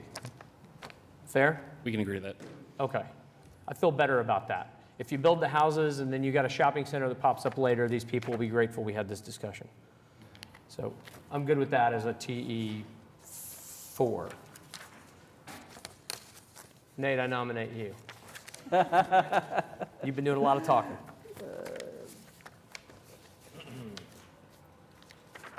Maybe, Mr. Chairman, just to help out Commissioner Claire, you might read the list one more good time for us. Sure. So I would suggest a recommendation to approve SPUD 1334, subject to the technical evaluations, amended as follows, deleting TE1 because the applicant has agreed he has modified his master design statement. Adding TE2, which requires additional evergreen plantings, shall be required in between the street trees at Council and 164th. That pedestrian access, TE3, pedestrian access shall be required unless it is developed as personal storage. And TE4, in the event that it is not developed as personal storage but developed commercially, applicant agrees to provide a 10-foot landscape buffer with evergreen trees set on 20-foot centers. Agreed? Agreed? Perfect. Correct. There it is. I'll take a motion. Somebody, anybody? Moved as read. Thank you, Commissioner Hinkle. I can tell we need a break. Take a second on PrimeGov. It's all right. Motion's been made by Commissioner Hinkle, seconded by Commissioner LaForge to recommend approval on SPUD 1334 with the amended TEs. Please cast your votes when available.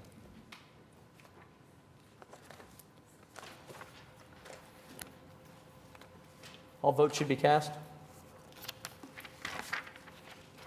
And that application is approved. Thank you, Mr. Zidzow. Appreciate your patience there. Next item on the agenda is item 43.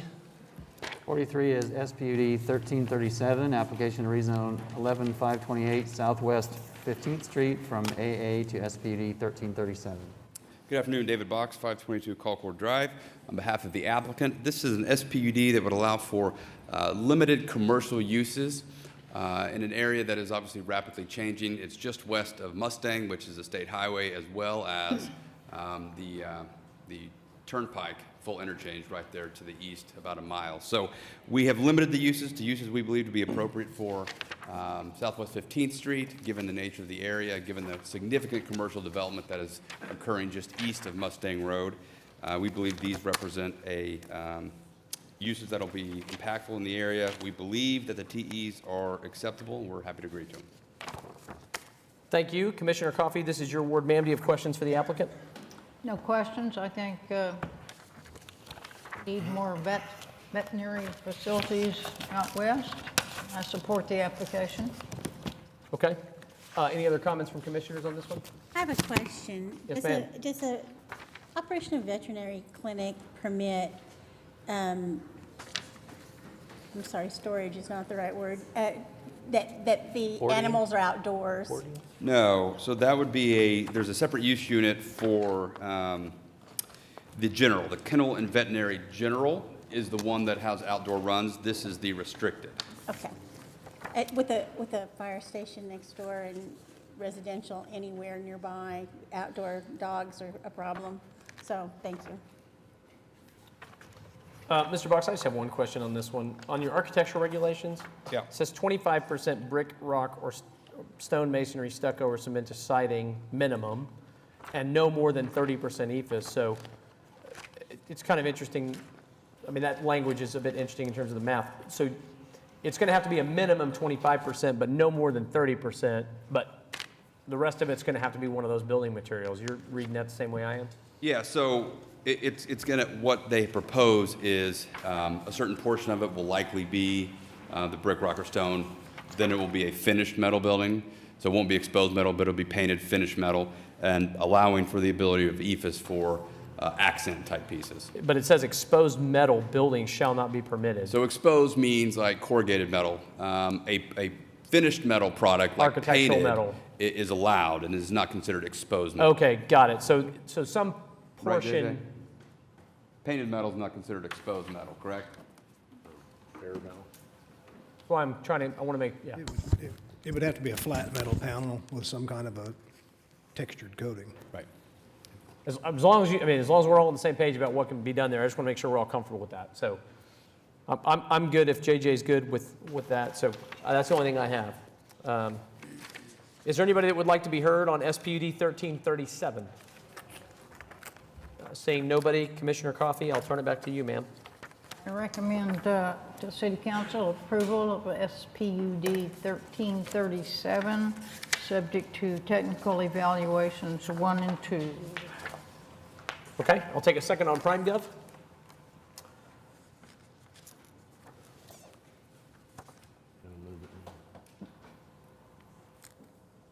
Okay, I have a motion that's been seconded by Commissioner Privet to recommend approval to City Council on SPUD 1337. Please cast your votes. All votes should be cast.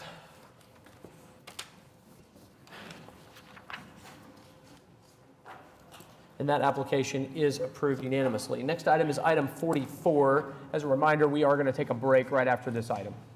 This is case 7330, preliminary plat of Black Rock Canyon, located south of West Memorial Road and west of North County Line Road. Applicant present. Oh, here we go. Yes, I'm Chuck Twyble with SRB Engineering, 100 Northeast 5th Street, and representing the developer on this. And we're proposing 120 lots here, and it's within that existing PUD 1394, which is the whole area that's vacant there. And we agree with all the TEs, except for we'd like to omit number 2, which is the additional access. And in that overall PUD, there's 4 access points that are allowed, and only one of those is within our property limits. And then the rest of our frontage along Council has kind of physical barriers, the creek and stuff. So And we're going to agree to number 3, and that adds an additional access point to the south to connect up with that PUD to the south. Okay, so the only TE you have any issue with is number 2? Yes, it is. Okay. Yeah, we'll do all the limits and no access along County Line Road. This is my word. Let me jump in here and ask staff. This is kind of an unusual TE, the way it's read. A second access point is needed, or individual fire suppression systems are required for each home in the subdivision. Help me understand that TE. Is it because you're saying there is a second point of access, it's just through the ongoing development, or what's the? Yeah, the additional access points will be future within the rest of the development, and we are connecting to the south. You know, we'll add from our westerly cul-de-sac going to the south, a road connecting to that, that addition to the south. So they're really, you know, future access points that we'll have. But from right now, on our property, there'll just be the one. Until it's developed further. Yeah, and it's a boulevard street going out onto County Line Road. I understand. Either fire or JJ, Mr. Wilson, somebody.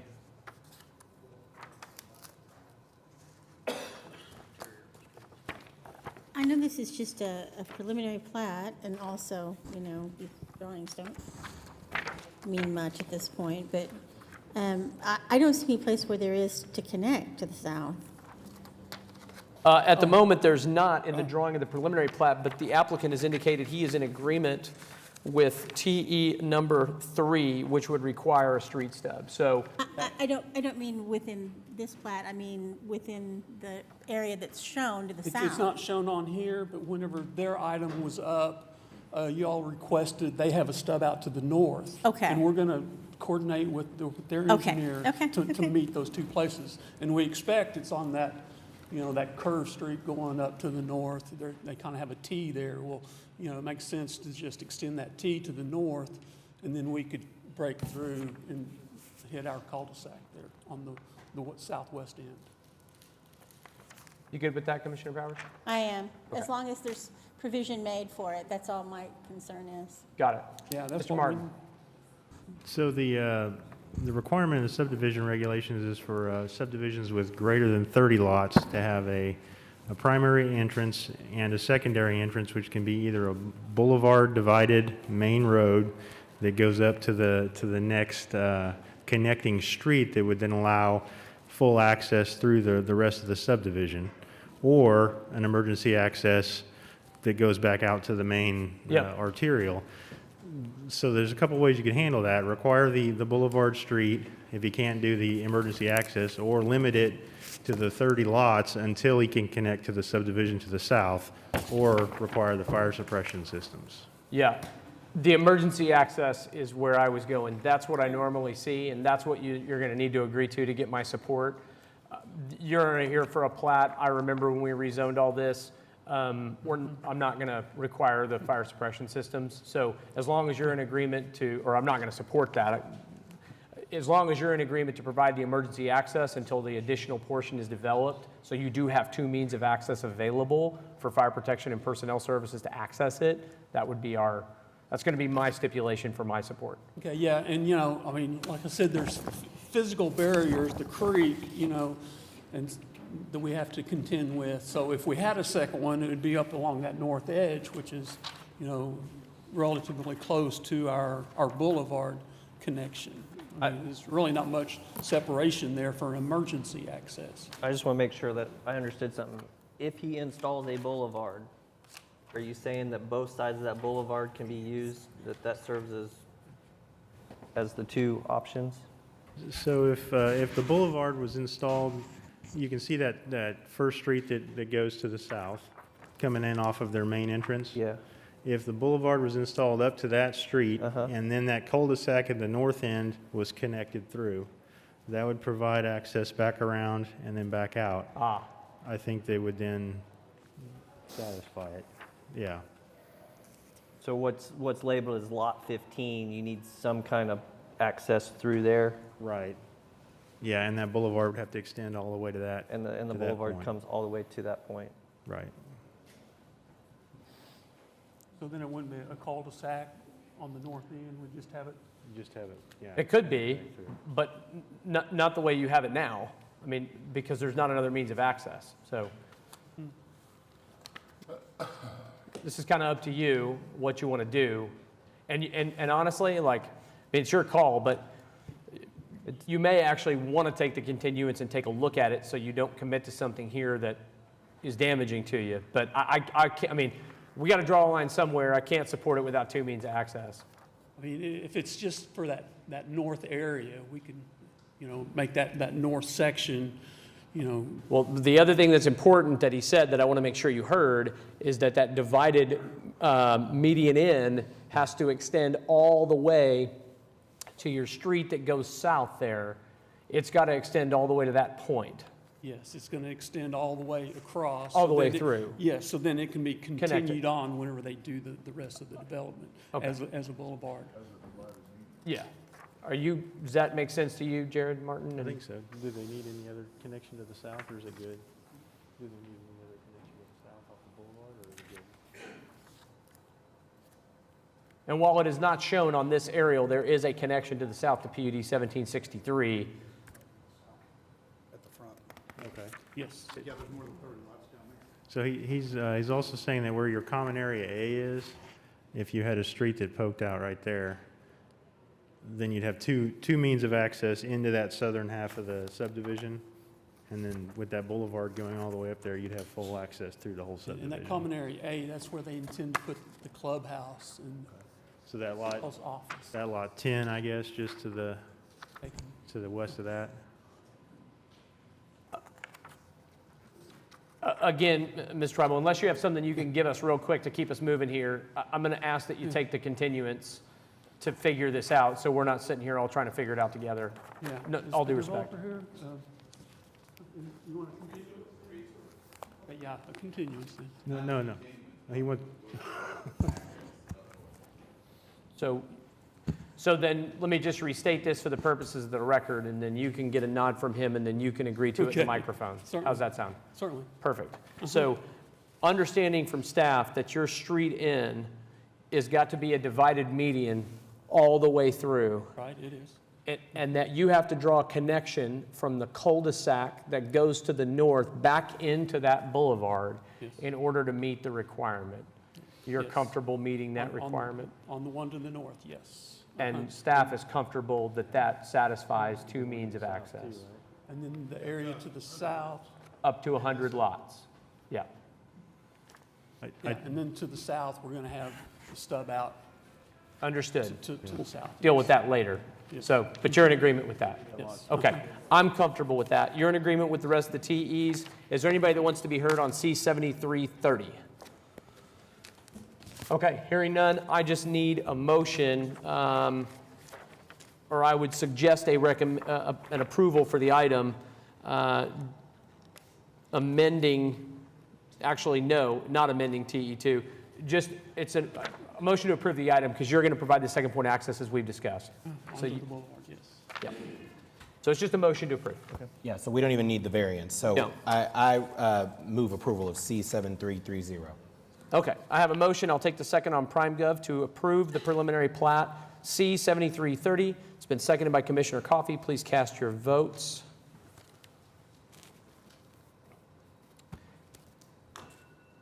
Commissioner Powers did not recuse, but she has she's absent. All votes should be cast. Perfect. That application is approved. So at this point, before we get into item 45, I'm going to take a 10-minute break. We'll come back in here and start at 4:52.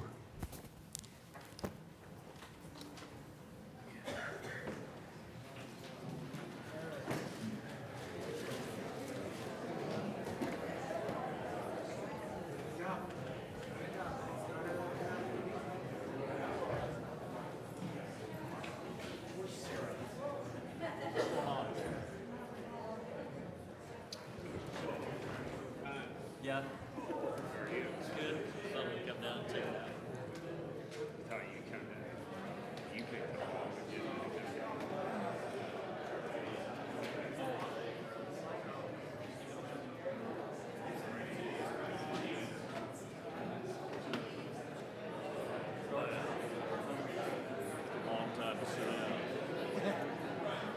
Makes it hard for me to stand up with old knees.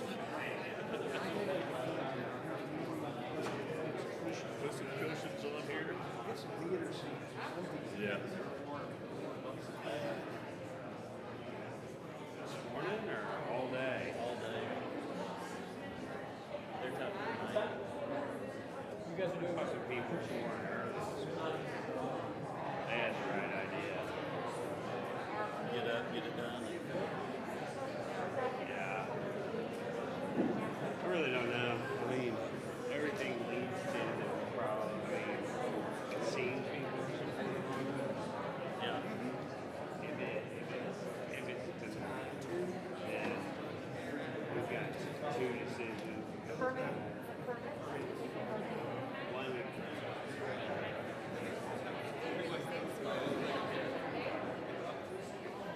Still holding on to your system.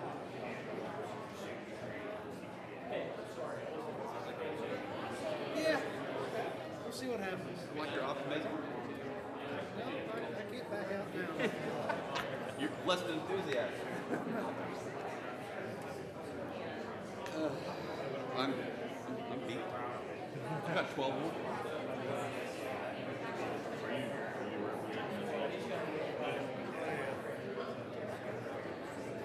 You've already had two meetings with.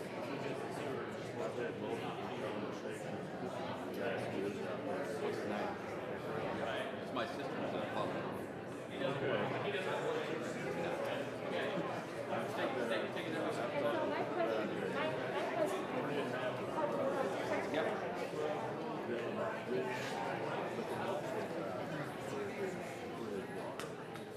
Way up north.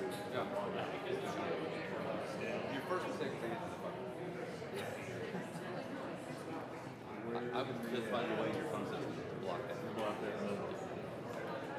Yeah. I should win that one. You think I'm gonna lose? I'm gonna lose this. I think I win the fight.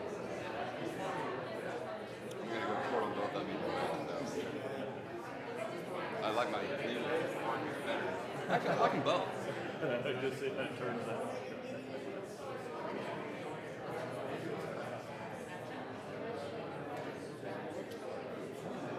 Most of these people are here for staff. I haven't had anybody say that.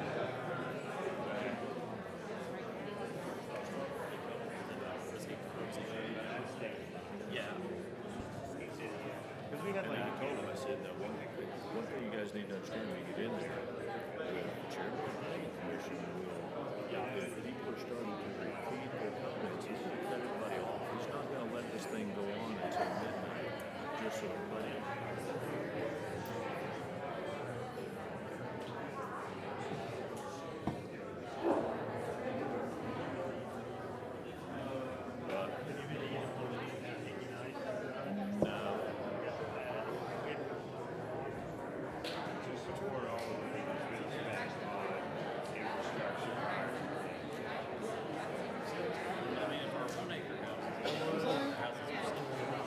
But you probably weren't then. I think we did last minute. I think we went over last I minute. think we might have. So they've already had two meetings. Nothing to argue about here. It's already zoned. It's been zoned for a long time. It was annexed, yeah, 1960. Yeah. That's going to be kind of the way they really.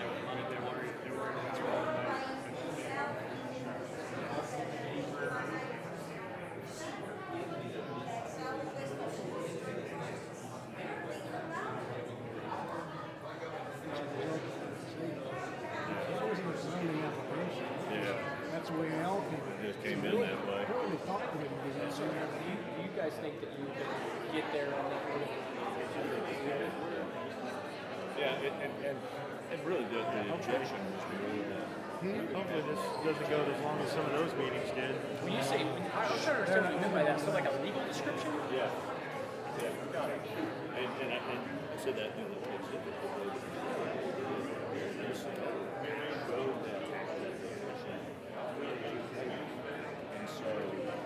Yeah, I forgot on that last one that the TE was worded that way about the fire suppression. Right. So we probably should have put more options in there. Or split that up, not put it in. So I'm actually going to ask Tim. That was the way that's the way his objection read, and so I just cut and pasted it into the, Got it. Well, I wasn't trying to. I think you'll just have to lose 2 lots. Low pass concern, but I felt like you guys were on the same page. It was just a matter of getting comfortable that you were, and then that should go forward as it moves on instead of us continuing. Yeah, well, I'm fine with it. Okay, great.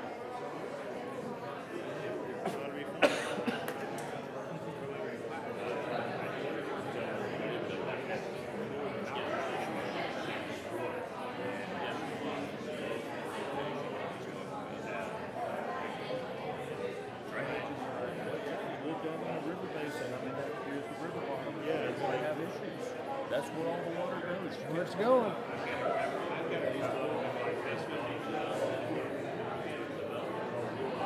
It'll be interesting.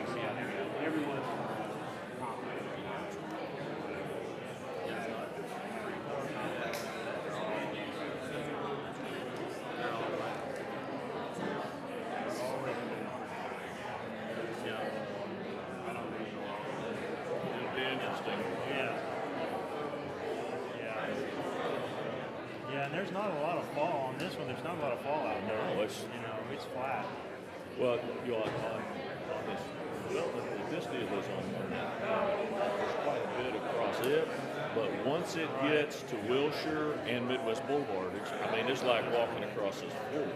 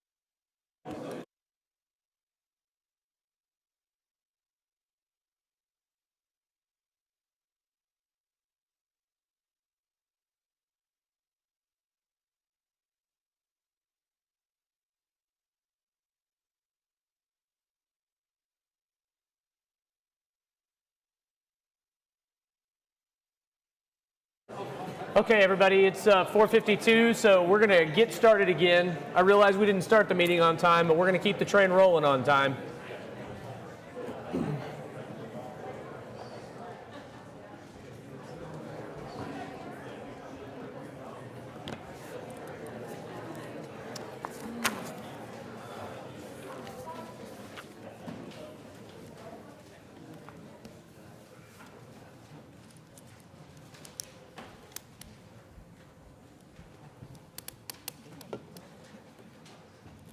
There you go. Now you're, yeah.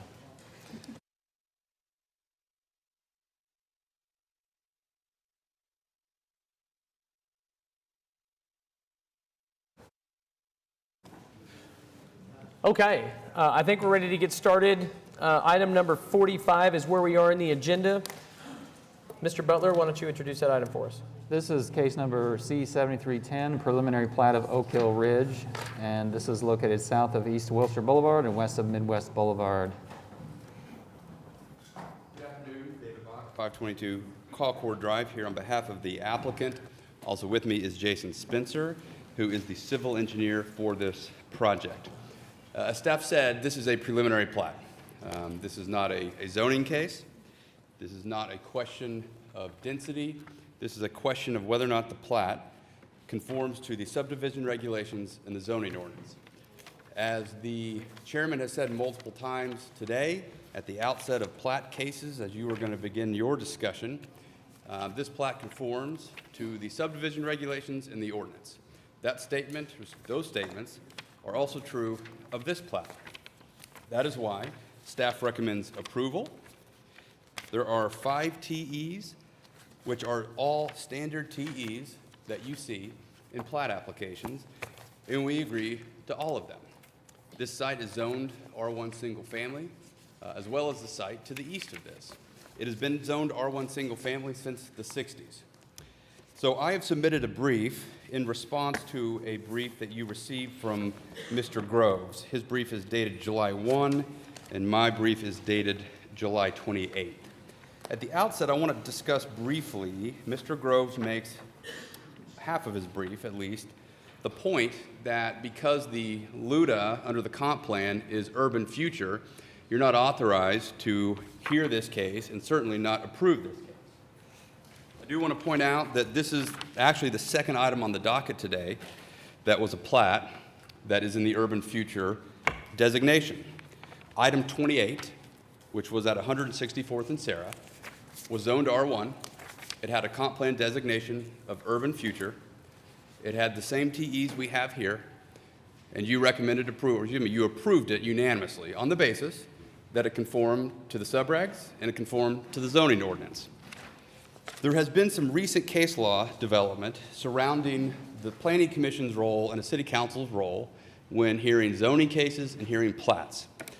I submitted all this in my brief, and I'll be fairly brief in my response here, but I want to walk through a couple of those just so that we make the distinction between zoning and a legislative function and platting and a quasi-judicial function. So this is, of course, a plat. It's a quasi-judicial function of this Planning Commission.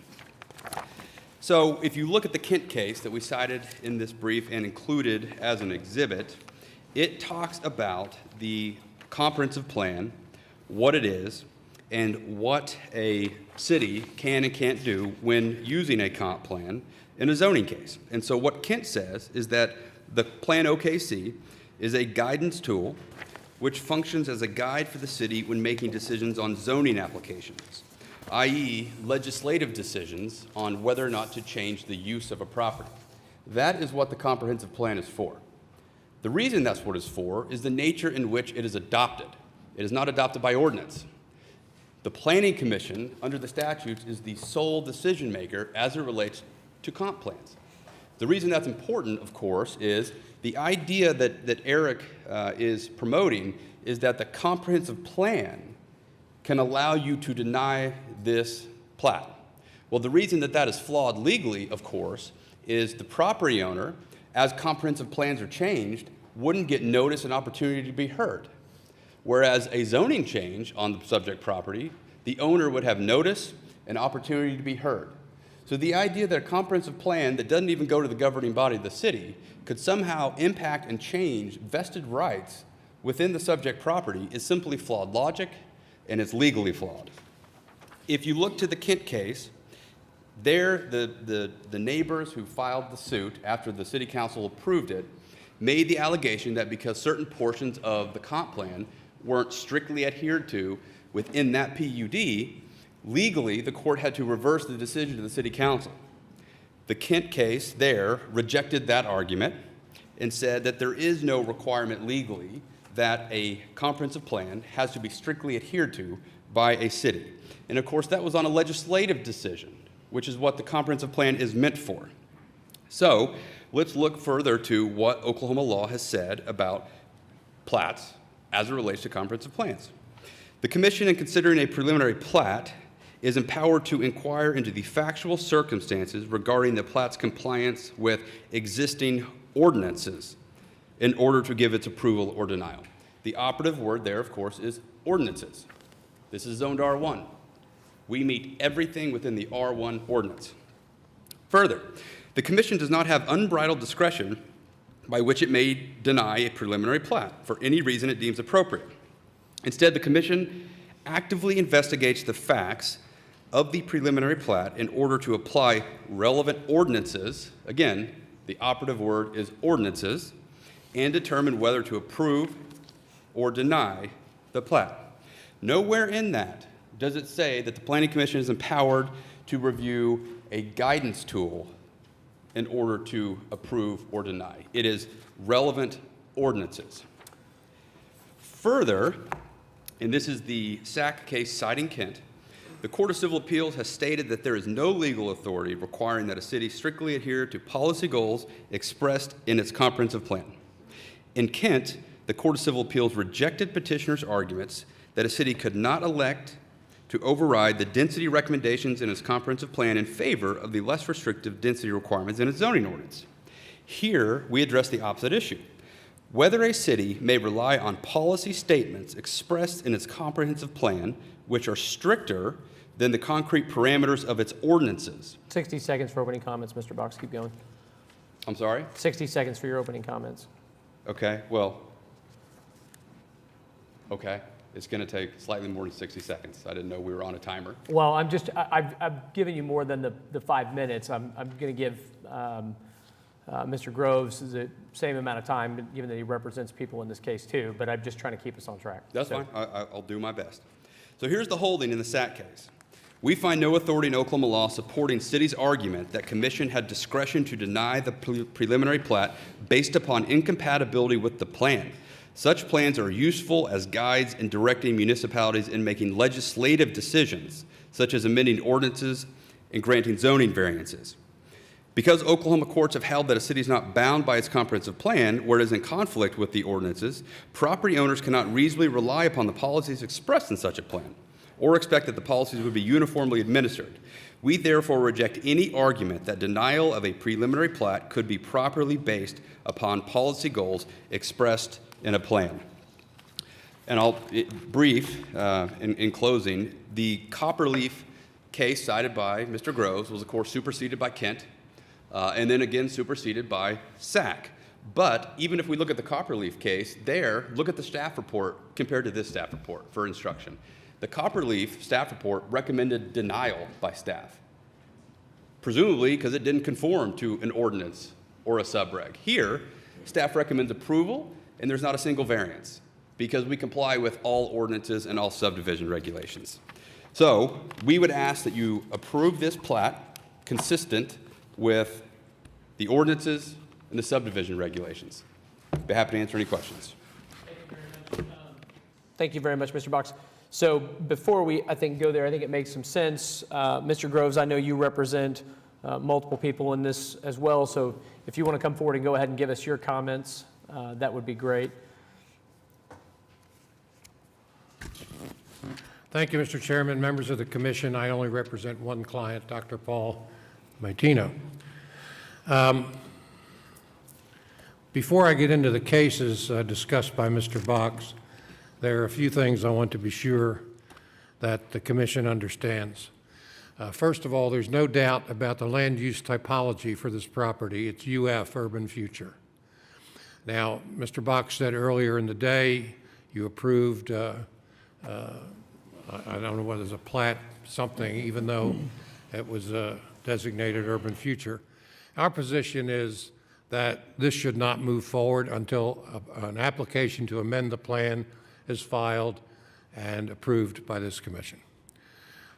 Were that not to be the law, were that not to be the rule, then there's no point in having land typologies at all. It's urban future, and let's suppose that the plan was amended and that the urban future typology is lifted. What would apply? Well, UL, urban low intensity. If, by the way, I have something. May I hand out some exhibits, Mr. Chairman? You may, if they're different than what, are they different than what we've had in our packet? Yes. Has the applicant been provided copies of those?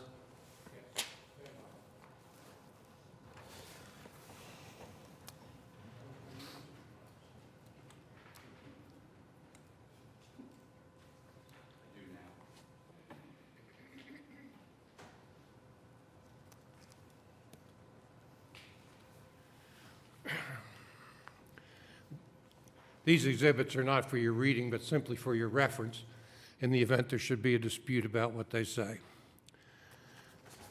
Under the UL LUTA, what the comprehensive plan says is, as a development policy, that where there are 50-plus homes, 20-plus acres, what we expect to see includes a diversity of home sizes and lot sizes, a diversity of price points, a diversity of architectural style, and a diversity of density ranges. If you look in this preliminary plat, nothing like that is evidenced. There's also measures in the plan to mitigate incompatibility. There's clearly incompatibility here, and none of those measures are undertaken here. Some of those include a gradual transition between large houses and small ones, large lots and small ones, buffers, structures designed to transition visually and with the height of structures, adjustment to yards, setbacks, and the like. The reason this is important is that unlike some other places, this commission enacted subdivision regulations which require that a plat conform to the comprehensive plan. Those are in black and white. I copied them off as part of your exhibits. But there's no doubt, I think it's Exhibit B, stand by.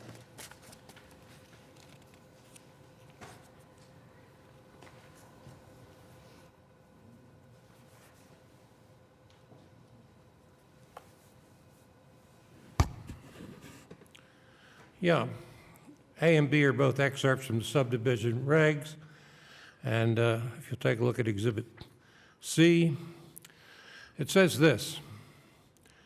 In 5.1.1 subsection A, all preliminary plats submitted to the commission shall conform to the applicable provisions of the comprehensive plan. The use of the word shall is mandatory, not discretionary. And at subsection H, the subdivision regulations say plat approval may be withheld if a subdivision is not in conformity with the above guidelines. So what we have here is lack of conformance with the subdivision regulations and the comprehensive plan.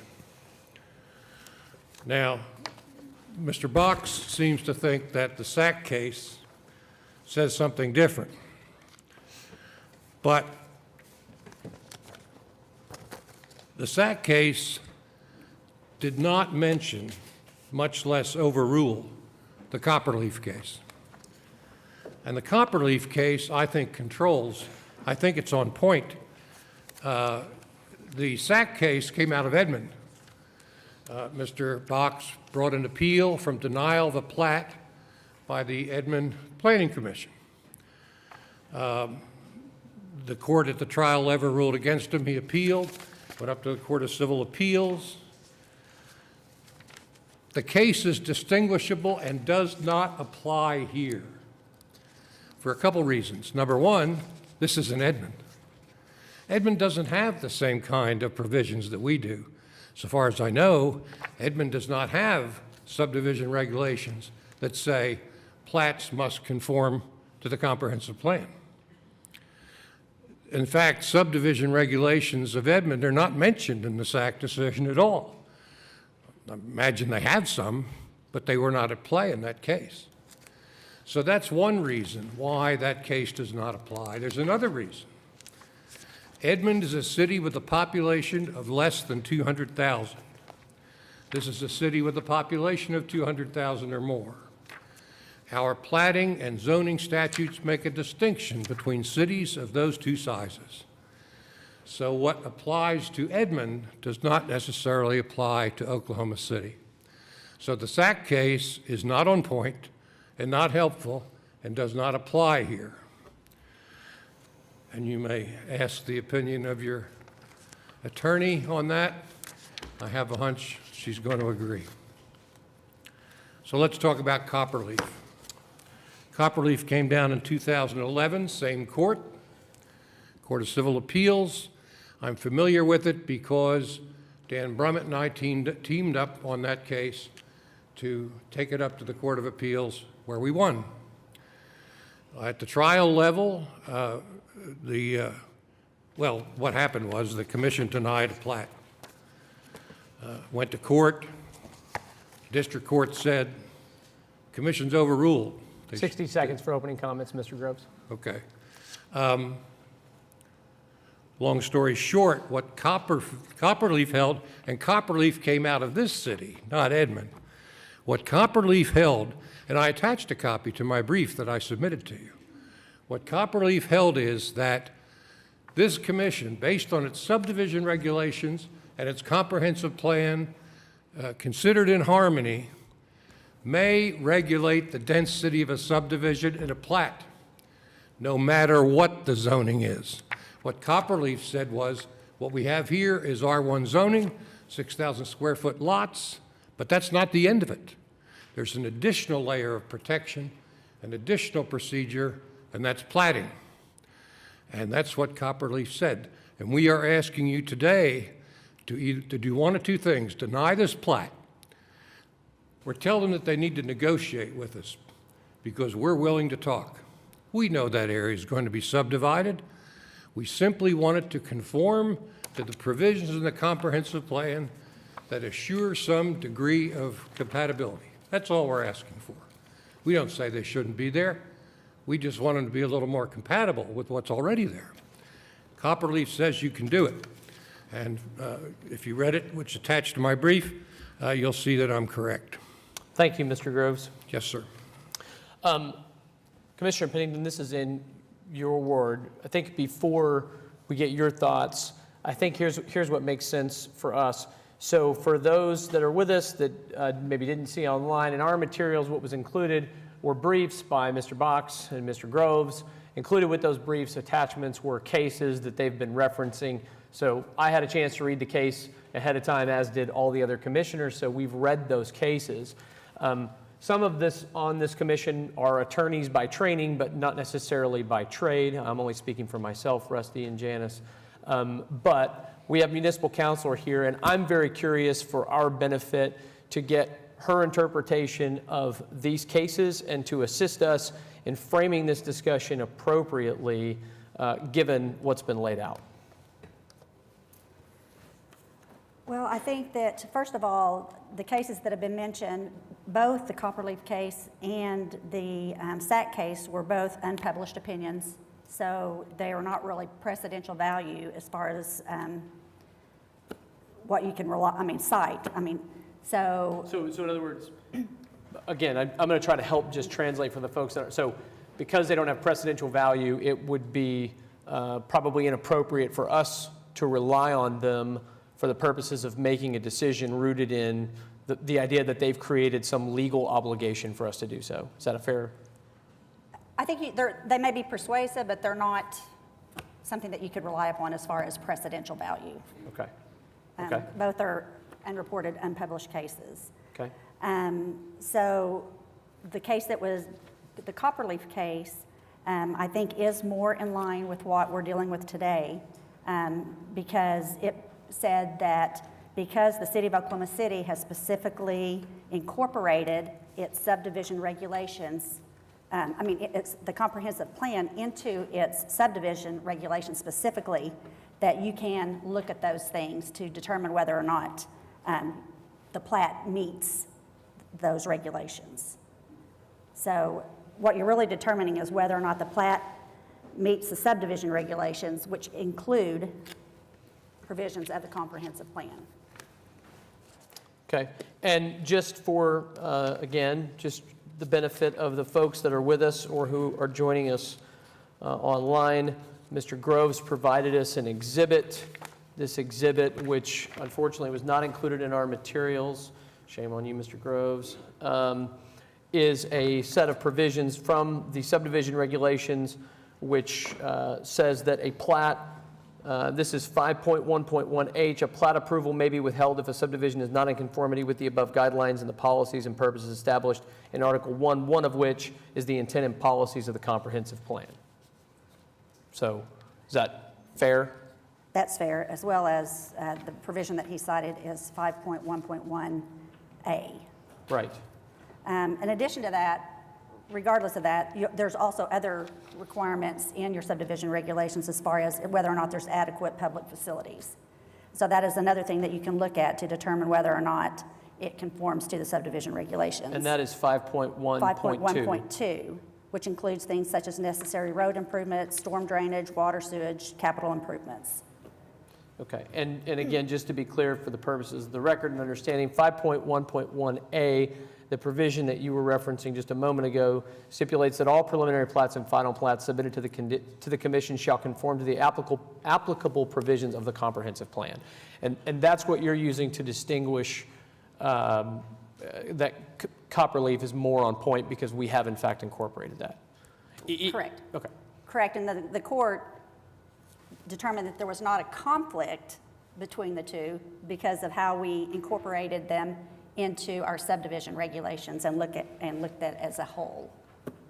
So they determined there was no conflict. So if there was a conflict, then that may be a different story, but in that case, they said because we had specifically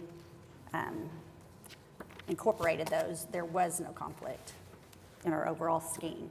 Oh, okay, and so two things were told in our staff report then that I think it would at least benefit me and probably other commissioners for you to comment on is we're told from Development Services that the design of this preliminary plat conforms with the subdivision regulations as they relate to the access requirements for subdivisions with more than 200 lots. The design of the development also meets the requirements of the R1 zoning district. We're told in planning that the preliminary plat is in conformance with connectivity goals. It also provides a 50-foot buffer common area on the west for compatibility with adjacent rural low lots. The plat does not provide compatibility to the south as proposed lots of 6,000 feet are less than 3% of a 5-acre lot and a 36-acre lot to the south. Plan conformance would require mitigation for lots less than 60% of lot sizes to the south. So those are two things that we're getting, one from Development Services, one from planning, that are dealing with conformance with subdivision and with the comprehensive plan. What am I leaving out or what am I missing there? I think that's correct. I think but you're all the one that are going to make the determination whether or not that does. I understand. I'm just trying to make sure I understand from you the correct framed analysis for us here. Because again, we're not talking about zoning. That ship sailed in 1960.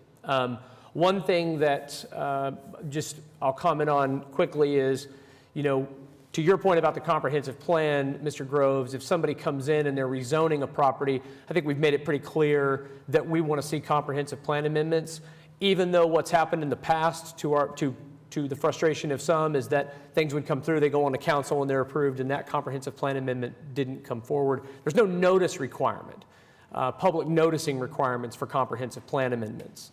And so in a roundabout way, just hitting the fast forward button a little bit, if a comprehensive plan amendment had been sought under kind of the twilight of darkness, so to speak, on this, and they brought it to us and it zoned R1 and nobody had been noticed and they came forward, I'm not going to speak for the commission. I'll tell you how I would have voted. I would have voted in favor of it. Which to your point takes us to urban low. So I feel like that piece of the analysis, at least for me, is not on point here. I feel like it's more important how we delineate within the confines of the subdivision regulations, whether this is in conformance with the comp plan. We're told from Development Services it's in conformance with the non-planning components. I think it's for us to ferret out, is it in compliance with the comprehensive plan? Just a second. Just a second. Mr. Chairman, if I could ask the municipal councilor a question. I'm guessing that the property, since it was annexed in the 60s, is that right, was annexed as R1 or it was deemed to be R1 because it was annexed? Is that accurate? That's my understanding, that back in the 60s, everything that we annexed came in as R1, whereas That's now my it comes in understanding as AA. also. So, and we have an awful lot of land use lawyers in the room. Are you aware of any case law that actually speaks to whether or not that kind of default zoning confers vested rights? I don't know of any case law that says that. I would think that you probably would, since it's been zoned for R1. It couldn't be any different. You couldn't, there would be no legal ability for you to peel those R1 rights away. We can regulate those R1 rights with subdivision regulations and other ordinances, but you couldn't deprive a property owner just because it was zoned in and annexed that way. So it was properly zoned by the city council as annexed property as R1. Then it changed hands and the zoning follows the property. It's no different. I can't see any analysis where it would be different. Well, I tend to agree with that, but, I think to take it as a given that there is a vested right in the current zoning, maybe a little further than I'm ready to stretch. I don't know. I would be very uncomfortable not operating under the assumption that this property owner has the same vested right as the guy who came in next door last week and got his R1 zoning confirmed, because under the ordinances, it's the exact same thing.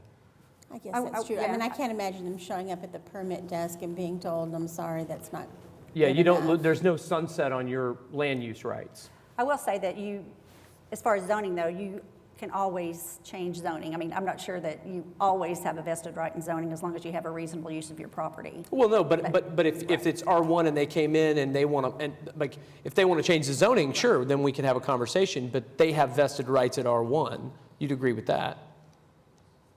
I would agree with that, but I would also say that I'm not sure, it depends on how much I think what they've economically put in that, I guess, and how much they've relied upon that. Because I think there is case law out there that says that you can rezone property. You don't always have to have a specific. Who can rezone it? Well, the city could rezone it for one. But since we awarded the R1 in the first place, we Right. could change it. Yeah. That's a step too far for me, and I think pretty dangerous territory to stray into. To me, again, I'm trying to make sure, I want to get our conversation framed so we understand what's really at issue here. So in that effort, if anybody disagrees with this, to me, this is a simple discussion about whether or not this plat adheres to the subdivision regulations and the comprehensive plan, and if it doesn't, what about it does not? If I could ask it, to help you decide which of these gentlemen we go first, or the public, when Susan was going through hers, it seemed like she was presenting it in a way that was favorable to Mr. Groves. If there's a contrary from Mr. Box, I'd like to hear if we've missed something in the last 10 or 15 minutes, because we're heading way down that path. Yep. So I'd like to hear that before we go too far on that So path. the Kent case, which of course is a published opinion, okay? So it's absolutely precedential. 2020, Oklahoma Court of Civil Appeals. The Court of Civil Appeals has stated there is no legal authority requiring a city to strictly adhere to policy goals expressed in a comprehensive plan. So it seems like a trick to say our subregs require adherence to a plan that legally, precedentially, the Court of Civil Appeals has said there's no requirement to adhere to it. Are you reading from your brief, Mr. Box? Yes, sir. It's at page 6, and that is going to be. This is in our agenda materials. Yep, Kent, 2020 OK Civ App 21.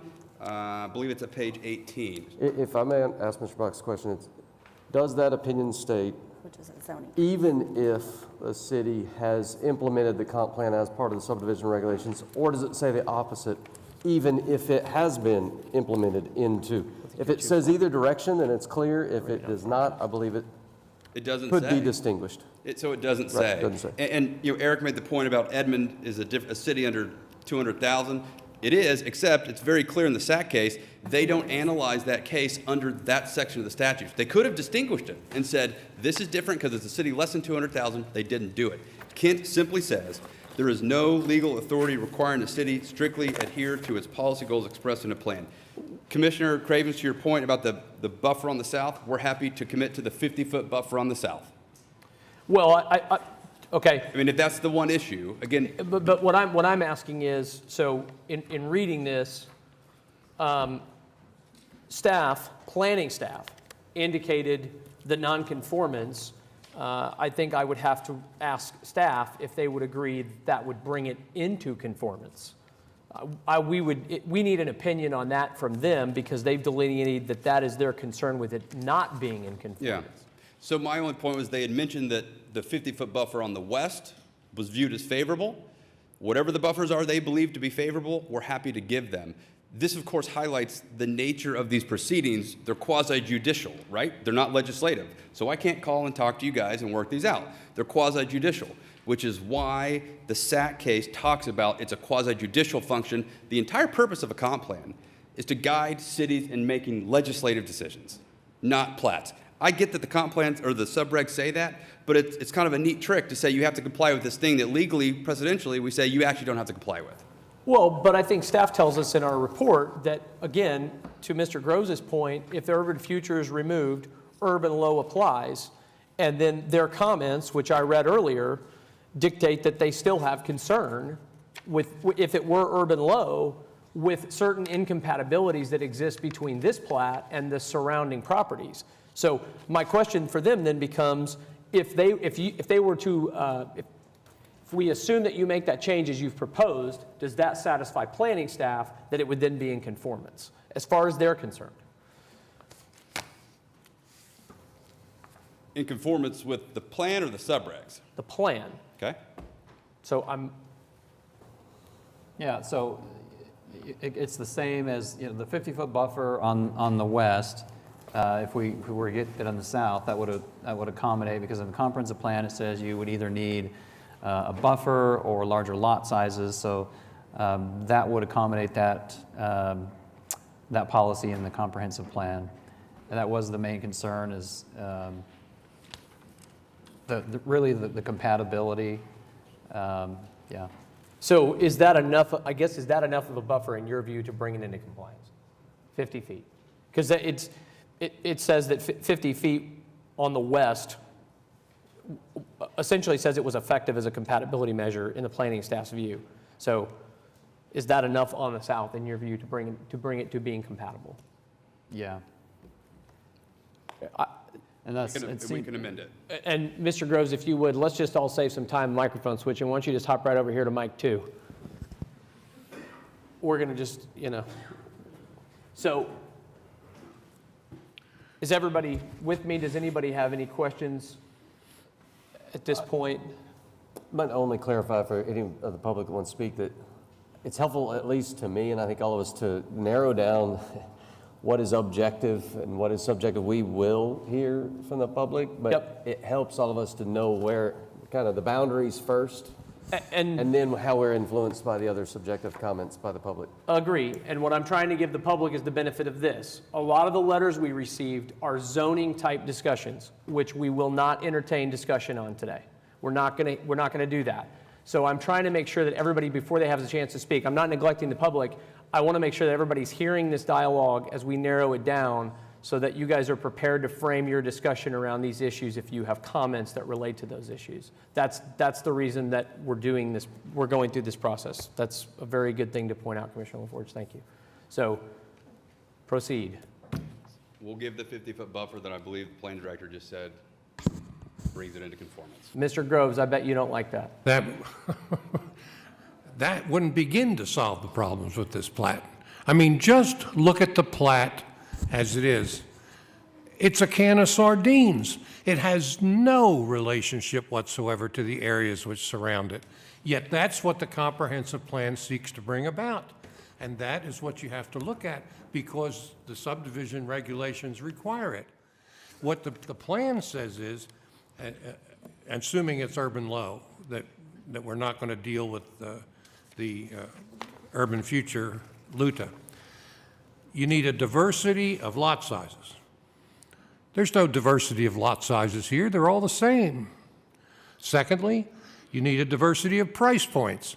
Well, that may or may not be appropriate for municipal regulation, but that's what it says.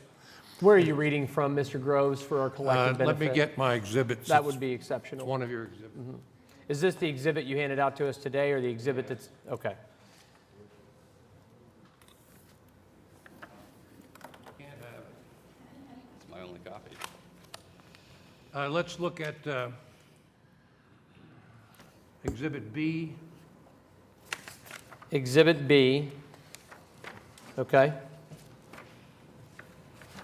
And I'll give you the comprehensive plan page number.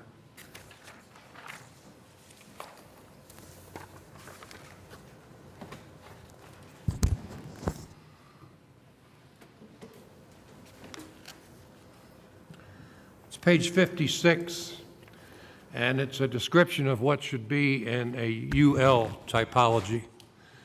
And it's a 1.1, second bullet point. Large scale, and that means 20-plus acres or 50 or more single-family units. Residential subdivisions should provide a diversity of home styles, lot sizes, price points, architectural styles, and density ranges. That's what it says. If you look at Exhibit B, you'll see it. There are other similar things in the UL. Mr. Groves? LUTA. Could I challenge you on that for just a second, just for fun? If you were to take that position, no one comes in, I have not seen one until this agenda where a subdivision, and I don't recall if the one that's in today's agenda is more than 20 acres, comes in and offers sort of multiple lot sizes at one time. So this is a policy goal that you're reading. You referenced one example where there was a shall, this is a should, because it's a policy objective. And one of the things that we're charged with doing is balancing those policy objectives with whether or not they are rational or reasonable under all the facts and circumstances, right? So I just want to, what would be your response to that? Because this is not a shall, it's a should. What would be your response to that? Well, keep in mind what the subdivision regulations say. Shall conform, that's mandatory, to the comprehensive plan. Here's the comprehensive plan provision. Comprehensive plan says should, yes, but that's the policy goal. Yeah. Subdivision regs say shall conform. Conform with what? With whatever the plan says. Yeah. We just read what the plan says. Now, let's say, well, we don't want to do that. Well, then why do we have a plan? Why bother? You know? I mean, people, you know how many people were involved in putting that plan together and how much it cost the city. People do rely on it. You know, people do take that into account when they choose a place to live. And that has occurred in this case. Now, we're not asking for anything unreasonable. Friends, we're just asking for a plat that's compatible with what's there. We're not asking for 5-acre lots. We know it's going to be developed, but look at what they're offering. It bears no resemblance to its surroundings. You know, there's things that can be done to this plat, creative things, that'll make it fit in. And we're willing to talk about that. I made some suggestions to David the other day, never heard back. So, you know, but I mean, it's going to take some serious work, but this plat can be redone to fit in, and everybody walks away with a good deal. But not this one. This is the wrong plat in the wrong place at the wrong time. And I know that land's been zoned R1, or so they say. You know, we looked into that. There's something unusual about it. We haven't found the ordinance yet that annexed it. But if you look at all the sections or quarter sections that were annexed at that time, they're all AA except this one, aren't they? I mean, you may know. There's R1, yeah, I was going to say, according to our staff report, there's a huge piece of R1 directly east. Oh, yeah, I know that. Okay. And, well, this isn't zoning. I know, I understand, but we're it not wasn't all raising zoning AA, issues. clearly. We're raising platting issues, the design of plats. And all we want is one that conforms to the law.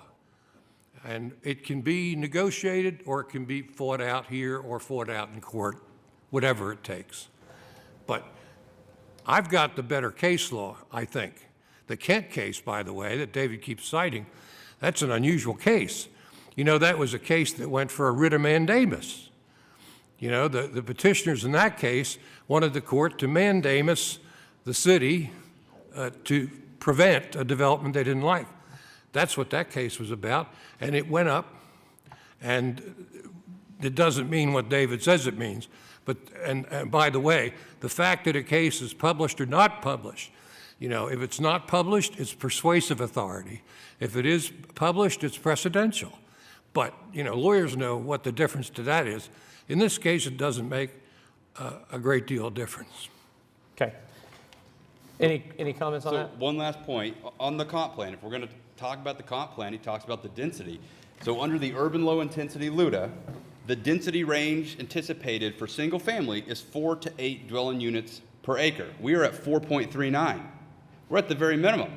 In fact, under minimum density for single family, it is 4 dwelling units per acre. We're at 4.39. So you can pick and choose little provisions all throughout the comp plan, which is why it's a policy goal, which is why it's a goal in legislative decisions. But we're willing to do the 50-foot buffer, and pursuant to your planning director, that satisfies his concern.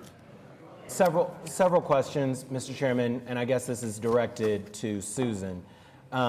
If Mr. Groves is to be, if we side with Mr. Groves's analysis, it sounds like we would have the ability to make some substantial changes to the plat as proposed. If we were to take Mr. Box's analysis, which basically says that if we that we can't look into plan conformance, we can only look at the subdivision regulations. So tell me what, if any, subdivision regulations there are related to our ability to dictate the density in a plat. Are there any, or is the plan the only way that we gain those powers in the subdivision regulations? Does that question even make sense? I'm not sure if I would be able to answer the exact places in the plan where that would.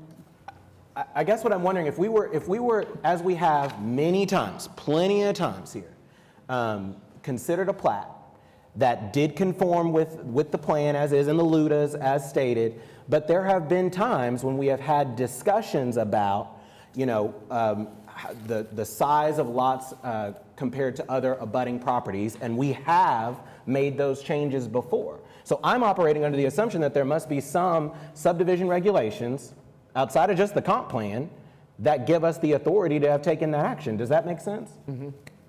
Well, I mean, you do have in your subdivision regulations that you can have conditions on plat approval. Under like 3.8, it talks about regulations of the subdivision of land and the attachment of reasonable conditions of land subdivision is an exercise of valid police power, and it goes on. There's some other provisions under section 3.5.3BA and 3.6.2B-4 where it talks about the planning commission shall, within 30 days after the closing of the public hearing, approve, modify, and approve or disapprove the subdivision. And it goes on and it says, or any conditions in which the approval is subject. You may have some leeway for some certain conditions, but they would have to be reasonable conditions. So determining whatever is reasonable, I think it would have to relate specifically to the land. I mean, I can't tell you what would be reasonable. You'd have to just look at the facts of the case. It may not be reasonable for him economically to require a certain size, size of lots. So I think that's something that you just have to make that decision based upon the facts. I can tell you there's not any Oklahoma law on reasonable conditions, but there is law from other jurisdictions. So, I don't know if that helps any, but. And if could I add something just on the comprehensive plan? We're talking about it as if it's kind of a black and white issue. It's not, which is why we have in our staff reports, you could be more in conformance, essentially, is what we say when we give these recommendations. So, yes, we have to make a determination, yes or no, but it's often not that simple. In the staff reports, as you've seen over the months and years, we indicate it could be in greater conformance if you do these things, and that's kind of up to the judgment of the planning commissioners. Yeah, that's in So- every staff report we get. Yeah. Right. So whether or not it's in conformance with the comprehensive plan, yeah, we need a yes or a no for a recommendation. However, could it be more in conformance with the comprehensive plan? Of course. You know, and there's a lot of gray area there. You know, how much leeway does the planning commission have?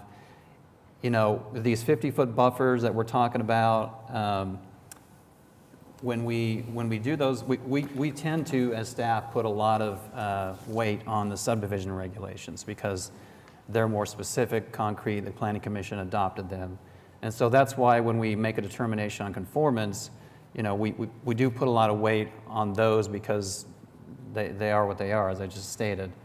But, you know, it does clearly say, the subregs do clearly say that the comprehensive plan should be adhered to. And so there is a lot of judgment there as to at what level do you achieve that conformance? Do we do kind of a bare minimum? Do we do more? How much do we pay attention to these policies that are more kind of aspirational that we will use to craft the new subdivision regulations? And how much of that should be used now? So it gets complicated, obviously, and this is a tricky case. Mr. Chair, if I may, I think well said by Jeff. I think that's what I was trying to get to with the question of David, is that if that case he cited clarified whether, as he called it, a backdoor into the comprehensive plan could be done or not. It didn't say that this 5.1.1a worked, and it didn't say if this does not work. It implies maybe one way or the other, but it's not clear enough. So at this time, somebody put 5.1.1a in here. We don't know for sure until David or someone else has a client that takes it up and resolves it, whether the comprehensive plan can come in, quote, backdoor. What we have in front of us, the subdivision regulations say it does. We don't know if it'll hold up or not, and therefore there's a lot of subjectivity, to Jeff's point, that does come into it. With that, I think we could keep going back and forth on that. I've got my boundaries that are gray, as Jeff said. Yep. And now maybe it's time to hear which of those subjective points we feel come in or not. Yeah, I'll just say, I think what we need to do, and I don't have my copy, so Jeff, I'll ask that you pull this, because you've got your full copy there. I think it would be helpful to review the urban low stipulations, dwelling units per acre, open space requirements, you know, that sort of stuff would, I think, be helpful in our analysis of that. So, you know, what I want to do at this point is I want to hear from people in Commissioner Pennington's ward on this issue. Are you good with that? Can I make a few comments before we start? You can. Quickly? Yep. I would say to our neighbors that have joined us, I have personally read every single email. I know you've sent us a lot. I've read every single letter. I think that I have a very, very clear understanding, and I think my commissioners will agree with me as well. We have a very clear understanding of the issues here. It is unfair, in my personal opinion, that this land was annexed into this city as R1. I think it's unfair. I think that is wrong. I agree with everyone who's going to say that. It's unfair.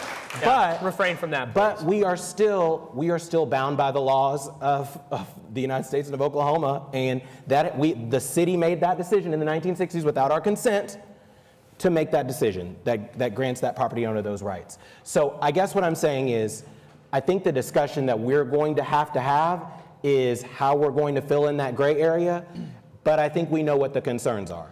Clearly, this is in a rural area, a rural part of Oklahoma City. We understand that. We understand that there's going to be serious concerns about the use of the streets and whether the infrastructure can support this many homes. We understand that there's going to be issues potentially with noise. We understand there's going to be issues with the schools. We understand all of those things. So I guess I'm saying to you, I know that you have passionate views about those things. We understand them.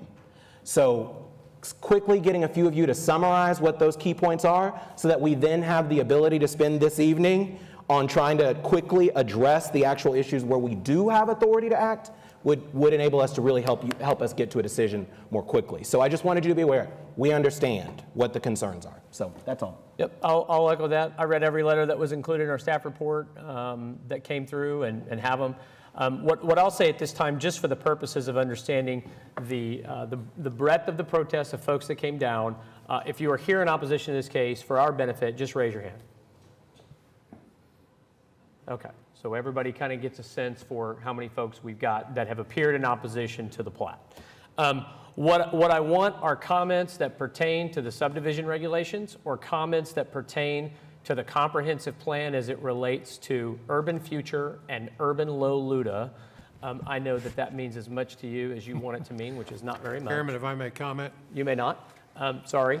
But I'd like to limit the conversation to that for the purposes of ensuring we're hearing what we need to hear to be able to properly deliberate in just a little bit. So if I call your name and you don't have anything that comments on that point, I'd ask that you just pass to the next person. And I'm not going in any particular order. They're just the order these were handed to me in. So I believe it is Kinsey Duarte. Am I saying the first name correctly and the last name for that matter? Anybody? Okay. Next person I have is Kayla Crusoe. Did I get that right? Yes, sir. My name is Kayla Crusoe. I live at 7116 East Wilshire Boulevard. My main concern is the current lack of infrastructure, which I know you all are very aware of. I did consult the Plan OKC website for a lot of this, so I hope that it is in standing with the codes you just mentioned. But my main concern is, of course, the essential services that are outlined in the Plan OKC for this infrastructure that, as Mr. Pennington mentioned, is going to be difficult to meet those standards for essential services with this large of a plot size. For example, such an increase will require a much greater amount of police, fire, and emergency services available to this area. There will also be an enormous increase in the amount of sewer and water lines that will need to be built and maintained. There will be a need for new roads to create a variety of street patterns, providing multiple routes in and out of the neighborhoods, which, according to the Plan OKC, those multiple entryways in and out are needed for emergency services. Currently, the 2-lane road on East Wilshire is not going to be able to sustain this amount of plots. Also, there will be a need for immense drainage systems and solid waste disposal capable of handling the vast amount of houses for this development. And this is not even to mention the need for the libraries and educational opportunities, parks, more access to grocery stores nearby, all of these things which need to be addressed for this development. So in addition to the location and density of this development not quite being able to fit into the current infrastructure that is in existence, it also appears that the location seems inefficient according to the service efficiency maps on page 289 of the Serve OKC downloadable packet, which is on the Plan OKC website. Those maps indicate that the proposed location for such a dense development is consistently in the lower to lowest efficiency realms on those maps. And it seems it might be better to develop this type of a development nearer to the city center first before branching out as far east as it is currently proposed. So with a deeper look at the length and the cost of creating such an infrastructure, according to Plan OKC, which will be needed to meet the list of essential services, and the inefficiency of these services being brought to the proposed location, I believe it is evident that the location and density of this development is unfeasible and needs some reevaluation, and I appreciate your time and reading all of our emails. Thank you for coming down, Ms. Crusoe. You got a future in land use law. The next person I have signed up to speak is Timothy Bradford. Mr. Bradford, do you wish to comment? Good afternoon. I teach writing and research down at the University of Oklahoma, and I would just hazard to say if I put this plan in front of my 18 and 19-year-old students and told them to look at the surrounding area and think about compatibility and sense, they would quickly come to the realization that it is not compatible and it doesn't make sense. It is like Mr. Grove said, a tin of sardines. It is actually looks a little like the Titanic when you look at it on the overhead there. It has no place in the area that we live in. 607 houses in this area of Oklahoma City makes absolutely no sense, as my neighbor just pointed out. And part of this is, think about this. Wilshire going east, dead ends. Just absolutely dead ends into the floodplain of the North Canadian River. Wilshire going back west is a 2-lane road, very narrow, very hilly, very dangerous. No cyclist worth their salt is going to be on that road, and few motorists who commute are going to take that road either. So the infrastructure is absolutely not in place there. It is not compatible with the style of life we have out there, the wildlife, or the kinds of houses, the diversity of housing types that we have in this area. And therefore, I think it needs to be changed. So thank you for hearing me out. If you would, real quick, Mr. Bradford, would you give us your full name and address for the record, sir? Yeah, Timothy Bradford, 10401 North Midwest Boulevard. We appreciate you coming down. Thank you for your time. Thank you. The next person I have signed up to speak apparently doesn't have a last name, just Brian, 7605 Coltrane Road. Brian, we've heard about density concerns, essential service concerns, infrastructure and streets. Do you have additional issues beyond those that you wish to share with us? Yes. Okay, we'd love to hear them. I'm Brian Jenner. I live at 7605 North Coltrane Road in Oklahoma City. Most of it, well, I can't say because you don't want it to be repeated, but the thing that hasn't been considered, and I realize this might not be the law, but climate change is going to affect this. You're getting ready to take 136 acres and make it into impervious cover, and it will last that way for probably 200 years. So how much food can be grown on 136 acres to meet the demands of a growing population as the planet is burning? Thank you. Thank you, Mr. Jenner. We appreciate you coming down. Next person I have signed up to speak is Vicki Rose. Ms. Rose, are you with us? Do you have things to add to density? I do. Most of my points. If you would come to the microphone first, start with your name and address, please. Vicki Rose, 7605 North Coltrane Road, Oklahoma City. Most of my points have already been covered, but I would like to emphasize that I attended a lunch a couple of years ago where the city manager spoke about Plan OKC, and the 2 assistant city managers were present, and they used phrases like grow the right way, use land the right way, and focusing on the city core rather than leapfrogging out. To us who live out there, this is clearly leapfrogging out. Could we look at the aerial? Oh, you've got it up there. Okay, if you look at a map and you take a bird's eye view, if you zoom out from that map, you will see that the disparity is even more visually evident. And I know that Mr. Pennington said that he's aware of all the issues. I appreciate that. But I plead with you to decrease the density of this development, decrease the number of houses, increase the amount of land that's given over to pollinator habitat, to buffer areas, to walking and bike paths, to parks. Make it consistent with the way that the neighbors live out there. For several miles, you'll never see a truck that sprays chemicals on lawns. You'll see cyclists, you'll see horses, cattle, goats, and other domestic animals. You'll see gardens where we grow our own food.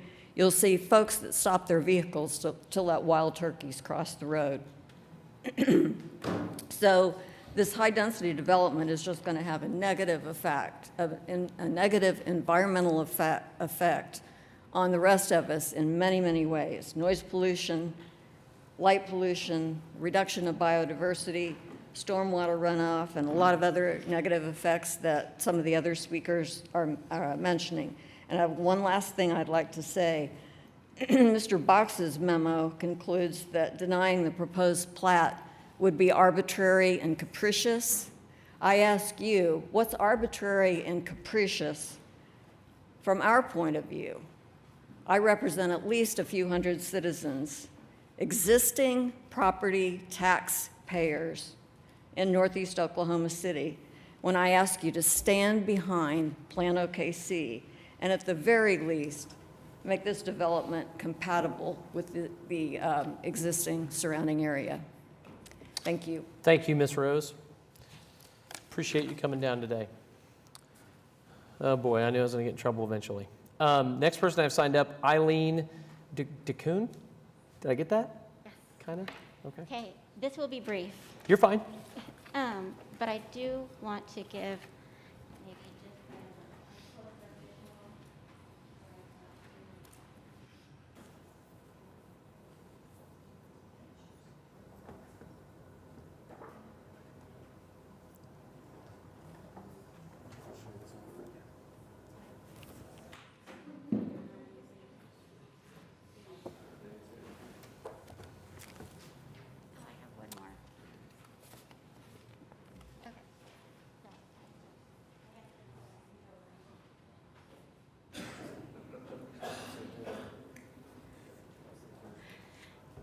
Do you have an extra one there, Rusty? Okay. Oh, there's two. Commissioners, thank you for allowing me to speak. My name is Eileen DeCoon. I live at 4301 East Wilshire Boulevard. In short, I wanted to highlight the flood danger of building a subdivision on the property at Wilshire and Midwest Boulevard. Anyone who lives in Oklahoma knows that flooding rains are a reality. I've driven past this property several times since hearing of this proposal, and much of the property visible from the road is clearly underwater. And across the street on the north side of Wilshire, you can actually see it looks like a little, like a track. That part, it looks like a pond half of the time when it floods, where there's not actually a pond. In fact, FEMA doesn't even show it as a flood zone. Yet you see a pond in spite of the fact that these water-absorbing fields, yes, all of these water-absorbing fields have absorbed as much water as they can already hold. Now imagine that all of those fields are turned into a development with 600 homes connected with paved roads in between them. There won't just be a pond across the street, but that whole intersection is going to be underwater because the water really has nowhere else to go. FEMA's maps list that area as minimal flood hazard, but according to the report put out by the First Street Foundation, FEMA's maps are not designed to account for flooding caused by intense rainfall, which is especially common in Oklahoma. So this model here is what First Street Foundation put out. This model came out last summer, and it provides a comprehensive analysis of the flood risk in the U.S. It evaluates flooding from multiple risk sources: fluvial, pluvial, surge, and tidal, while also integrating current and future environmental considerations at the property level. The flood factor for this property in K7310 at Wilshire and Midwest Boulevard is 6 out of 10.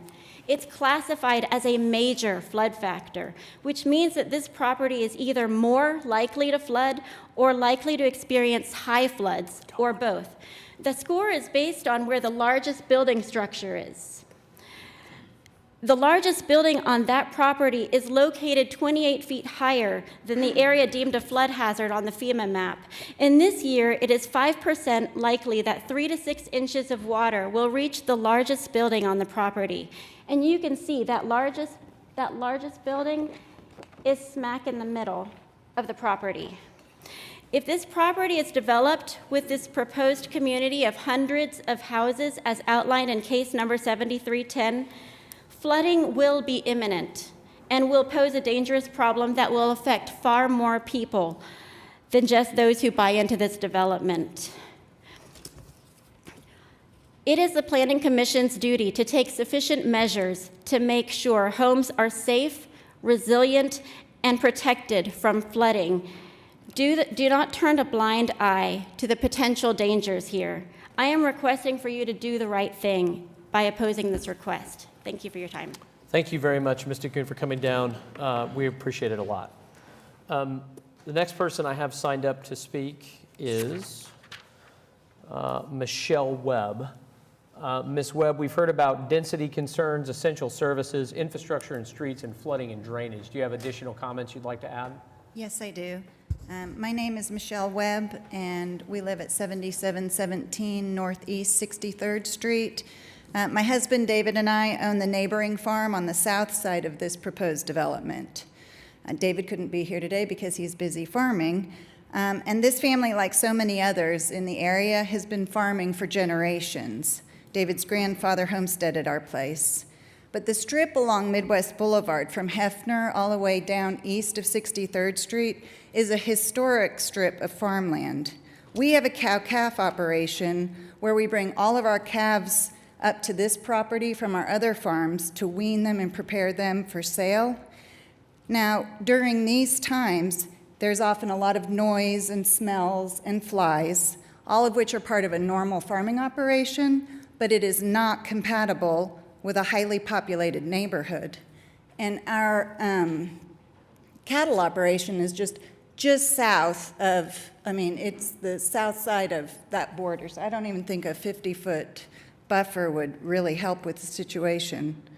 But for my family and the farmers surrounding this proposed development, it's not just the devastation of the aesthetic value of the land that's the problem, it's the destruction of our livelihood that will occur if this dense of a housing development goes up right in the middle of all these operations. Now, we know that development may be inevitable, and it should be done in a way that's compatible and harmonious with the current area. In this case, it should respect the agricultural environment that it's joining, because once we start developing the farmland, there's no way to bring it back to its original form. This plat design is not compatible with the agricultural environment that surrounds it. It destroys the purpose and value of existing properties. There is no way that the water runoff issues won't adversely affect the surrounding farms and sod farms. There is no way the farmers and sod farms can operate next to such a highly populated neighborhood, which is why the commission should deny its approval. The opposition to this preliminary plat design should not be because of historic significance of this strip land of farm, and it shouldn't be because there's a handful of families, including ours, that are dependent on our farms for our livelihood. While that is critical to us, it might not be very important to you.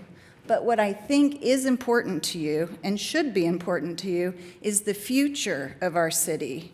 We need to make decisions today that will keep the delicate balance of urbanization and agricultural preservation in check. We all need agriculture. We cannot go back and undo the damage that would be caused by approving this plat design. The commission has the power to protect our future by opposing this plan. Thank you for your time. Thank you very much, Ms. Webb. We appreciate you coming down. And one more thing. I just Yes, wanted to Mr. say that 6 years ago, Mary Fallon approved that FEMA approved request for disaster assistance for Oklahoma County, and the owner of this property accepted $12,000 in disaster subsidies when we had that flooding. So. Thank you very much. And if in case you did want that extra. I think we've got them. Yep. There's just two, correct? I have the third one. No, I'm just saying, but there's just two exhibits? Yeah, okay. I think it's Wayne Walker is the last name. Forgive me. Mr. Walker? Okay. That's the last person that I have signed up to speak. I think at this point I kind of want to return the discussion back to our commission and deliberate. Appreciate all your comments and the insights, and I do appreciate everybody staying to what's pertinent to our discussion today. That was a lot of the comments were thoughtful and frankly helpful as far as I'm concerned. So, Commissioner Pennington, I'll let you kick it off if you want to. I think, and again, I appreciate everyone's comments as well. I think that I think we've got to find a balance here. And my proposed balance is that, and I'd love to hear what the fellow commissioners think about this, is that we amend the plat to require that at least the north, west, and southern boundaries have larger lot sizes. Because I think that our own legal counsel has advised us that we are within our purview because the comp plan, compliance with the comp plan is in our subdivision regulations. Therefore, we have the authority to enforce our comp plan through our subdivision regulations. And I think that in addition to the buffer, it would be helpful if we had larger lots on the outside edges where there's already existing properties. And so that's just me kicking off the discussion of what we might do to sort of meet in the middle as best we can. Thoughts? Other commissioners have thoughts on that? Commissioner Clare, are you pushing a button over there? Yeah, I mean, I do think that there's some transition needed from the adjacent properties to kind of scale down to this more dense. You mean in terms of a buffer or in terms of lot size? In terms of lot size. Okay, and your thoughts on what that should look like? Do you have thoughts there? I mean, I don't know. I don't know that saying, oh, okay, well, we'll require 21,000 square foot lots, half acre. That's a big lot in R1 these days. Is going to make much of a difference against a 36-acre farm and 5-acre tracts of land. Like what does that accomplish that the comp plan or our subdivision regulations, I mean, does that make sense? I just don't know how you get there without being, and inherently a lot of things we're doing would be subjective in terms of reviewing the comp plan and its application, but I don't know that that really accomplishes anything. Other thoughts from people? Have there been any meetings among the neighbors and the developers? Not to my, yes, I guess there have been. But I'm not allowed to participate, so. Do you want to speak to that, Mr. Box? Because again, we are not, as you referenced earlier, we do not engage in conversation. I don't know if you guys reached out to Commissioner Pennington, he didn't respond. I hope you're not mad, he can't. But yeah, so we had 2 meetings in here that Councilwoman Nice organized. Eric and I briefly discussed it, but to your point, when you start, it's almost impossible to negotiate these things because you guys are quasi-judicial. I understand, we've got to do it right here. We get that. If this had been a zoning case, we'd already sent you out, but we can't do that. So we get to do it at 6 o'clock at night. So we could do the buffer on the west, and we can do the buffer on the south.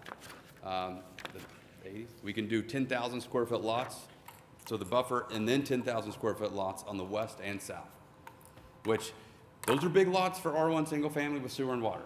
Those would be some of the biggest lots you've approved on this docket today. But that's what my client's willing to do, but we can sit and hear the next, whatever comment you have, and we'll be right here.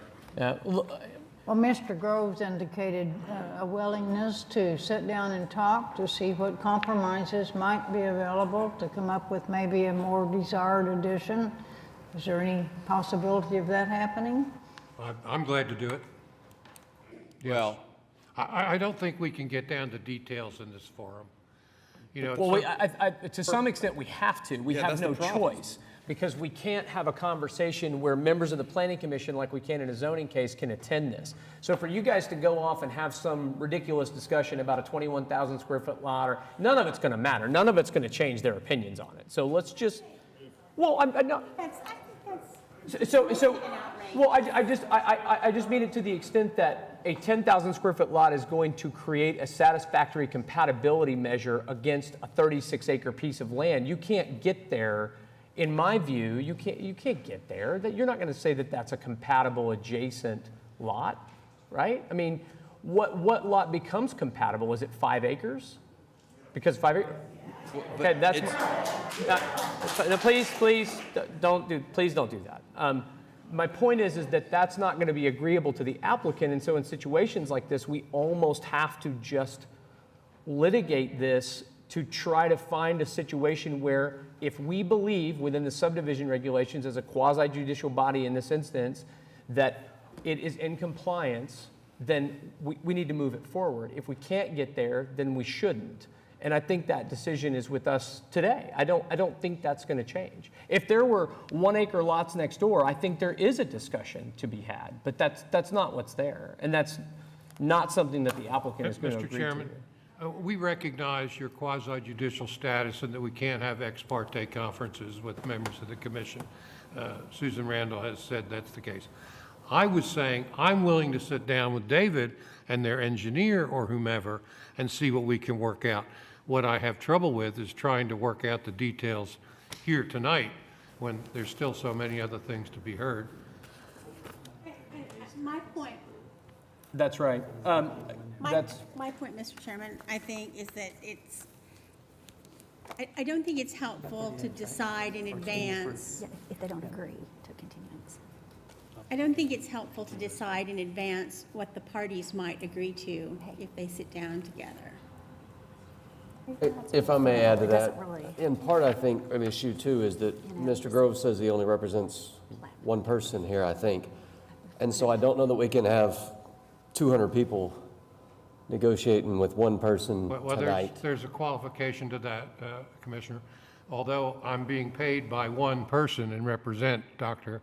Martino, we do coordinate with this group, and I think they would attest to that. So they would be a part, they would provide me with a representative who would be part of it. And maybe you mean outside of this meeting, but for tonight, so you started by saying he represents one person formally. I don't know that we can get down to every detail of what might be agreeable between the two. Rather than continuing it, if this were to come to a vote to me right now of whether it is in conformance with the comprehensive plan, which is brought in by 5.1.1.8, is that I would vote that it does not, and it would just be a simple denial that I do not believe it conforms with the comprehensive plan. From a macro perspective, I don't need to get into every detail of urban low and urban future. It just is not in conformance with the comprehensive plan, and whether or not that's relevant is a legal issue that is, I believe, slightly gray, but it is gray. One thing I want to point out to the commissioners, it's another issue that we need to contend with, is that according to state law, the commission shall approve or disapprove a plat within 30 days after it's been submitted to the commission, or otherwise that plat shall deem to have been approved. So we have a very strict time frame, unfortunately, in accordance with state law to make these decisions. Well, it doesn't say. It doesn't say. It says plat. So, and Susan doesn't, she's confirmed that she's not sure either. And so that just, that would be a very bad outcome. Well, so they can agree to a continuance, or we can deny it. Well, let's see where we are there. Or, of course, you could approve it with staff's recommendation and all objective criteria having been set. Can I at least talk without the crowd? Well, I understand. It just, we do need to reserve comment and interference. I know you guys are expressing your opinions, and they're incredibly emotional in that regard, and I respect that. But at the end of the day, we're trying to maintain a high level of decorum here so we can engage in a discussion and make a decision. So I get it. It's tough. But just please, let's keep it together a little bit. So in terms of the comp plan, we agreed for the extra 50 foot, which Mr. Butler said would get him there, I think. And then now we're offering to make the lots on the west and the south 10,000 square feet. So we're increasing the lot size by a significant degree along the west and the south. So if we're going to say that it doesn't conform to the comp plan, the problem is you have the subjective policy guide intended for legislative decisions based upon the law, but then let's talk about the density. Well, the minimum density under urban low is 4. We're at 4.3. So we're on the lowest scale of the minimum density under the comp plan. Let me just confirm for everybody, since you've made that comment, because I asked Mr. Butler to pull his comprehensive plan out. Density range, gross density is 4 to 8 units per dwelling acre for single family, 15 to 30 dwelling units per acre for multifamily. This is in the urban low intensity. Lot sizes, it just says vary. Non-residential floor to area ratio, which doesn't apply here, is 0.2 to 1.0. So those are the specifics we're given in terms of establishing a range of appropriate density under under UL. So So perhaps we'd actually be under the minimum with the reduction in lots based upon the increased size. Chairman, can we just take a temperature here and see where we're going? That's where I'm headed down, because again, I don't want to run afoul of the 30 days. I don't think we will. I think we could come back in 2 weeks, just so I'm fair about that. If we come back in 2 weeks, if we wanted to give them time to discuss it. I don't see as though it's going to change the outcome. I wasn't trying to be overly brazen, but I think the audience participation is pretty evident that that's not going to be the case. So I think it's fair that we just do what we're here to do, which is make a decision. That's my point.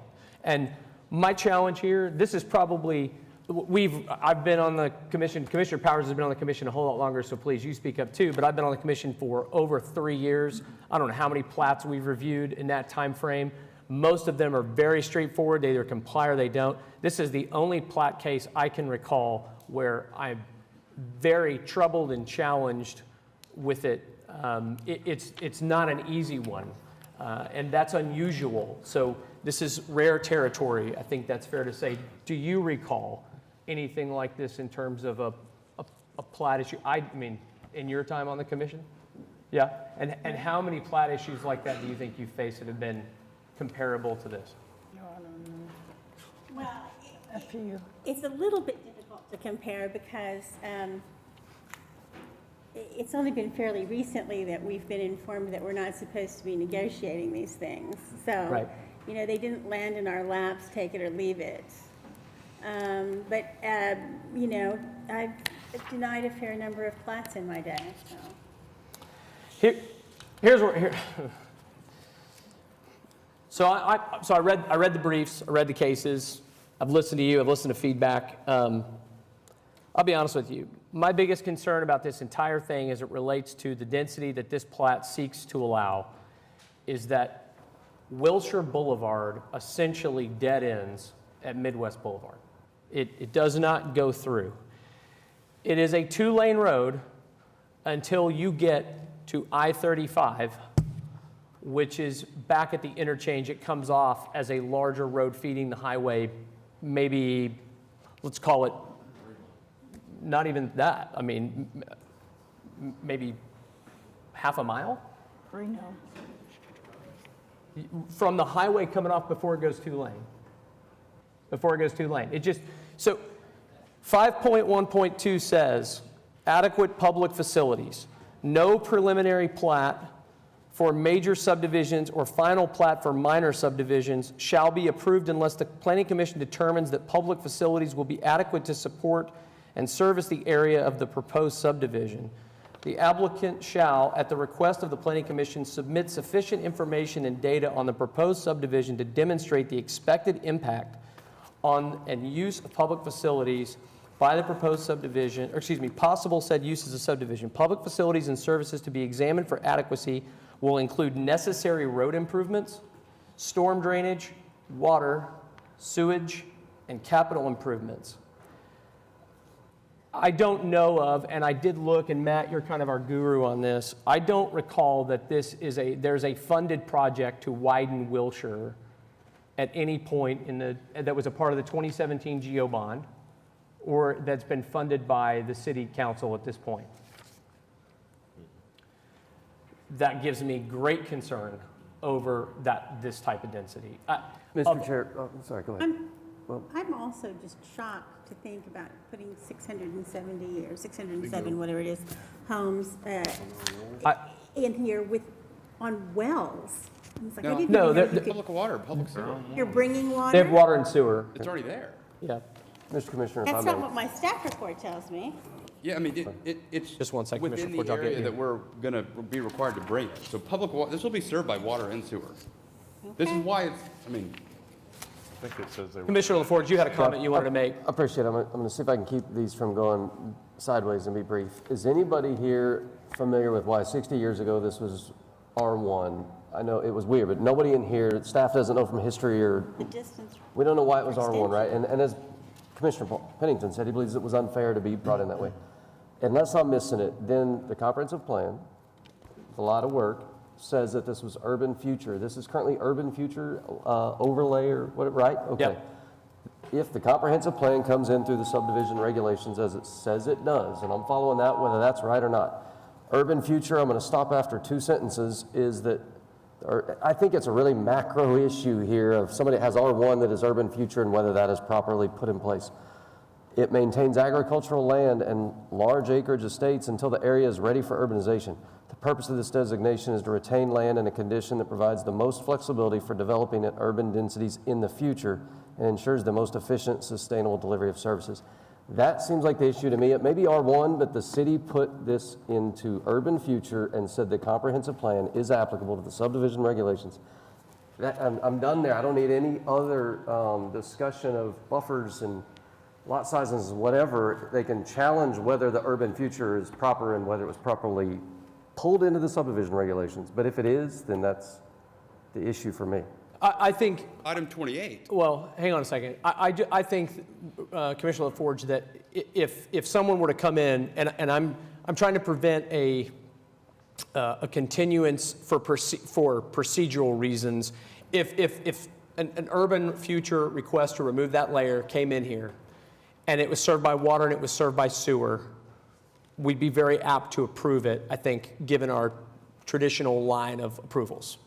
But I don't know, even if you did that, and you brought me a plat after you did that, for this level of density, that I could feel good. Lot sizes in R1 are a minimum 6,000 feet.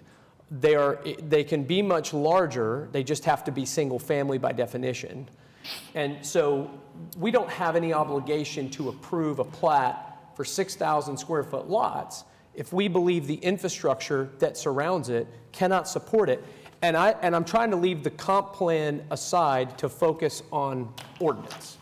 And that's what I read straight from the subdivision regulations, which is 5.1.2, regarding adequate public facilities. If you go in and do this, and new development starts to come behind it at this density, it will be a very long time before the city can properly fund the infrastructure to support that. And that's enough for me. Agreed. 5.1.1 and 5.1.2 then. Agreed. Yeah. For me, it's both. Those are determinative as it relates to my view of this case. I'm curious how we feel. I'm hearing a lot of the same types of comments. If there's anybody who feels differently, I'd love to hear that. I think that voice, aside from Mr. Box, of course, is important to hear. Does any commissioner feel? One thing to add to Commissioner LaForge's point is, similarly in Ward 7, near this area, I shouldn't say near, a similar situation occurred with this urban future issue. And this commission ended up approving a plat after requiring it be on much larger lots. I mean, that's how we resolved the issue of the compatibility and the infrastructure. And so that seems more appropriate to me. But my question is a procedural one for you, Susan. If we were to vote no, and this were to go to district court, at what point does that, and let's say we were to lose, the city was to lose, does that automatically mean that the plat as presented is then implemented? Or what does that look like? Yep. Yeah, I think that the court would hold that our decision was either arbitrary or unreasonable, whatever the standard is. It's a standard of review, but I can't exactly remember what the words are, and that it should be approved. So then would it be to our advantage then to create the compromise position rather than to vote no? If we thought we'd lose in court. And the only, well, I don't want to go down that road too far, except to say that I haven't heard anything, the discussion amongst this commission, that isn't based on the subdivision regulations and the comprehensive plan for which we are charged to use to analyze these types of cases. And so, I mean, I'm not concerned about that. We need to make the decision that we think is right with the facts and circumstances we've been given, and we'll just stand behind that decision. If Susan and her team have to defend that decision in court, so be it. But we've been very careful to say that these decisions, and my view is very specifically being driven by the subdivision regulations 5.1.1 and 5.12, which in my view give us the discretion to make a change to a requested plat when the density that it is requesting exceeds the public infrastructure and what the comprehensive plan would support, given all the facts and circumstances taken in totality. That is my position. Does anybody have a differing position than that? By a show of hands, how many people know how they're going to vote? Yeah, well, let's just do that then. So Commissioner Pennington, this is your ward. Let's see where we are. If you want to make a decision on trying to make a motion, I think we're ready for it. Sure. Let's go with. Cell phone violator. I guess we could kind of have a series here. I know that there's been some thoughts about whether a continuance has value. I'm looking around to see head shaking here. I don't think there's any. I'm going to move for denial of item 45. Let's see where we are on that. Okay, I have a motion to deny the preliminary plat for C-7310 on the grounds that it does not comply with the city's subdivision regulations or its comprehensive plan. Do I have a second on that motion? And I don't have, my screen is not up. Cindy, I'll just have to go on it. I have a motion by Commissioner Pennington, which is seconded by Commissioner Privet, to deny the preliminary plat for C-7310. Please cast your votes.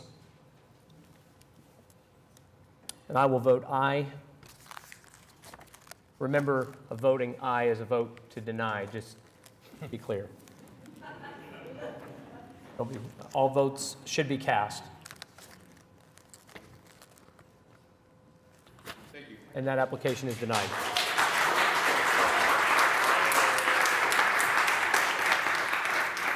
Okay, the next item on our agenda today is item 46. Item 46 is case V24, an application by Johnson and Associates on behalf of, well, I'll just skip to the location, which is, all right, it's a little strange here. It's requesting a variance first, actually, to section 5.3.1.D.8 of the subdivision regulations, requiring east-west streets to be numbered. Second. Excuse me, if you guys could refrain from conversation until you get out in the hall. I appreciate the fact that your item is done, but we've got 20 more cases we've got to hear today. So your cooperation in exiting quietly and allowing us to continue is much appreciated. Thank you very much. This is requiring east-west, so the variance requiring east-west streets to be numbered, allowing northwest 143rd Street to be named Paycom Way. Good evening. If you hear my alarm go off, it's time for me to go to bed. Tim Johnson here on behalf of the applicant, and the applicant happens to be the name holder of where the Thunder will play this year at the Paycom Center. Many of you have been around a long enough time to know that as we've been developing the Paycom campus, and it continues to grow, that we're working on building 5 and parking garage 4 currently. There was a lot of problems with traffic. Paycom, at their own expense, extended a private and a public street to Rockwell from the northeast corner of their campus, which required them to procure right-of-way from 3 different development tracks to get this accomplished. Oklahoma City has a project out now to improve Rockwell, that they're soliciting for engineering design to improve Rockwell from our drive to 150th, including the intersection. So finally, this is all coming together. That's going to solve a lot of the traffic problems. Before you today is the application to, which is kind of unusual. We didn't know that the street had not been accepted until we brought this up, that we want to change the name. So we built the street. The easements were given to the city, but they never went through the final dedication and acceptance by the council. So it's a twofold application. At the same time that this goes before council to be accepted as the public street for maintenance and the private street for naming, we are asking that the name of Northwest 143rd Street be changed to Paycom Way. And I know there's been a lot of discussion about Hertz and that street name change. However, this is different in that this street serves Paycom. There is nobody addressed off this street. There are limited access to all the properties, the subdivisions to the north and to the northwest, as well as the apartments to the south of the public street have limited access. They cannot take access to that road. Paycom owns the rest of the vacant land all the way to Rockwell. So the only people that will be able to access the street is Paycom. So with that, we'd ask for the variance to be approved and allow this to go to council for acceptance. I appreciate that, Mr. Johnson. This is my ward, so I'll take the lead on it. I reviewed this, as Mr. Johnson points out, just so everybody feels better about the objective nature of these hearings. The mayor was here to request a street change name from Hertz Quail Springs Parkway, and we said no. It went to council, but it was ultimately approved. So it just goes to show you we do our best to be objective. In this case, I think it is different, and what was determinative for me was that there were so many small businesses that came and protested that because they were going to have to change everything from websites to letterhead. I can really empathize with that because that would be very annoying. But this is not the case here. There's no other businesses addressed on this street. It's a street that's basically dedicated, I believe was constructed by Paycom, correct? That is correct. They paid 100% of it. At their expense, not with taxpayer dollars. That's correct. To provide another means of access away from Memorial Road, which, as a reminder for my fellow commissioners, is a divided roadway there, so it's one way, it's westbound only. Everyone who lives in my neighborhood, which is south of this, was absolutely thrilled by that. So I think I heard an amen. That was good. So at any rate, I don't have any objection to it. I think it makes perfect sense, and I support the variance. Any other concerns on this one from commissioners? And again, I would just delineate, I know that we have sort of a policy about changing street names. I think the reason that this is different is just for all the reasons that Mr. Johnson and I articulated. So I support the application. You know, I think if you pay for the street, you ought to get to put your name on it. We might consider that just as a amendment to that rule. There's some financial and fiscal wisdom in that for sure. So, I don't have anybody signed up, and I don't believe anybody wants to be heard. I guess I should ask. V24. Okay. If there's no further discussion, I'd like a motion, and my recommendation would be that we make a motion to approve the Variance first. Mm-hmm. Mr. Chairman, I move approval of the variance to section 5.3.1.d.8 of the Oklahoma City subdivision regulations.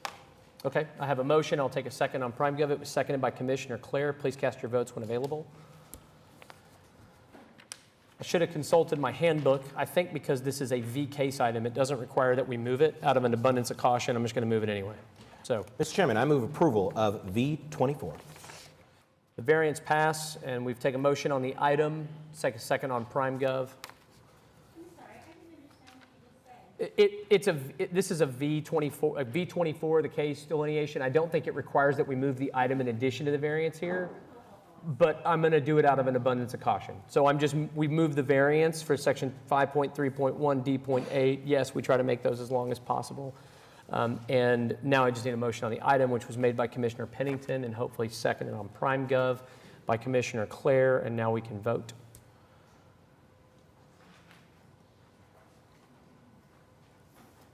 All votes should be cast. Say their name out loud so everybody hears you. Mr. Hinkle, he's gone. He's just absent. Thank you. That application is approved. Thank you. Next item on the agenda today is item 47. This is case number PC 10738, application to rezone 2917 Northwest 48th Street from R4 to C3. Once again, David Box, 522 Colcord Drive. This is an application that would change this site to C3. This is in the Mayfair Shopping Center. A new owner bought this a few years ago and has been undergoing a significant facelift for both sides of May Avenue with this, bringing in good tenants. It's a significant improvement. If you're familiar with the shopping center, the work that they've done has been really good. It's a really good asset for May Avenue. We've got a building that the building itself is zoned C3. Behind it, that parking lot that has existed there for decades and decades is actually zoned R4 multifamily. They have a tenant that is named Harbor Freight that is proposed to go there. And in looking at the ability to have this space, one of the problems is that when the tenant would walk out their back door, they would walk into an area that was no longer zoned in the same manner that the building was zoned. despite the fact that it's been used for years and years as a parking lot. So what we're seeking to do is to zone this C3, which is a similar situation that exists up and down May Avenue. Jared, do you mind going to the zoning map real quick? So you see C3 is a predominant zoning district. Similarly, the parking lot to the north also zoned R4. Not sure how it got there, but you see there at 47th of May, it's the building, the parking lot C3 up against the residential. We did meet with Ms. Powers. Sorry, Jared, if you can go back to the exhibits. She asked us to, show me what you can do in terms of screening that existing single-family resident. I don't think there is anyone here to protest. This has been continued before, and I'm not aware of any protest. So what we propose to do is heighten the landscaping that you'd see here. So in addition to the fence, we'd have brick columns and then a landscape buffer along 48th Street, and then landscaping obviously on our side as well. But then the fence, that is the north-south fence, would actually be an 8-foot fence, a 6-foot fence. Jared, if you could scroll through. Yeah, so there you'll see a 6-foot fence with landscaping, maybe one more. Then you see it's heightened there at the property line to be 8 feet. We believe that to be adequate compatibility. This will actually be the nicest fence and the most landscaping that exists abutting the Mayfair Shopping Center. It's a great local developer that's doing this and is putting in a lot of new tenants that I think are good for a shopping center that has much needed a facelift for many decades. So we would ask for approval of the C3 district. Commissioner Powers, this is your ward, ma'am. I'll let you take the lead in our discussion. Is there anybody signed up to speak on this item? I do not have anybody signed up to speak, but I will ask, is there anybody that wants to be heard on this item this evening? PC 10738. Seeing none, no ma'am, there's not. Well, so, when I first saw this, my knee-jerk response was just no, straight zoning and this close to the residential and all that. But I met with, first of all, there is no question that what the current owner is doing is a significant upgrade to the entire shopping center, which it has desperately needed for a long time. Sort of the last go-around was sort of a, lipstick on a pig approach. This is really, I think, a significant upgrade of the facility. And then I spent some time actually driving.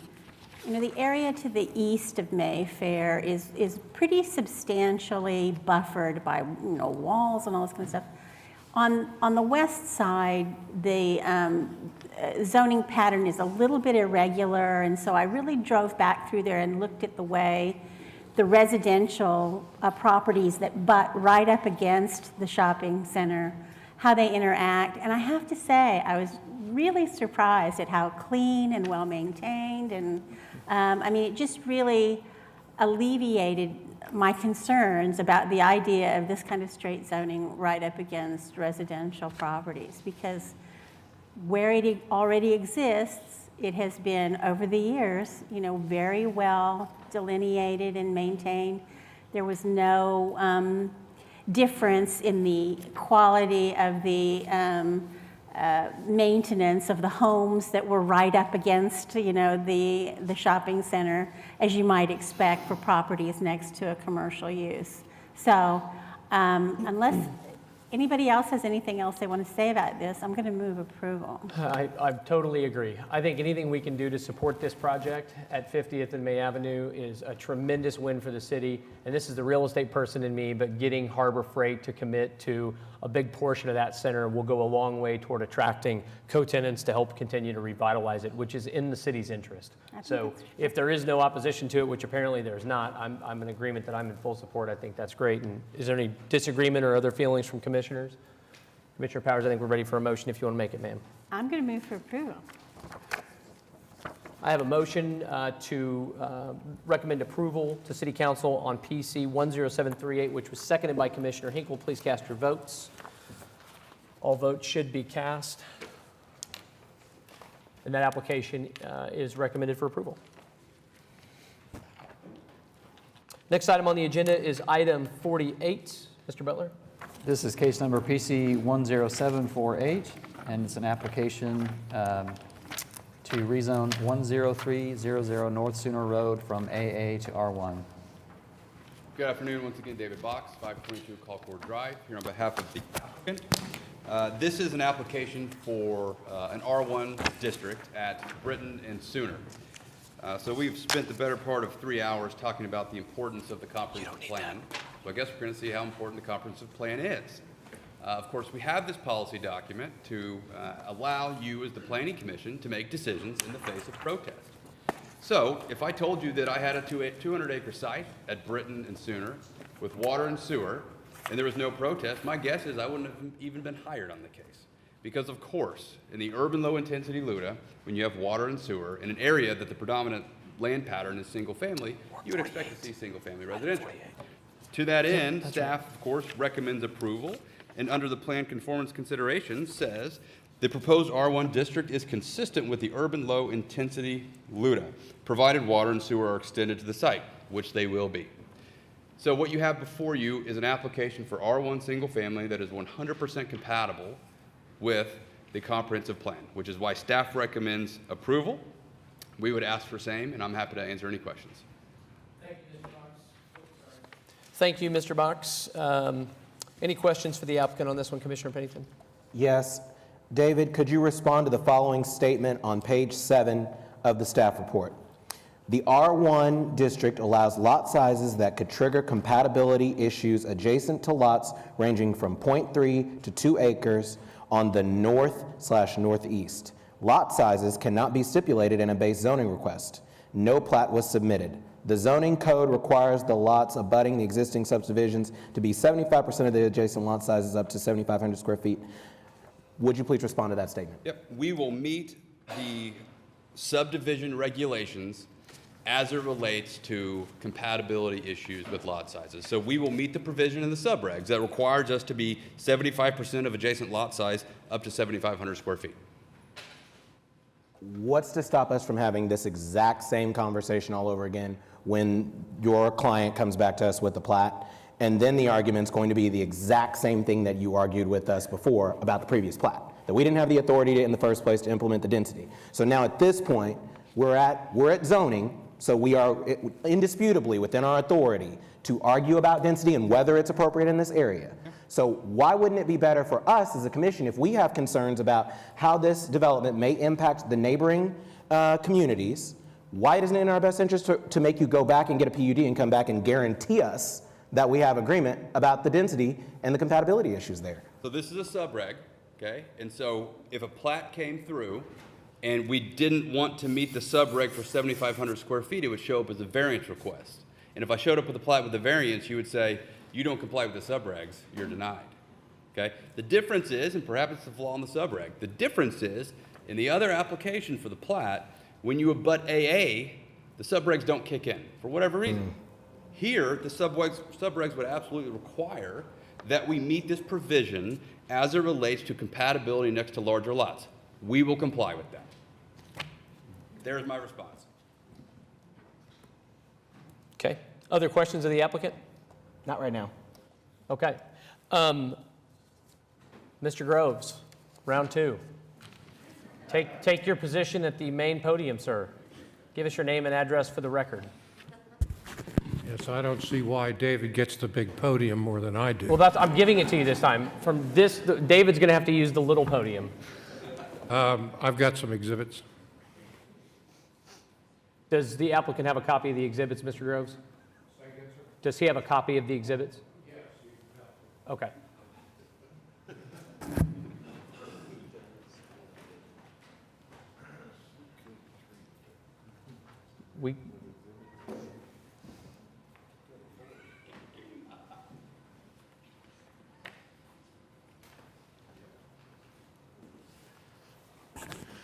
Eric Groves, for the record, for the protestant John Cressup. I'm going to try to be brief. I think everyone is familiar with this case. I briefed it, David briefed it. These exhibits are not for reading, but for reference in case you need them. Exhibit A is the ferment, shows you where the floodway is, which crosses the property. The excerpts from the comprehensive plan that are attached as Exhibit B are similar to the ones we just talked about, the UL LUTA. Exhibit C is a report of our traffic engineers, TEC. Exhibit D is just so you'll know how many folks are opposed to this. I just included the legal statutory petitions.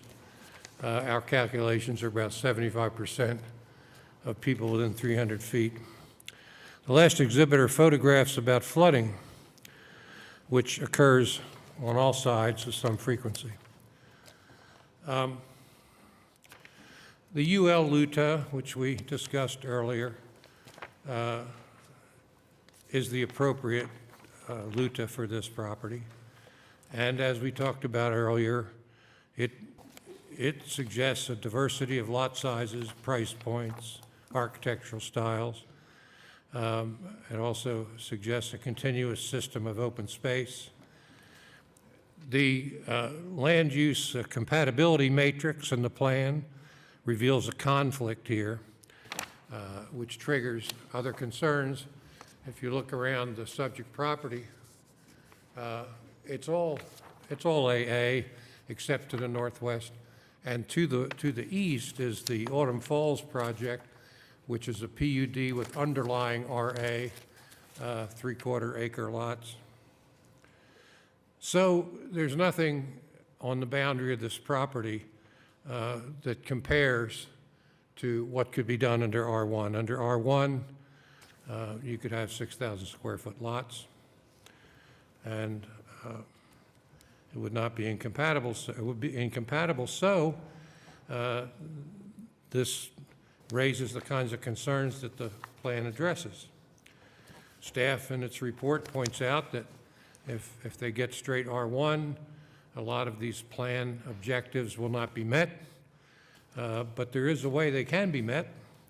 Other ones, by the way, are the upland forest, which the plan says should be 85% preserved. Here's a way they can be met.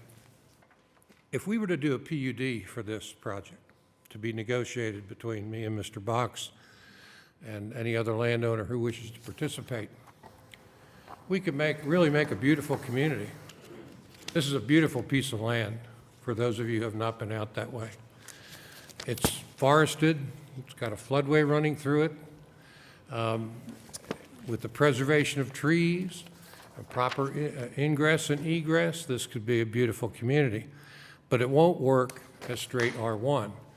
It needs to be custom designed to suit its area. Great school district to the north, Oakdale. So what we're going to ask you to do today is not grant R1, but strongly suggest to the applicant that he come back with a PUD. I'm sure that we can negotiate something that benefits everybody. The densities will not be the same, probably, as you could get in R1, but I have a hunch that David's client could come out pretty well. This is a very attractive place to live, but it needs to be custom designed to accommodate its surroundings. So that's what we're asking you to do. If they want to negotiate a PUD, we're ready to go. If they don't, then we have to ask you to deny R1 zoning on the grounds of incompatibility and all the other reasons I set out in my brief. Thanks so much for your patience throughout the afternoon. Mr. Chair, I have a question about something specifically he said, if I may. Yeah, of course. Mr. Mr. Groves, if you could, we've got a question from a commissioner. Fairly early in that, you said Yes. there's nothing, you either said adjacent or in the area, that compares with what you could do in R1, right? I'm sorry, the houses to the west that are on big lots, you could do those in R1, couldn't you? No, to the west, which is going to be called Autumn Falls, it's a PUD, but underlying RA. But those houses could be in R1, right? You say west, do you mean east? I'm saying west, to the west. Oh, I'm sorry. I thought West you is said white east. fences. Directly west, there's West, some big, nice houses. Those could be in R1. Yeah, the White correct? Fences community, those are 5-acre lots. in Which West could be in R1, correct? It's not R1, though. It's But they double A. could be in R1. You said there is nothing in the area that compares with what you could do in R1. You could do those in R1, Oh, if they correct? wanted to, sure. Okay, I'm sorry. You said you couldn't do it in R1. I just want to clarify. You absolutely could. I'm sorry. You could to if the, you wanted to, but To the north. yeah. there are houses that you could have in R1, correct? So I just want to clarify, when you said you couldn't do those things in R1, you absolutely could. You absolutely You could if you wanted to, but I have. Please, you got to stop it. You could if you wanted to. But You said you could couldn't. you could also do 6,000 square foot lots, which is what we're concerned about. Agreed. You could do what's there or what's, I mean, you said you couldn't do it in R1. You can do everything there that could be done in When I R1. said you couldn't do it, what I meant is you can't be compelled to do it. Well, no, you can't be compelled to do it. I mean, the city. Nobody can be compelled to build something. Well, the city couldn't very well say, we want you to build. Let's just leave it at that. You said you could not do it in R1. You could absolutely do everything in the area in R1. You just, it's just simple. We can go back and forth, but I'm gonna, if you keep saying that you can, I'm gonna say you can. Okay. Because you can, okay. Thank you, Mr. Groves. Turn the mic off again, I'm sorry. Thank you, Mr. Groves. Before I call neighbors up, let me just get a show of hands again. Who is here in opposition to this application for the commissioner's benefit? It's quite a few folks. So we read the letters that have been submitted. If you sent in a letter, email, there's a whole bunch of them in our staff report. I read them. I can't speak for anybody else. I bet Commissioner Pennington read them. I'm sure everybody else did too. Here's what they describe: concerns about density, concerns about traffic and infrastructure, concerns about compatibility in the surrounding area, concerns about schools. Included in our packet was a letter from your school superintendent out in Oakdale, so we got his letter. I read it. I'll come back to that. Aquifers, concern about the aquifers, concern about flooding, which is evidenced in Mr. Grove's presentation, concerns over essential services, and concerns over environmentally sensitive areas. Those are the things that are outlined there.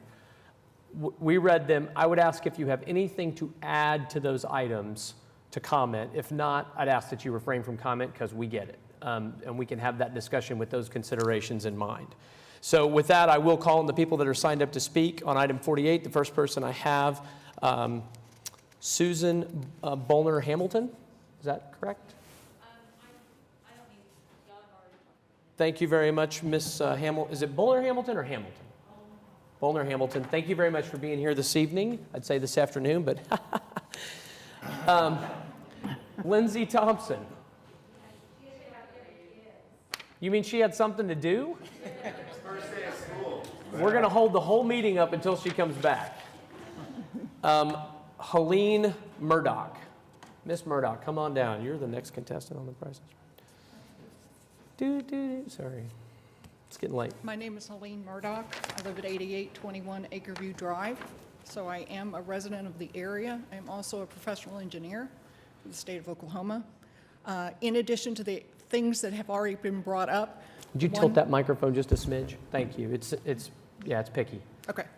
The one thing I did want to bring up is the soils that are in that area. It is highly erodible. You can see from a lot of the pictures that have been brought from Mr. Grove's packets that there is some problems with erosion, with sediment control on the development of Autumn Ridge, or Autumn, whatever that is.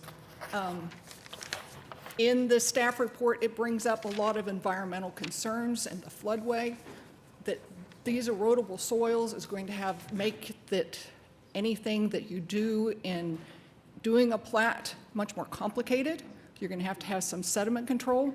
You're going to have a lot more erosion control. It's going to be a very difficult thing to do. And so my stance is that in order to address that adequately, we request that you do a PUD instead of a straight R1. Okay. Thank you very much. I appreciate that, Ms. Murdoch. Appreciate you coming down and for your patience with us here. You've been here a long time. Joe Pierce. Mr. Pierce? I'm the superintendent. You referenced my letter. I did. I read it, and I want to say while you're here in person, I certainly appreciate your participation in our school event this summer to try to help increase communication between us. So thank you very much for that. The last person I have signed up to speak is Teresa Green. Ms. Green? We've added soil and erosion control to our list. Got all of that stuff, but you made a very good speech earlier tonight. I'm a daughter of a realtor. I have grown up researching the land around properties that I buy and moved out to that area almost 20 years ago, looked at the zoning, just like you said, and almost everything out there was RAAA. Since then, PUDs have come into existence, and most of us have not fought those because they've been done in a way that enhances our community. They've been done in a thoughtful way with green areas, with trees. R1 allows people to come in and do exactly what you saw earlier tonight. Exactly what you saw. We inherited an R1, a nightmare, from another city that you all are dealing with, and you may go to court over it. I don't know. What we're asking you to do is to honor those of us who did our homework and do the right thing. Thank you very much. We appreciate you coming down and appreciate your patience because it's been a long day. That's the last person I have signed up to speak, so I'm going to turn the discussion back to the commission at this point and kind of get a frame of reference for where we are and what questions may be lingering. Commissioner Pennington, this is your ward, my friend, so you get the great opportunity to lead our discussion again. Nothing controversial happens in Ward 7. Nothing. I think that what I said when this item was continued, I don't know how many weeks ago, was this. I would like to see this come back as a PUD or bring the plat as a companion item so we can immediately resolve any of these issues that we had with compatibility. I firmly stand behind that opinion. With all due respect to Mr. Box, who I think is an outstanding attorney and does an outstanding job, just because it has water and sewer does not automatically mean that this commission loses all of its ability to exercise its authority or discretion. It does not automatically mean that you're entitled to R1 because those features are there. And so I think it's very important that we get a compromise that actually takes into account all of the lot sizes, density issues, all of the environmental issues, and we can do that. We have a vehicle for doing that, and that's the PUD. And so I stand firmly behind that. So that's all. Okay. Any other comments from commissioners? Okay. If nobody feels differently, I'll say this. I'm a little torn on this item only to the extent that from a policy standpoint, I just want to warn Oakdale residents that this is an area that is ripe for development. It's coming. You're not going to stop it. It's going to come in some form. And so I would encourage you to try to negotiate a PUD if it's to go that route in good faith. This is a very good area for R1 zoning that is respectful of the area surrounding it. I spoke about this case with Mr. Box because it's a zoning issue. There was somebody else on that call, Commissioner LaForge. I think that was a call you were on with me, if I'm not mistaken. So we were on the same call together. As I've thought about it and looked at it, you've got white fences to the west, which is 5 acres. Yes, there's a street there. You've got a PUD that was RA, I believe, 30,000 square foot lots, if my memory serves me correctly, that we did not very long ago. So I think it is fair here to say, what kind of R1 are we talking about, and how do we ensure that that R1 is respectful of the development around here? But I am generally supportive of seeing this property develop because it's an area where I'd much rather see it. Decisions that we face as a commission are extraordinarily difficult, and they're just difficult for a variety of reasons. But just for example, we had a case, I actually think, oddly enough, it was a Ward 1 case, if my memory is not wrong, that we did it is Ward 1 because we did the plat today. That was a rezoning case out in Piedmont. This thing is at the doorstep of Piedmont. We recommended denial. City Council approved it. We have a housing shortage. We need this development, so it's coming. Just don't know what form it's going to be in. So I would encourage you guys in good faith to go back and try to meet. Mr. Groves and Mr. Box's information is available. Staff can provide it, but it sure sounds to me, and nobody objected, that we're going toward a continuance to allow them to resubmit as a PUD. Mr. Box, do you want to object to that? Yeah, no, we don't agree to that. So you want us to vote on it? Yep. Okay. I like just one comment. It's not going to change anything, but I just want to at least add some clarification that Whether residences are appropriate next to residences, I think everybody agrees, yes. Comment was made that earlier we had a mess and we had R1 and we got forced into position. Well, actually what we saw is, and then when the preliminary plat came in, unanimously this commission refused to do something that we did not believe was both in compliance with subdivision regs and the comp plan and what everybody out there said. So we actually did then at the next step do the right thing, at least what we thought was the right thing. And so in this instance, asking this commission and the city as a whole to always get into negotiating and specifying very specific nature of residents, to me the earlier case was a more macro question of whether it was ready for residences. This is ready for residences. There's residences all around. I think that there is a general straight zoning can keep things simple from a macro perspective, and that maybe there's too much specificity of how tall the bushes have to be and how many buffers are here and there. I believe that ASA, our only commissioner's not here, would also agree it's kind of a residences next to residences makes sense. So overwhelmingly, I can tell this is headed towards let's make them do a PUD, but it may not be every time. How many PUDs are we going to do in the Oakdale district? How many PUDs? I mean, there are areas of the city that we just say residences, and it just happens. For some reason here, it's like we're going to, people are more passionate, so maybe it does deserve more analysis in how tall are the shrubs. But it doesn't necessarily otherwise always need to be negotiated every residential area. So it's going to go to a PUD, you'll get to negotiate it, and maybe this time it'll happen, but I'd rather not do a PUD for every neighborhood around the city. I mean, I agree. I'm in general agreement with what you said from a policy standpoint. I don't think it's good practice for us to do it because, as I said, I'm generally supportive of residential development going on here. The question just becomes, do we want to have the same discussion at the plat phase that we just had on the last one in lieu of trying to support the idea that, at least from my standpoint, I can see legitimate compatibility issues that need to be addressed.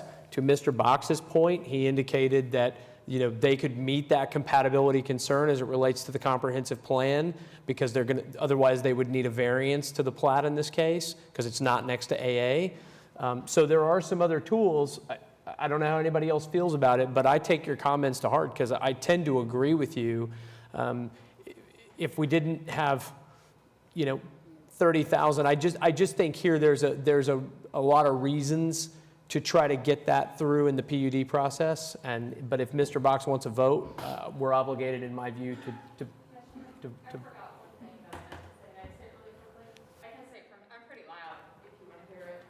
the people at home can't hear you. They've been watching all this time, and they're hanging on the edge of their seat. On the edge of their seats. Yep. The one thing I forgot to mention is there is a major sewer line that feeds the neighborhoods out there that has collapsed. The city engineering has been out there trying to assess the problem. They've had 2 engineering firms looking at it. They have not been able to figure it out. They're currently pumping sewage out from behind one of the neighborhoods right now while they try to figure out how to fix it. So we don't actually have adequate sewage addressed in the area right now. You have water and sewer question mark. Water and sewer. Got it. Okay. Actually, just one second. Let me find out if there are other commissioners in the nature of the conversation that we're having that have similar or different feelings or want to chime in on this discussion because I think it's an important one. Nobody? Okay. I'm of the opinion that I want to see it come back as a PUD. And what is that rooted in, Commissioner Clare? Pardon? What is that rooted in? I think the compatibility out here with the rural character, I think we just need some extra provisions in place to make sure that the neighborhood's compatible.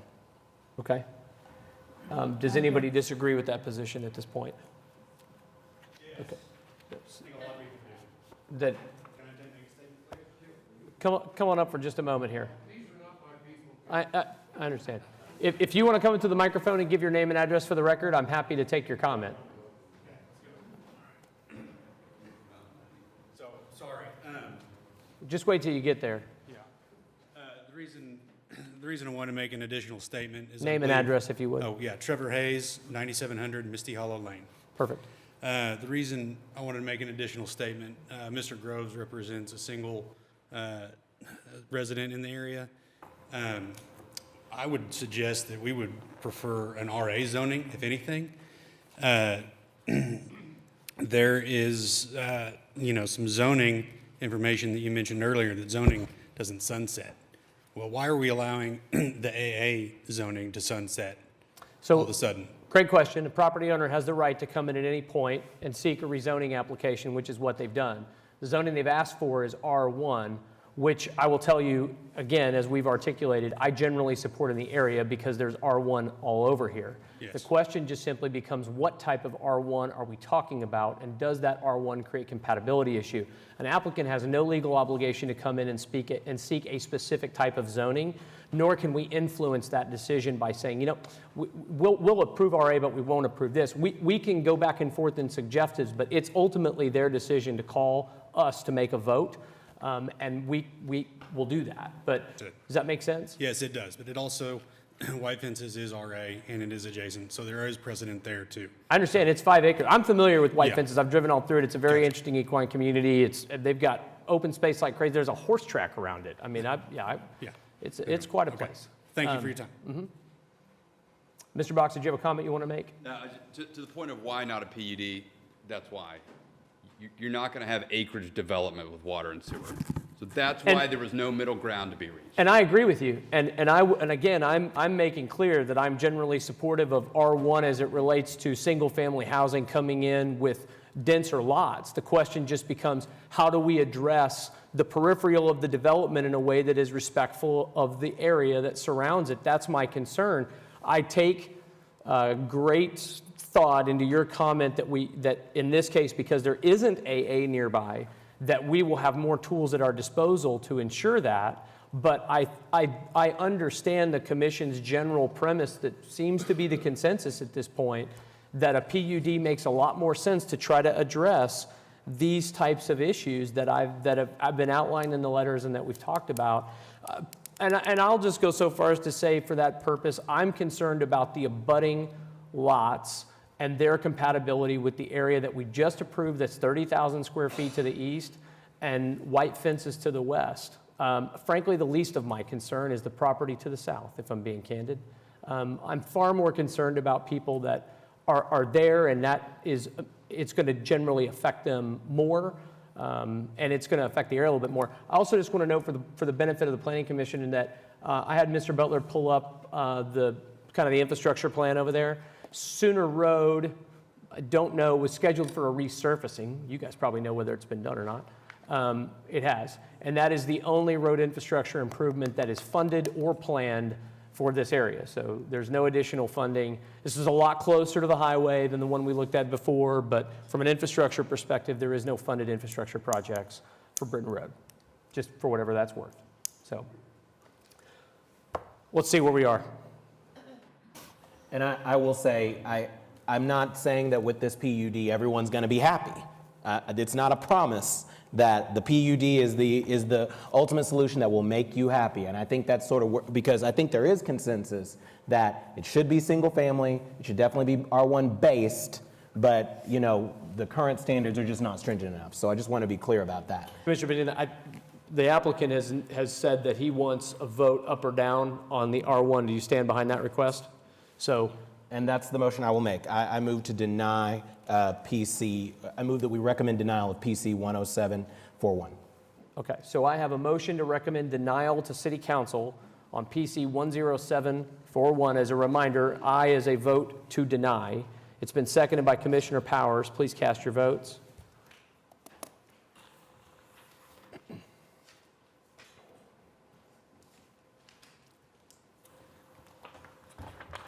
All votes should be cast, just like it. And that application is recommended for denial. Thank you. Thank you.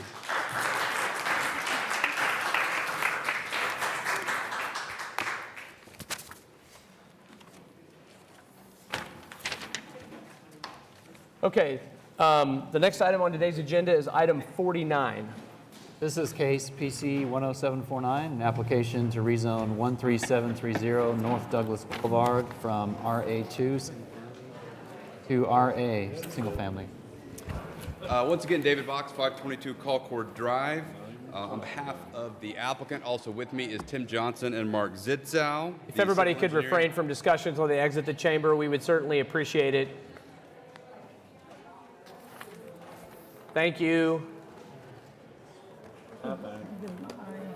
Okay. All right.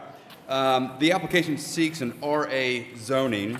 Staff does recommend denial, but I want to walk through a host of recent decisions of not only Planning Commission, but City Council, and kind of what the development pattern is out here in Ward 7. So the subject site is right here at Douglas and the Turnpike. You may recall an RA application recently at Midwest Boulevard in the Turnpike within the last 2 months. There was another RA application just south of Lake Eufaula within the last couple months. In fact, City Council approved it, I'm going to say 4 weeks ago or 3 weeks ago. Everything you see yellow over here are all RA zoned property. What you see up here is actually 0.85 acres, so less than an acre. These are 30,000 square foot lots over here to the east. So RA, average lot size 1 acre, we believe to be compatible not only with the development area, but with multiple recent decisions of both Planning Commission and City Council in this area. So with that, I'd be happy to answer any questions. Commissioner Pennington, as if you needed another case, this one's coming right at you. I've met with the applicant. I'm in support. Okay. Is there anybody that would like to be heard on this item? PC 10749. Okay. Seeing none, if there's no discussion from commissioners, I'll accept your motion, Commissioner Pennington. I move that to recommend approval of PC 10749. I have a motion to recommend approval to City Council on PC 10749, seconded by Commissioner Coffey. Please cast your votes when available. All votes should be cast. And that application is recommended for approval. Item 50 was continued. That brings us to item 51. Mr. Butler. This is case PC 10760, application to rezone 3311 Southwest 59th Street from PUD 562 with AE2 Airport Environs Zone 2 overlay to I1 with AE2 Airport Environs Zone 2 overlay. Start out by giving us your name and address for the record, please, and tell us what you need to know about your application. Matthew Smith, 2900 Wingate Street, Fort Worth, Texas. So the application is for, the underlying zoning right now is PUD for a movie theater and some other uses. We talked with staff about the application, whether we should try to amend the PUD, redo a PUD, and they recommended that we go with the industrial zoning. Our use is already allowed under the current PUD for the corner, but our site plan that we currently have is larger than that allowed use. We've gotten approval from the Public Works, Assistant Public Works Director for our, we've worked with Public Works and they've approved our preliminary access points. We've worked with other members of staff on the infrastructure, everything like that. I've been speaking outside with, her name's gone a blank. Sarah Welch. We talked with the airport, or she's been helping me coordinate with the airport. I shared my site plan with them. They're generally on board as long as we share all of our plans with them, and our traffic study that we will be doing for this site. Okay. Sarah Welch, would you mind confirming what Mr. Cranenberg relayed to you? Hi, Sarah Welch, Planning. Jared, can you please go to the aerial? Because I didn't realize until I sat down that the case map is incorrect. They're only zoning the corner. So when you look at the... Right. I saw that in the Okay, stuff. But okay. Sorry about that. I didn't realize it till, not to make it more complicated. Yeah, it's just 4 acres, around it's 4.2 yeah. acres. Yeah, which is what's shown right now. Okay. Yeah. Yeah. Well, the PDF map was not, showed, anyway. Airports has comments in your staff report, and their major concern is the truck traffic that exits onto 59th Street, specifically large truck traffic.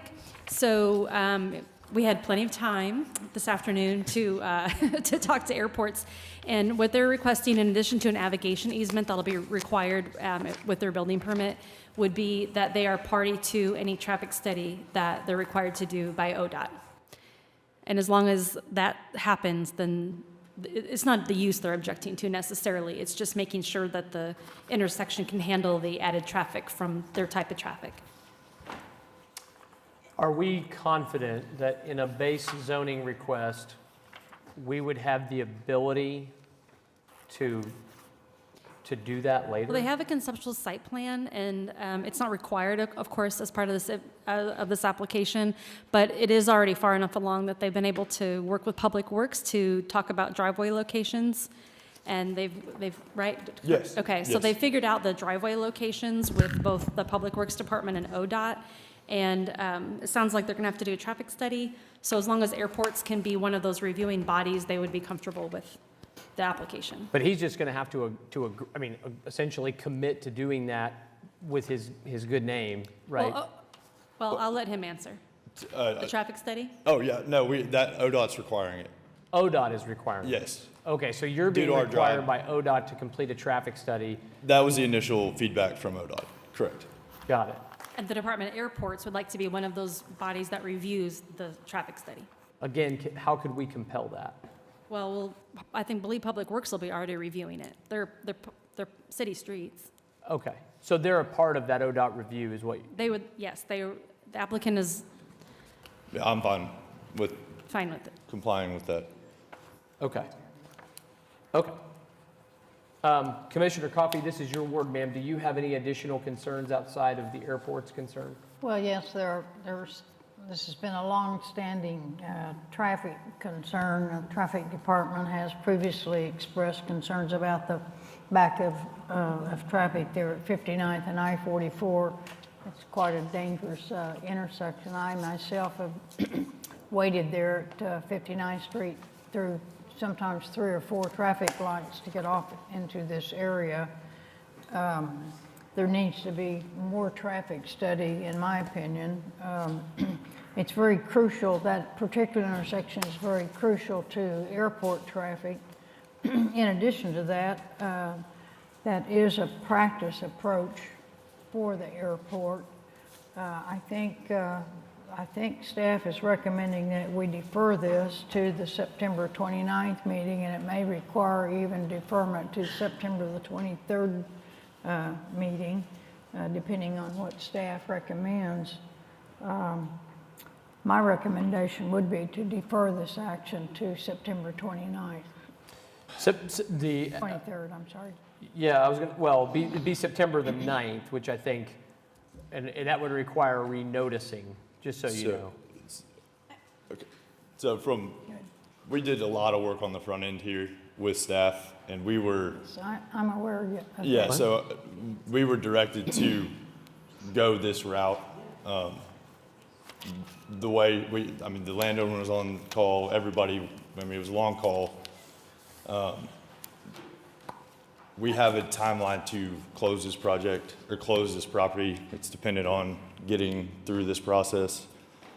What is the reasoning for, is it to amend a PUD or to create a new PUD? What exactly are we pushing this you on? definitely will need to resubmit it as a PUD. You've got some very ambitious goals for that piece of property, an indoor theater, a large gasoline station. That's what it currently is. Those are what they currently are. Yeah, that's not our plan.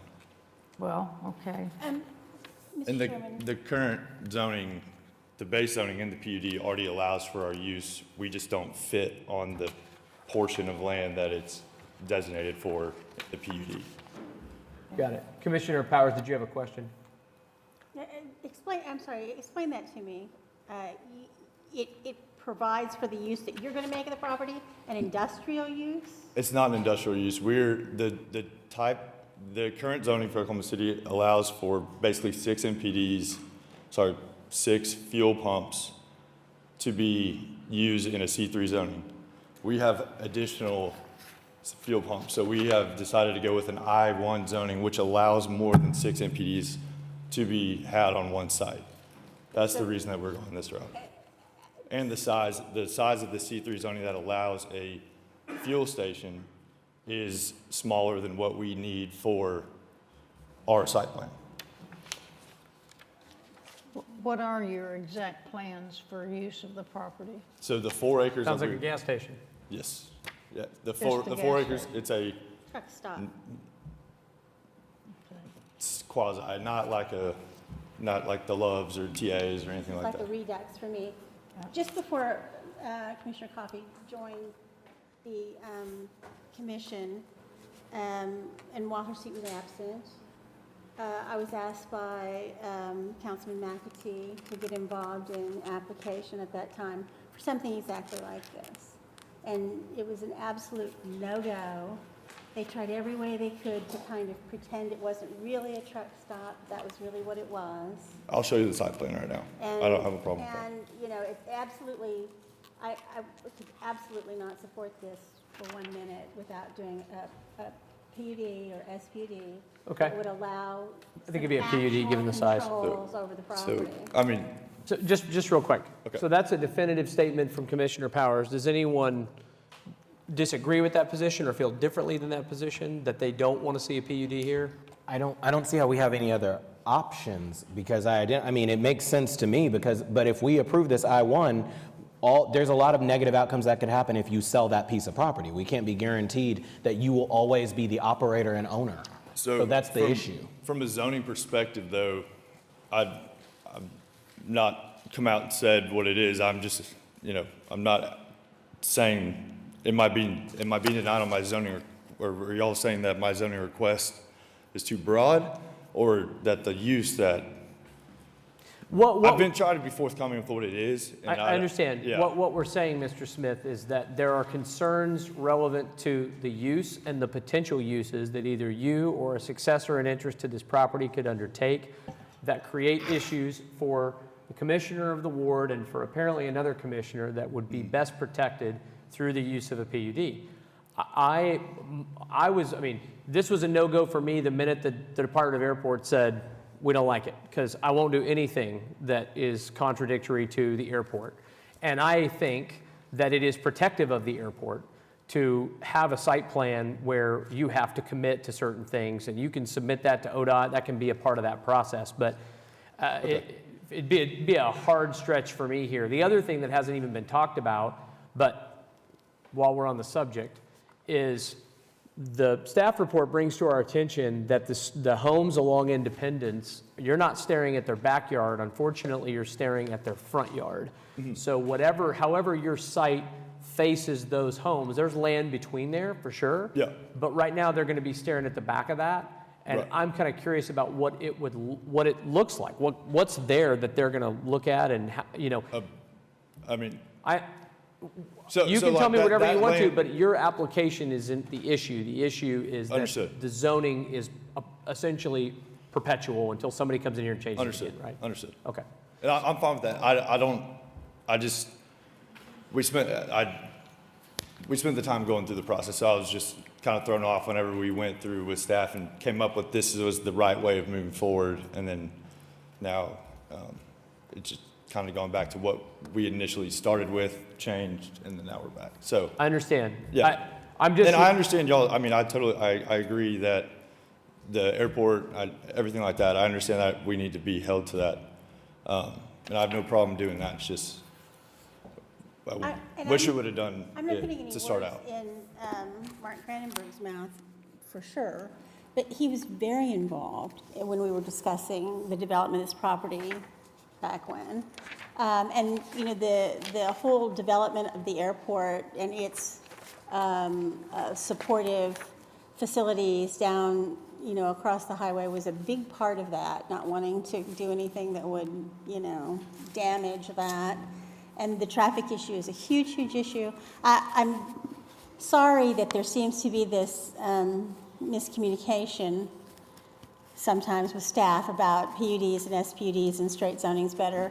We're in the process of a code update. We're not there yet. No, I understand. These I'm kind not of upset things about cannot be addressed with straight zoning, and that's unfortunately just where you find yourself. That's all right. To Commissioner Bauer's point, there's a lengthy set of comments in our staff report from the airport, Yes. right, yes. from the staff there, of their concerns. So, I mean, those aren't the only concerns. Again, the people on Independence and how that site is going to lay out for their benefit is especially important given the use Right. that you're purporting to introduce. And the issue with the PUD and why we decided to go this route is the landowner, it's 17 acres total, we're buying 4.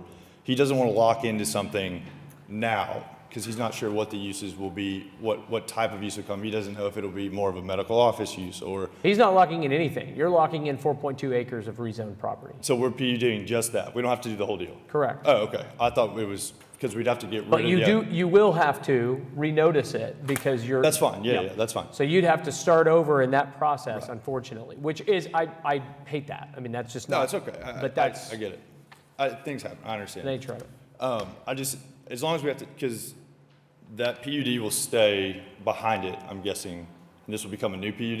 We don't have to redo the whole Yeah, section. you're just rezoning this Okay. area that is on the map right now. Gotcha. The rest of the Okay. area would still have an underlying zoning of PUD 562, which was done Okay. in 1997. Yes. Well, let me just tell you this, if you're going to go that route.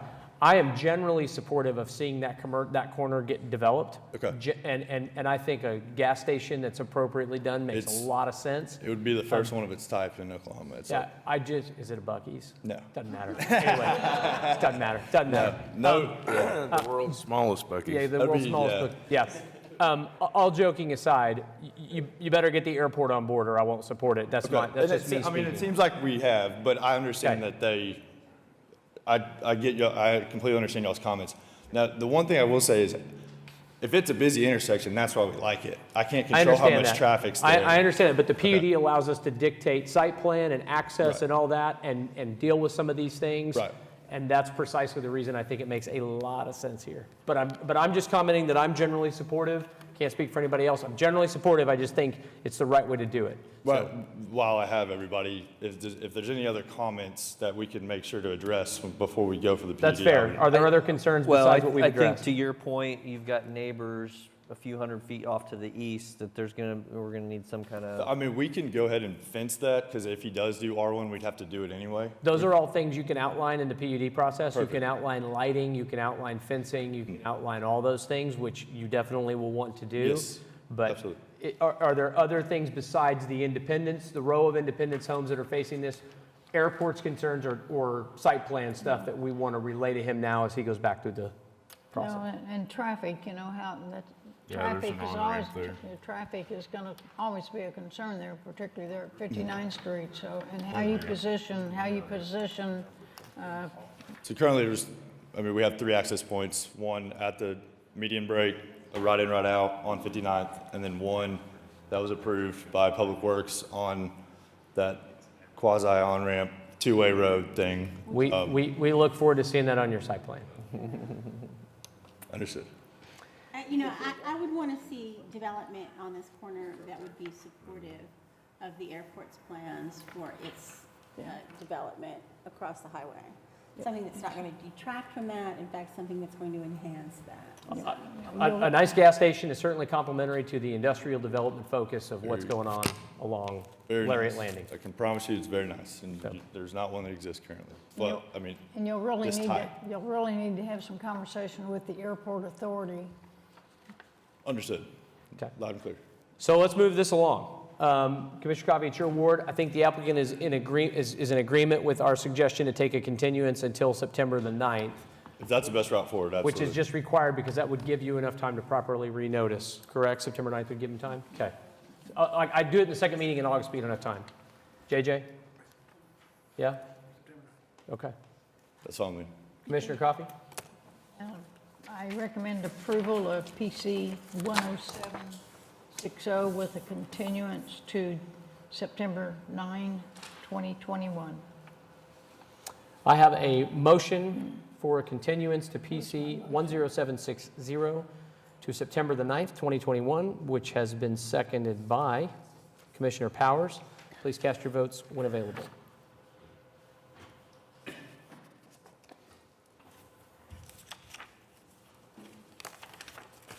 All votes should be cast.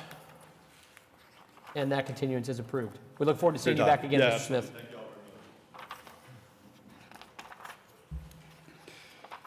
Next item on our agenda is item 52.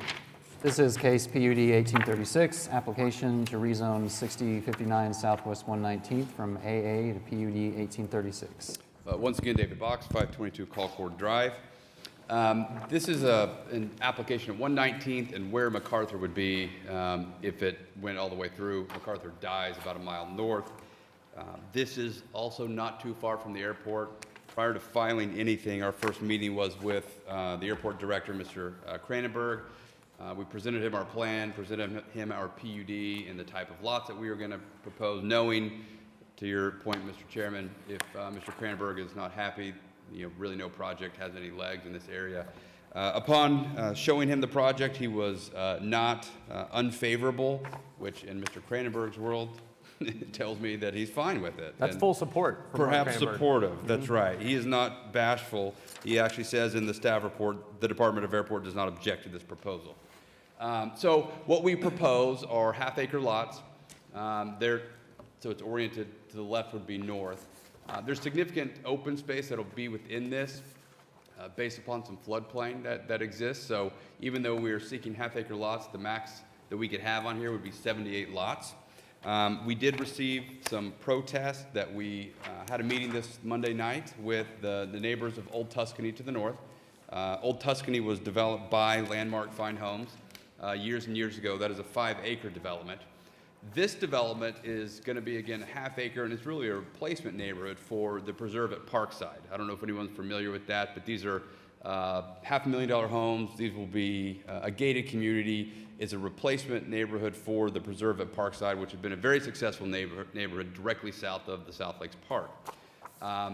Landmark Homes has been very active in this area with half-acre type developments. So we met with the neighbors. Generally, they were supportive, but they had a handful of things they wanted to discuss. And ultimately, there were 4 things that we committed to that prompted the HOA president and at least one other neighbor that I'm aware of to call Ms. Coffey, send her an email, and I believe the chair got a call from another neighbor saying that the HOA and the neighbors are in support. Those 4 items are site-proof screening along the north. So all of those lots along the north will require site-proof screening, a 20-foot landscape buffer along the north that will be within the lots. Are these additional technical evaluations that you're That's fine. proposing, Mr. Box? So if you would, let's start over. Yeah. Just so. Site-proof screening along the lots on the north, Okay. a 20-foot landscape buffer along the lots on the north, and that 20-foot will be within the lot. Ensuring to the extent possible that all stormwater runoff does not go to the north. And we will bring public water to our north property line if the neighborhood can get approval from Oklahoma City to extend public water through their neighborhood.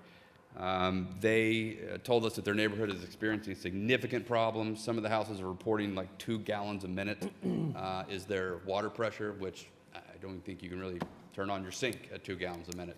So the ability to have public water was something that was very important to them. And assuming that they can get all the approvals, we will bring public water to our north line, and they will be able to work with the city and engineering department and do whatever needs to be done to extend that through their neighborhood. So we're happy to bring it to their north line, assuming they can do what they need to do with Oklahoma City. That's the longest technical evaluation I've ever heard in my life.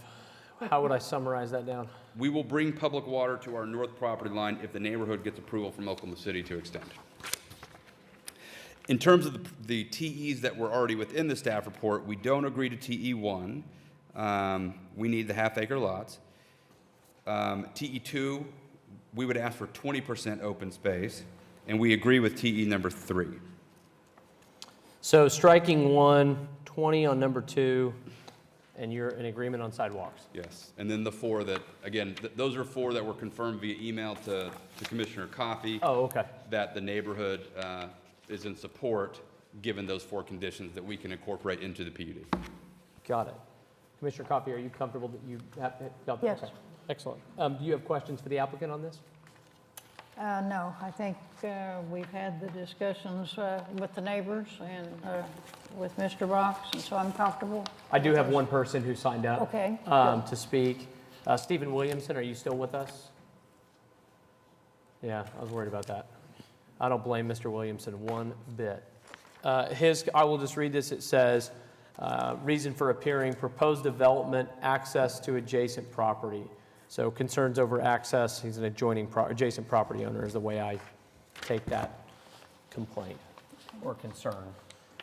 If there's no further discussion from the commission, Commissioner Coffey, I'll turn it back to you. okay.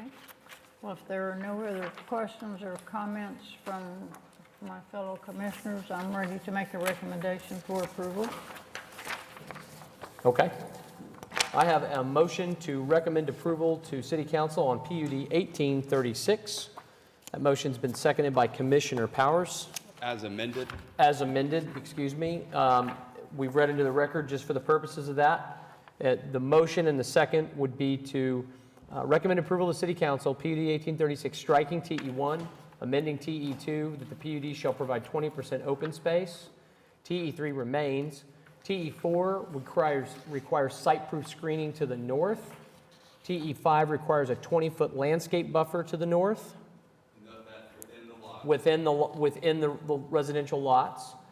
TE6 requires that stormwater be directed away from the north To the greatest extent possible. to the greatest extent possible. TE7, public water will be extended to the north so long as authority is granted by the City of Oklahoma City. That's correct. Okay, please cast your votes.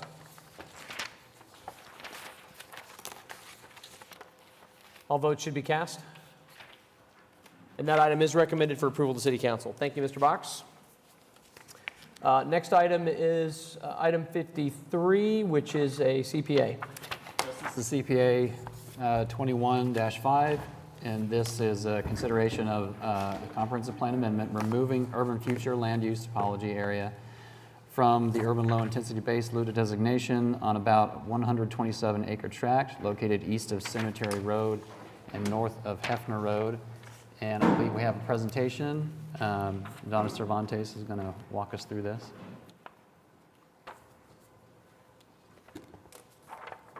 Welcome Thank to you. Planning Commission Nighttime Edition. Go ahead. Yeah, thank you. I'm glad I brought a snack today. This was continued from your May 27th meeting. The concerns at the time were regarding the extension of water and sewer for the main part. So we brought some additional information to you. Ditch that. See if I can get all the.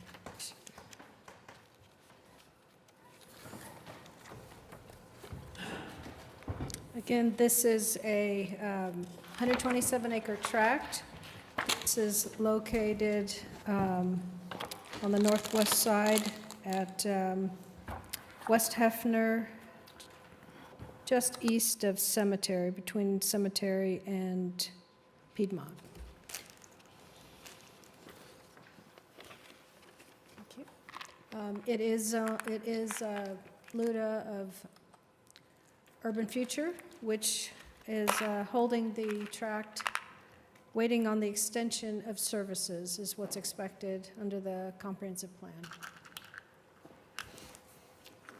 The intention is to hold this until services are available in the area. This is to ensure efficient extension of our water and sewer and to ensure the proper and just the best use of the land and not to get ahead of development, to try to guide development and make sure the proper infrastructure is in place. This for water, it is, there's a map that shows you the distance. It's, I'm sorry, yeah, you can go back. The closest water line is approximately 1 mile to the east, and the developer does propose to extend water. for sanitary sewer.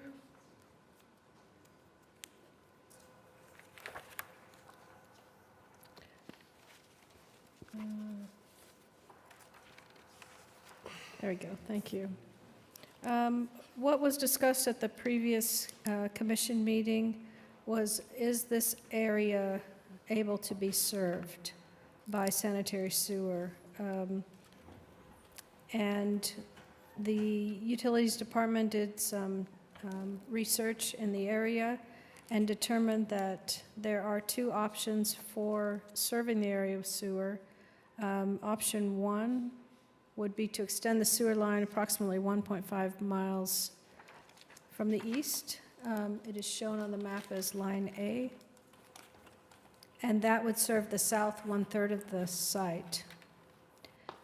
This site is divided by a ridge. So the north side needs the sewer to drain to the north, and the south portion, the sewer needs to drain the other direction. So what they've determined is it would require two different modes of extension. A gravity main could serve the south portion of the site, and a lift station would be needed to serve the northern portion of the site. That's option one. The other option would be to extend sewer 2.2 miles from the north, that's shown as line B, heading up Cemetery Road. And they would still need to extend the sewer line from the east to serve the southern portion. So it's kind of a two-part, but the determination was, yes, this area could be served by sewer. Which of those two things would cost less? I'm sorry? Which of those two things would cost less? We have Adam Burke here from Utilities. Maybe Adam would be the best person to address that, I think. I think, are you saying you'd have to do both? Yeah, it's not an either or. Yeah, you have to do both. In order to serve the entire, the parcel, because the ridge breaks it in half, is what they're saying. So that line you see from the top that's notated by the 2.215 miles. But the first option is to bring water from the east and do a lift station. Oh, you're saying a lift station. So Well, which of those two things would cost less? To do both water lines, or to do the one and do a lift station?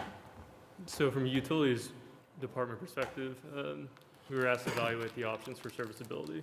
So going back to the subdivision regulations, which we spoke about earlier today, in an urban area, if any part of the boundary is within half a mile of an existing or funded line, an extension is required if part of it is in a naturally draining watershed to which the sewer serves. This exercise here shows how we could service the entire site. There is a ridge line that runs and bisects the site, so the lower 1/3, the lower southeast 1/3 does shed southeast, and the northern 2/3, call it, sheds to the north. With regards to a lift station and option A, the 1.5 mile stretch, that would be a very, very costly option. The 2.2 miles is not cheap either. I mean, it just kind of varies depending on the size of the line. The line to the north of Northwest Expressway is a 21-inch sewer main, so there's opportunity to be designed for, running parallel lines, running a larger transmission line. It just really boils down to what the end design is.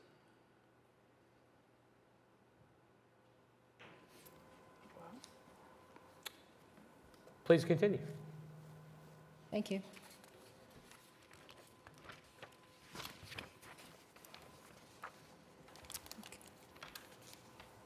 Next slide.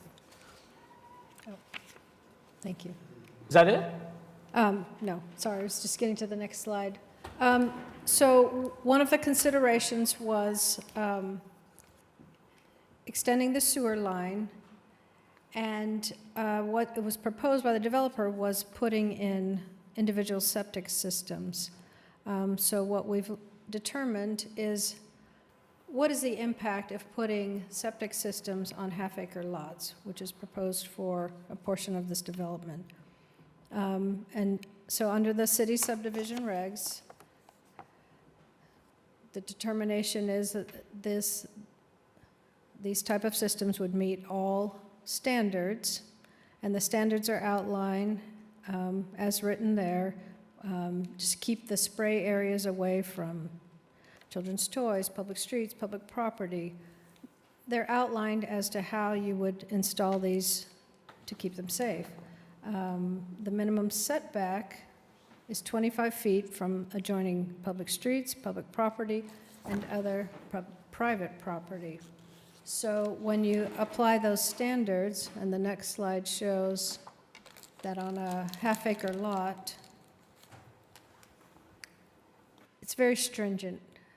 It doesn't allow adequate space, really, for use of the lot. There's a limitation on the size of the home if all setbacks are met, and the impact to the yard is significant. So this graphic shows that a typical, in these areas, it was typical that about a 4,500 square foot home might be proposed. In the RA, the setback is 40 feet. And you can see that wouldn't accommodate that size of a home. In an R1, the setback is 25 foot, which the setback would be met. But again, the spray area required for this type of septic system does have a significant impact on the use of the lot in order to meet these setbacks. What also is not stated but is understood that these type of systems require a significant amount of maintenance, and one of the concerns is, are home buyers understanding these requirements? Are these systems being maintained as they should? And it's consideration as to what are the potential environmental impacts that these type of systems can have on a neighborhood, especially half-acre homes at that density, and the spray areas begin to impact just being neighbors. I mean, there's not a lot of distance between the homes. So that is one consideration we just want to show in this graphic and bring that to your attention. This area is currently the AA zoning. The existing land uses are, for the most part, undeveloped. We do understand that a series of 5-acre lots have been permitted and in some stage of development immediately west of this parcel off of Cemetery Road.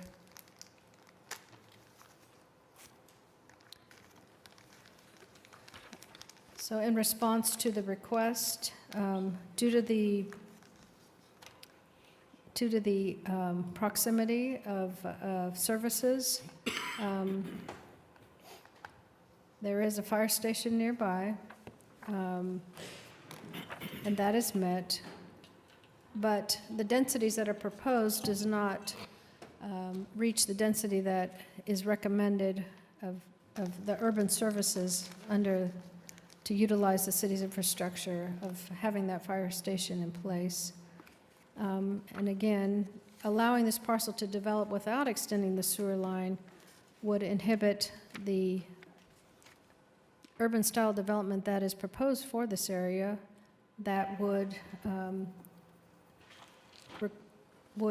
put in place the efficient type of development that the urban low recommends, and it would underutilize the city's existing sewer infrastructure. Therefore, as proposed, the staff does recommend denial to lift the urban future. Fair enough. Thank you very much. Commissioner Clare, your ward, sir.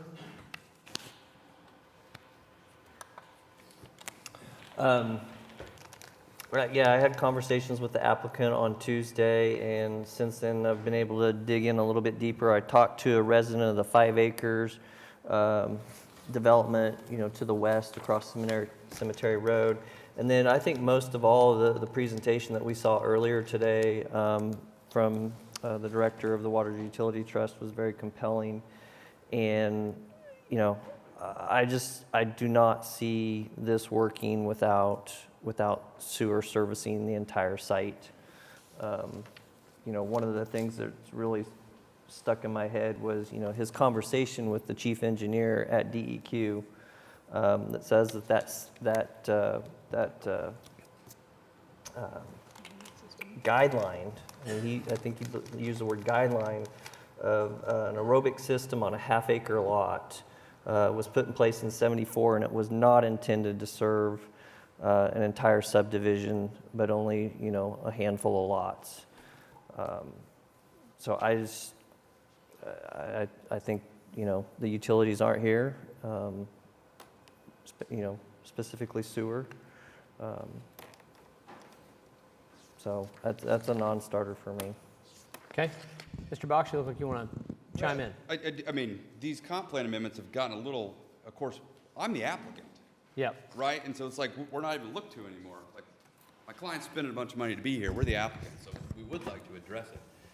One of the problems is, and I wasn't at the meeting today, but it's hard for me, I think objectively, to say that these aerobic systems aren't appropriate, given the Oklahoma Department of Environmental Quality says that these are permitted.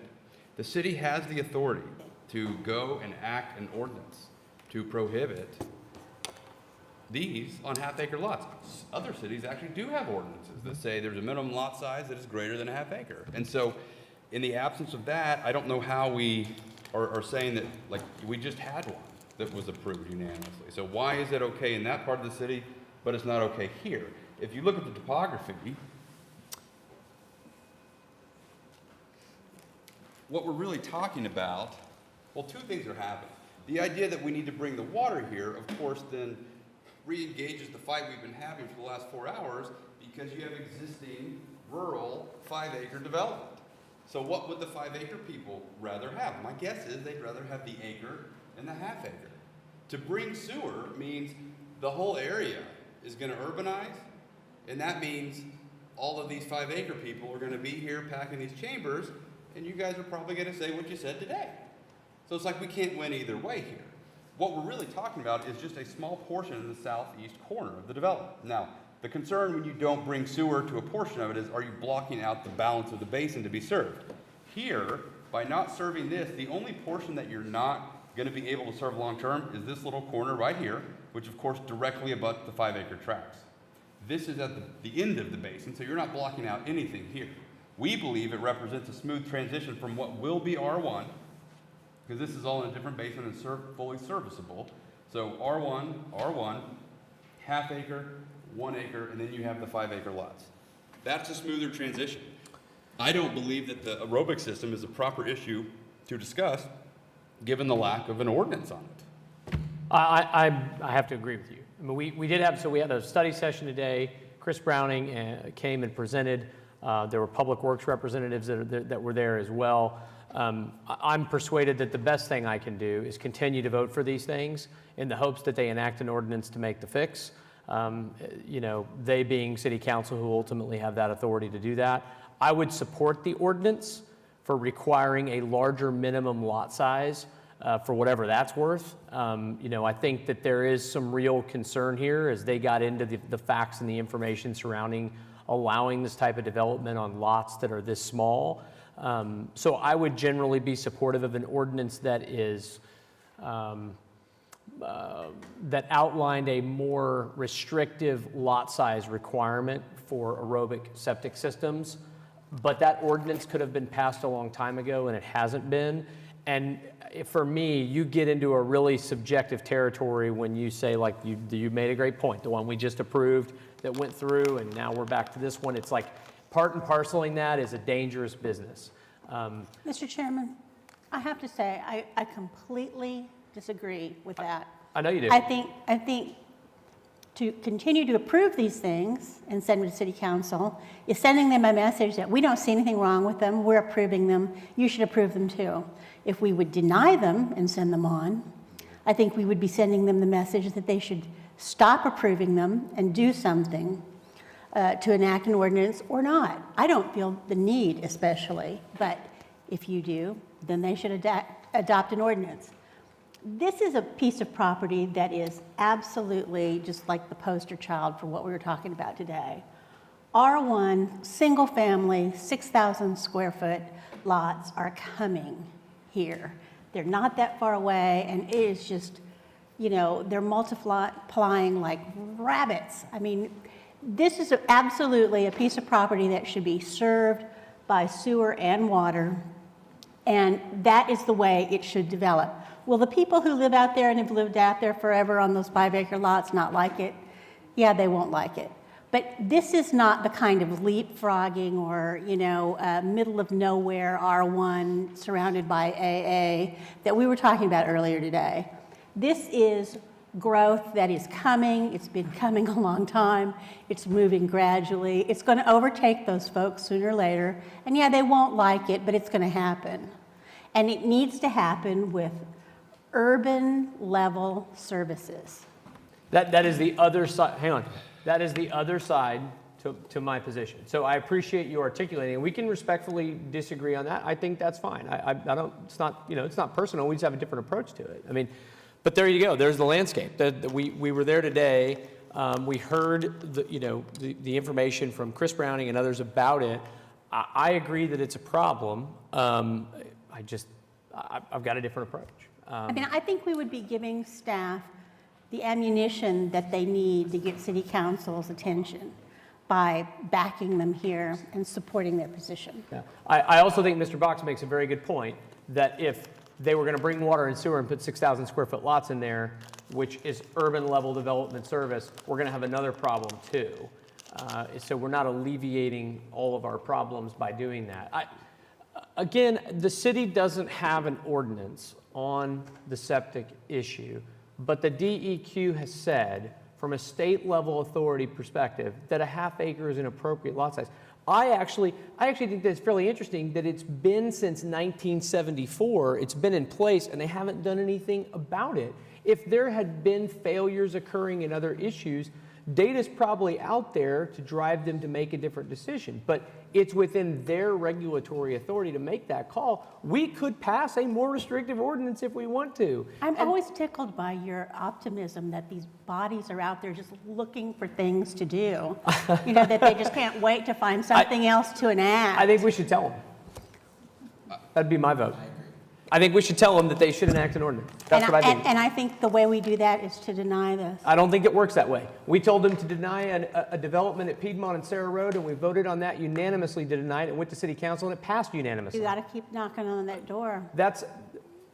I don't think that works. I wish it did. I have not seen it work because I've seen these things get approved at city council regardless. So it's either an issue that they've looked at and they don't care about, or it's an issue that they're not fully informed about yet, but from what we heard today, they're working on that. And the way that we support staff in their effort to inform them is to support their position here. And if I may briefly, I think you'd find the development community, frankly, happy with it. The problem developers have, and I, as a lawyer, Ms. Powers, I think you can appreciate this. They say, what's the rule? What's the minimum lot size? And you say, well, the DEQ says half acre. And by the way, there's all these other half acres. They say, okay, well, that's what I want. In Edmond, the minimum lot size is 30,000 square feet. That's the rule. So it's hard. But see, I think that we are just as capable of saying, the rule is we don't allow these on, you know, half-acre lots or whatever. I mean, I think we're capable of making those rules. I think that's why we're here. I think that's the job we're here to do. So in this particular case, my client's willing to make the half-acre lots 30,000 square foot. If that's something that would move the needle. Ms. Powers, one thing too I want to bring to the commission's attention that municipal councilors told me is we could also amend our subdivision regulations, which is our authority to do, to take some action there and make a change. So we do have something that was in our authority that wasn't discussed today. If that's true, that's something we should do right away. I agree. Because as I said today, these things keep coming, and I took the presentation to heart. I get that it's going to be an issue and it's a concern, and I understand all that. But I mean, I'm just in general support of this until you get there. So I don't know where, I mean, we've heard kind of two different pieces, so everybody's had a chance to kind of hear it. Are there additional comments on this they want to make? Anybody? Well, we can do 30,000 square foot on the half acres if that helps Commissioner Claire. Done. I know it's not the zoning, I'm just for the purpose of. What's that acre? Yeah, we can cross that bridge when we get there, but I appreciate that you're making that concession, but that's sort of beside the real point, honestly. Commissioner LaForge, you had something you want to say? No? Passing, huh? Okay. No discussion. Let's make a motion and see where we are. Commissioner Claire, oh, it's all you, my friend. I'm sorry, I kind of signed up to speak. Did we call on people to speak, or? He signed up for 54, which is the companion zoning item. If you'd like to say something, I'll take the testimony for sure. You certainly deserve that. Yeah, so Tommy Crabtree, and I would, on behalf of the development. What's your address, Mr. Crabtree? 812 West Main, Okay. Suite 105 in Yukon. That's our office address. So I've kind of sat and listened, you know, it's been a long day. And with items, specifically items 45 and 48, when we've talked about, like Mr. Pennington was talking about, you know, wanting to have a PUD in an area because you want to have compatibility. I mean, that's really what we're trying to achieve here. I mean, you do have an area that's going to be smaller homes coming that direction, but you have definitely large 1 acre, 5 acres, and larger tracts going to the west of this. And then I believe it was Mr. Cravens, you were saying on one of those two, just because something has sewer and water doesn't mean it has to be R1. And same thing, that the PUDs are helpful so that it meets an area. And then the other part that Mr. LaForge brought up is that he was saying just because something is R1 still doesn't require it to be, they could be 5 acre, 2 acre, 1 acre. So even if this was to be forced to be R1, still wouldn't make it have to be 6,000 square foot lots. They could be 2 acre lots. So anyhow, I just feel like as you sit here through the day, and then same thing Mr. Claire was talking about with the Ward 7 of wanting to see a PUD to see compatibility because of the house and the lot sizes that something's backing up to. And I mean, I really feel like that's what we're trying to achieve here is a progression. And then from this, it will go to. We totally, I agree with you. I mean, 100%. I think what you're doing makes a ton of sense. The challenge just becomes, and I understand it, is that developers have become incentivized to prepare half-acre lot developments and serve them with these aerobic septic systems because that's the minimum lot size. In my view, that's the current regime, so to speak. I don't think it's right. I do think those lots need to be larger. That's something that we need to look at and explore, and talk about with the development community and others. But I think it's something that needs to be looked at awfully fast. But I agree with you that what you're doing is certainly more compatible in the area than what could be done, for sure. Even though I know we're not on the zoning item still, but yes, I understand. Okay, thank you. Thank you. Appreciate your time. Commissioner Claire, I'll turn it back over to you, man. You make the motion either way. It doesn't make any difference. Well, I get the feeling that I know the way that's going to go, and it's probably not going to go. But I'm going to go ahead and make the motion to deny CP 2021-0005. Okay, so I have a motion to deny the comp plan amendment CPA 2021-0005. I'll take a second on PrimeGov, and remember, a vote aye or yes is a vote to deny. Motion's been seconded by Commissioner Powers. Please cast your vote.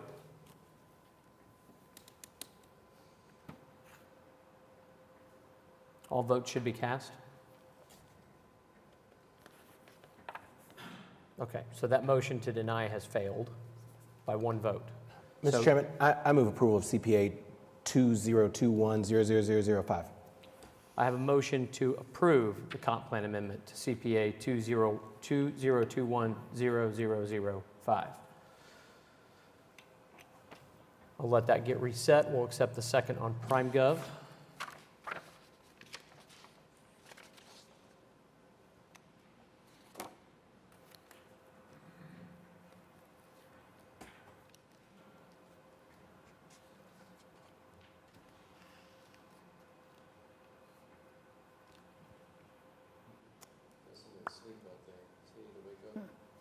Not yet. You want me to take a voice vote? Okay. So I have a motion. I will need a second. I have a motion to approve the comp plan amendment. I have a second from Commissioner Hinkle. Commissioner Claire, how do you vote? Nay. Commissioner Powers? Commissioner Coffey? Nay. Commissioner Privet? Yay. A or nay? Yay.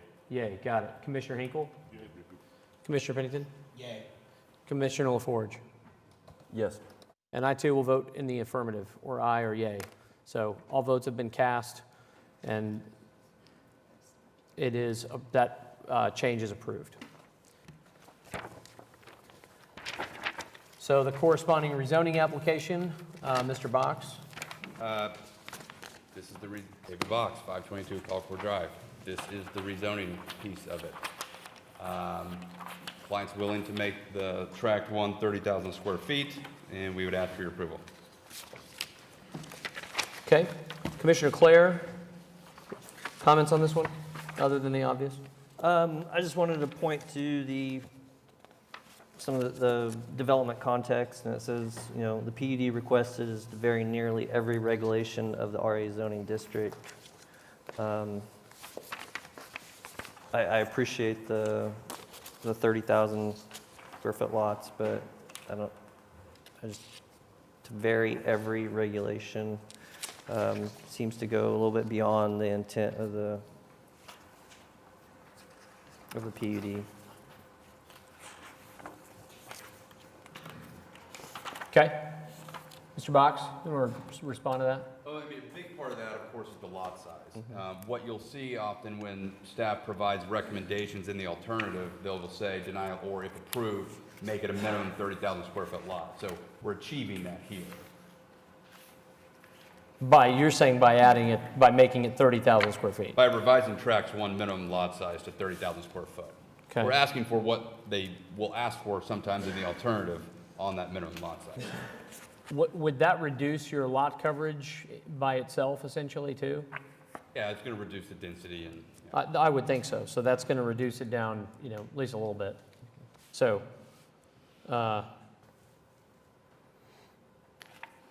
does it reduce it to 30%, you think? If you go from 21 to 30,000? Does it reduce your lot coverage to 30%? I'm just curious, because that's, to Commissioner Claire's point, that's another part where it's varying the code standard.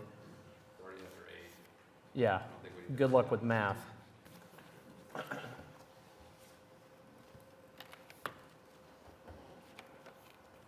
I went to law school, not engineering school, despite my drawing on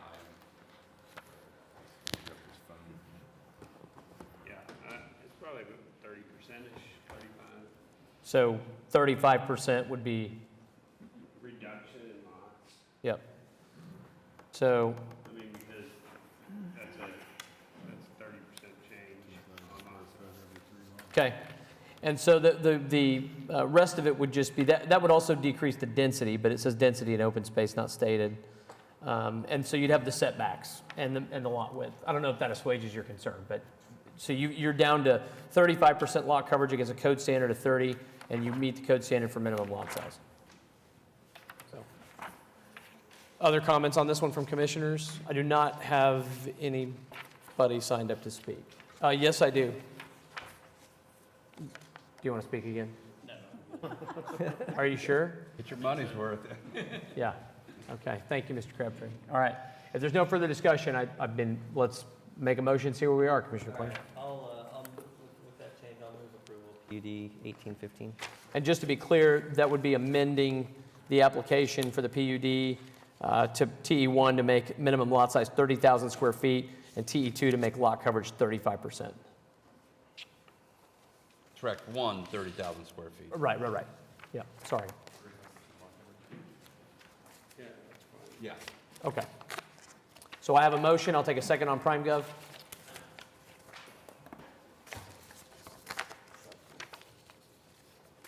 Motion's been seconded by Commissioner Hinkle. Please cast your votes. Motion was to approve, so a yay vote is in the affirmative. All votes should be cast. And that application is approved. Thank you. Next item on the agenda is CPA 2021-0006. This is another CPA, and this one is located on the southeast corner of South Council Road and Southwest 119th Street, 160-acre tract. Again, also removing urban future, the urban future layer. And Donna's going to take us through this one as well.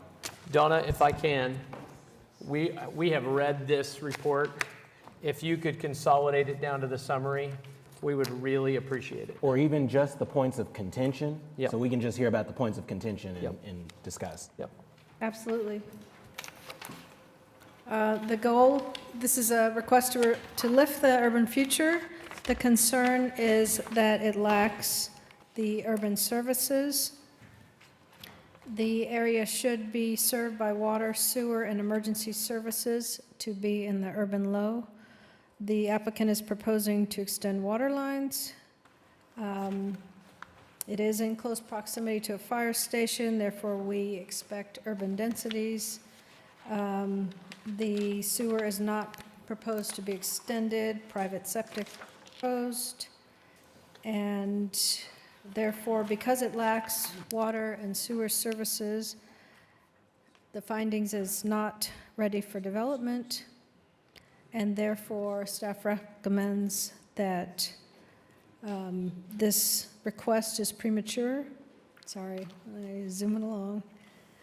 That development is not ready for urban levels of development. I'm sorry, the parcel's not ready for urban levels of development, and therefore we recommend denial of the request to lift the urban future. Thank you very much. At Mr. Box's request, I'll give him a chance to comment as the applicant before we take comments from Commissioner Coffey.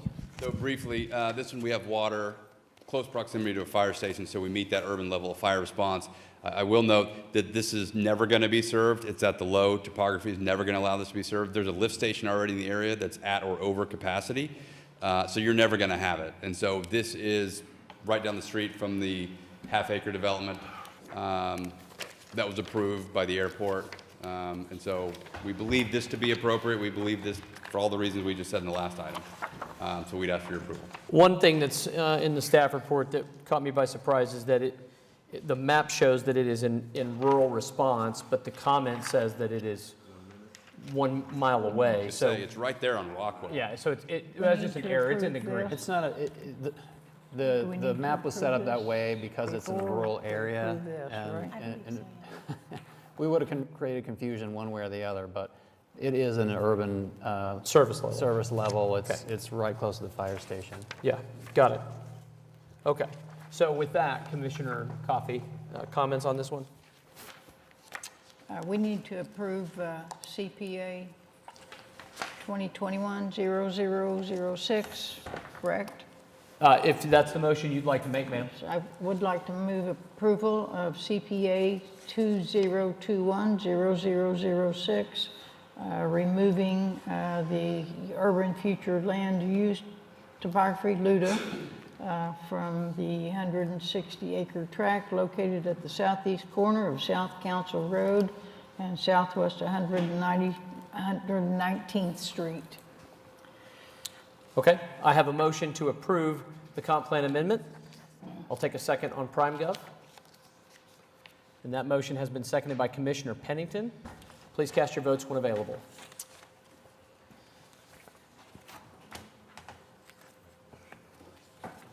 All votes should be cast, and that application is approved. Thank you. Next item on the agenda is item 56, which is the companion item, PUD 1831. Mr. Box? Yeah, so same argument. If you look at the zoning map, you've got multiple half-acre developments within close proximity, in addition to the one that was just heard within this ward. But if you look to your east, that's a half-acre development, mix of 30,000 and half-acre surrounding this, so we believe it to be compatible. I ask for your approval. Are we amending the lot size on this one? No. So this is 20, this is the half acre. Yes, sir. Okay. So we've got, yeah, sorry. Commissioner Coffey, comments on this one or concerns? No comments or concerns, and I've not received any from any of the residents in the surrounding area.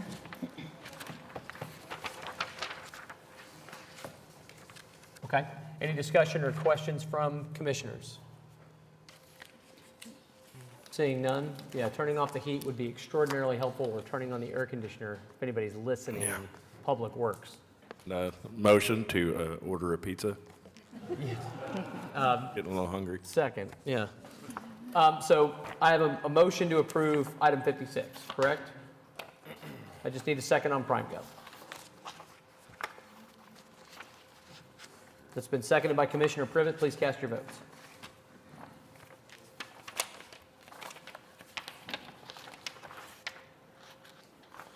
All votes should be cast. And that application is approved or recommended for approval. Next item is CPA 2021-0007. I think you forgot a zero there. There's Zero. an extra zero. Yeah. My bad. This is a little bit different. It's changing the, it's going from AP, changing the base LUDA designation from rural low to rural medium intensity is the proposal. And this is 156 acres located north of Southwest 15th Street. And Donna's going to give us a summary on this one as well. Thank you. I'll just move on. Mr. Butler just summarized that intro for us.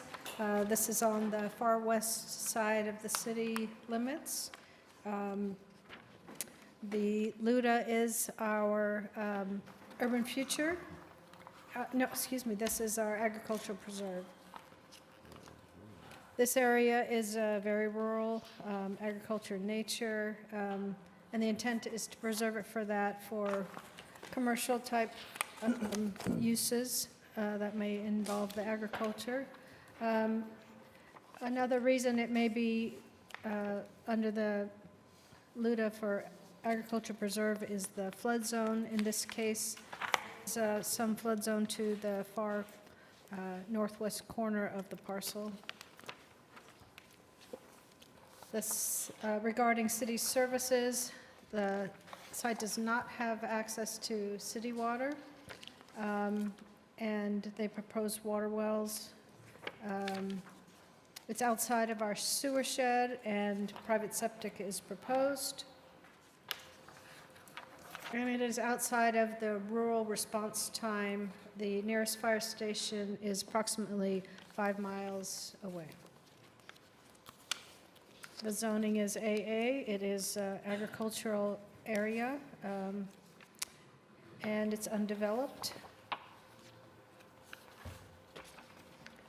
The recommendation is to allow the agricultural preserve to remain in place, as there is no expectation for urban infrastructure for the area, and we recommend denial. Thank you very much. Mr. Box? Yeah, briefly. So this, Could we I get- think this debate's very different than the one. David, could we get your address I'm for the sorry. record? Yes. Thank you. That one got by me. That was really close. That was good. Great Yeah. job, Commissioner LaForge. 504 Northwest 15th Street. So this is a bit different debate in my mind, right? So this, I think, be hard to argue that what we seek is anything close to an urban level of development. 2-acre lots are, I think by all accounts, a rural-style development. At the edges of the city like this, I think a 2-acre development is appropriate. There's a new fire station, 44th and what? Richland, which is not far from here. And so 2-acre lots, I think, really fit that rural type of development that you would expect to see. So we believe 2-acre development to be appropriate and would ask for your approval.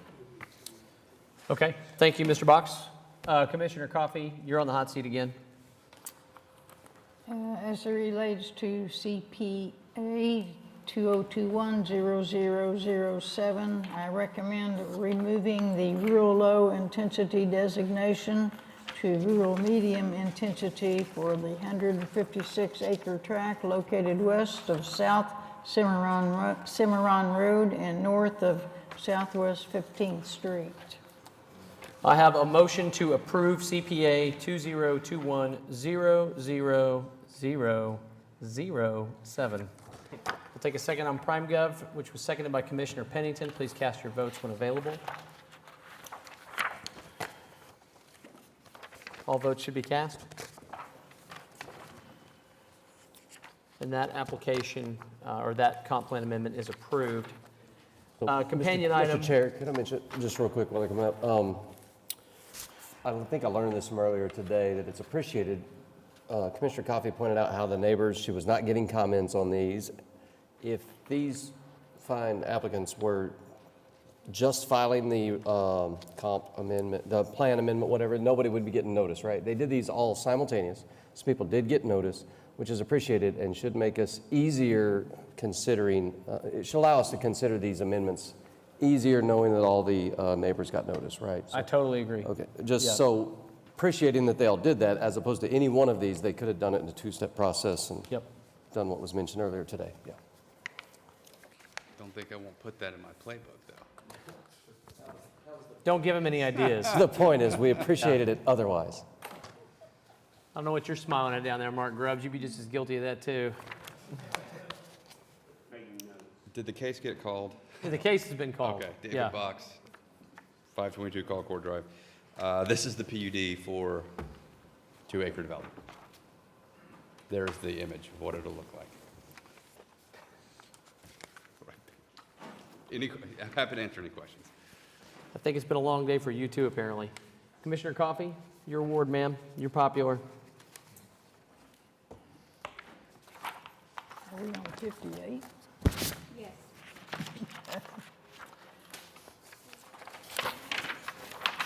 I'm catching up here.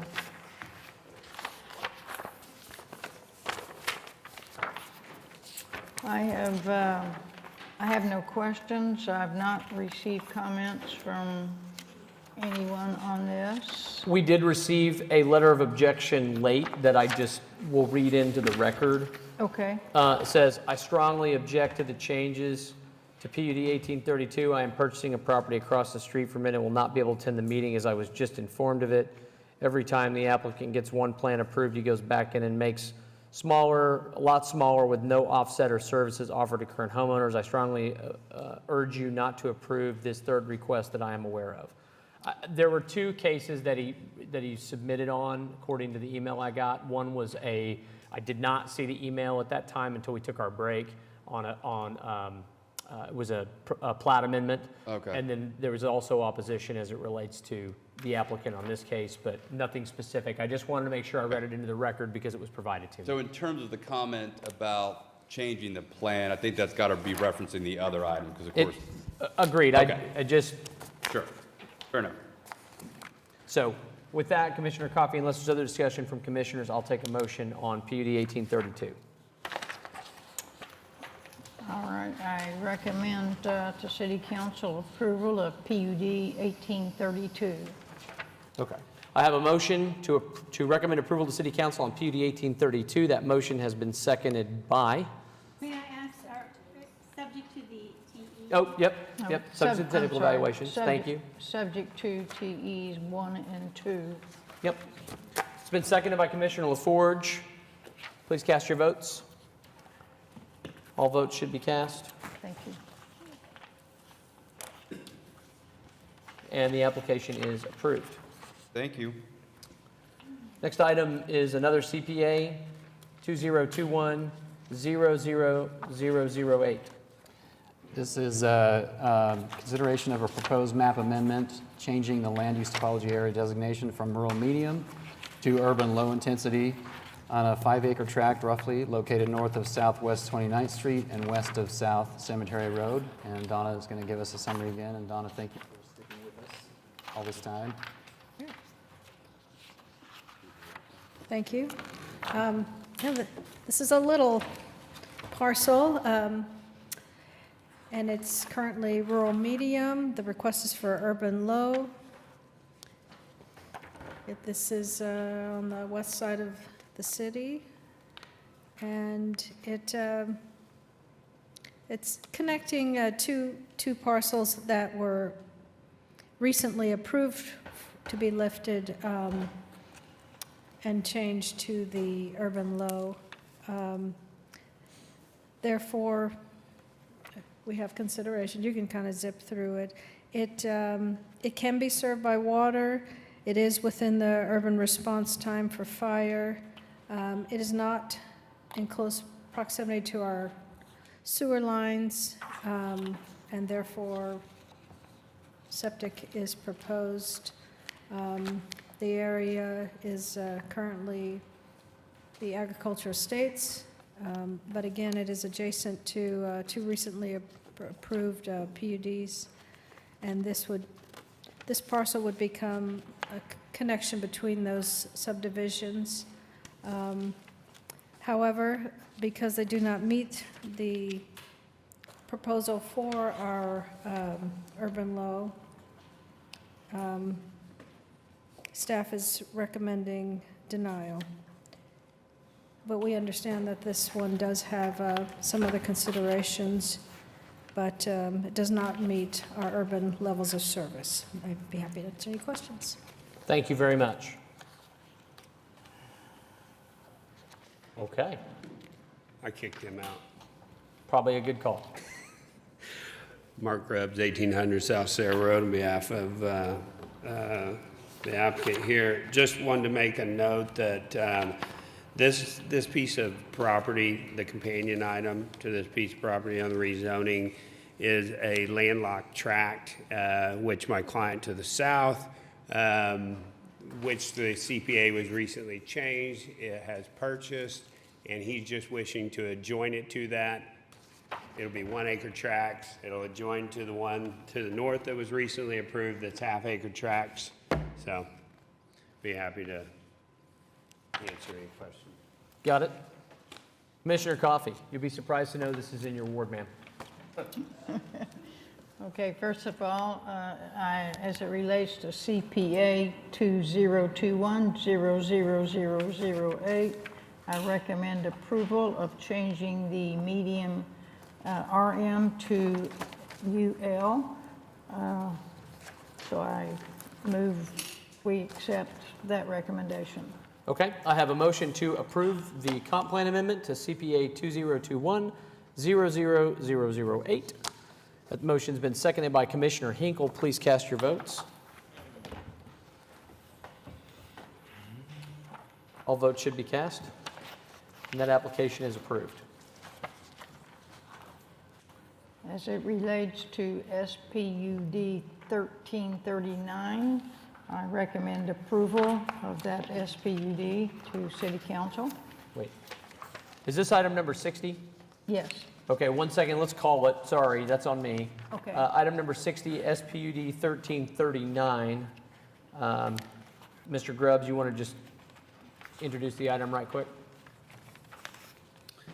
Mark Grubbs, 1800 South Sarah Road, on behalf of the applicant. This is a SPUD that matches the, has the same restrictions as PUD to the south of it. It is a 1 acre tract minimum, and we just asked for your approval. Fair enough. Commissioner Coffey, now it's your turn. Go right ahead. Sorry, got ahead of myself there. It's all right. Is there anyone to be heard on this? I'm sorry. Nope, not unless somebody from city staff wants to be heard or the applicant. Okay. Any of the commissioners have questions? Not a one. Okay, then I recommend approval to City Council of SPUD 1339. I have a motion to approve, or to recommend approval to City Council on SPUD 1339. It's been seconded by Commissioner Powers. Please cast your votes. All votes should be cast. Rusty, Commissioner LaForge, have you voted?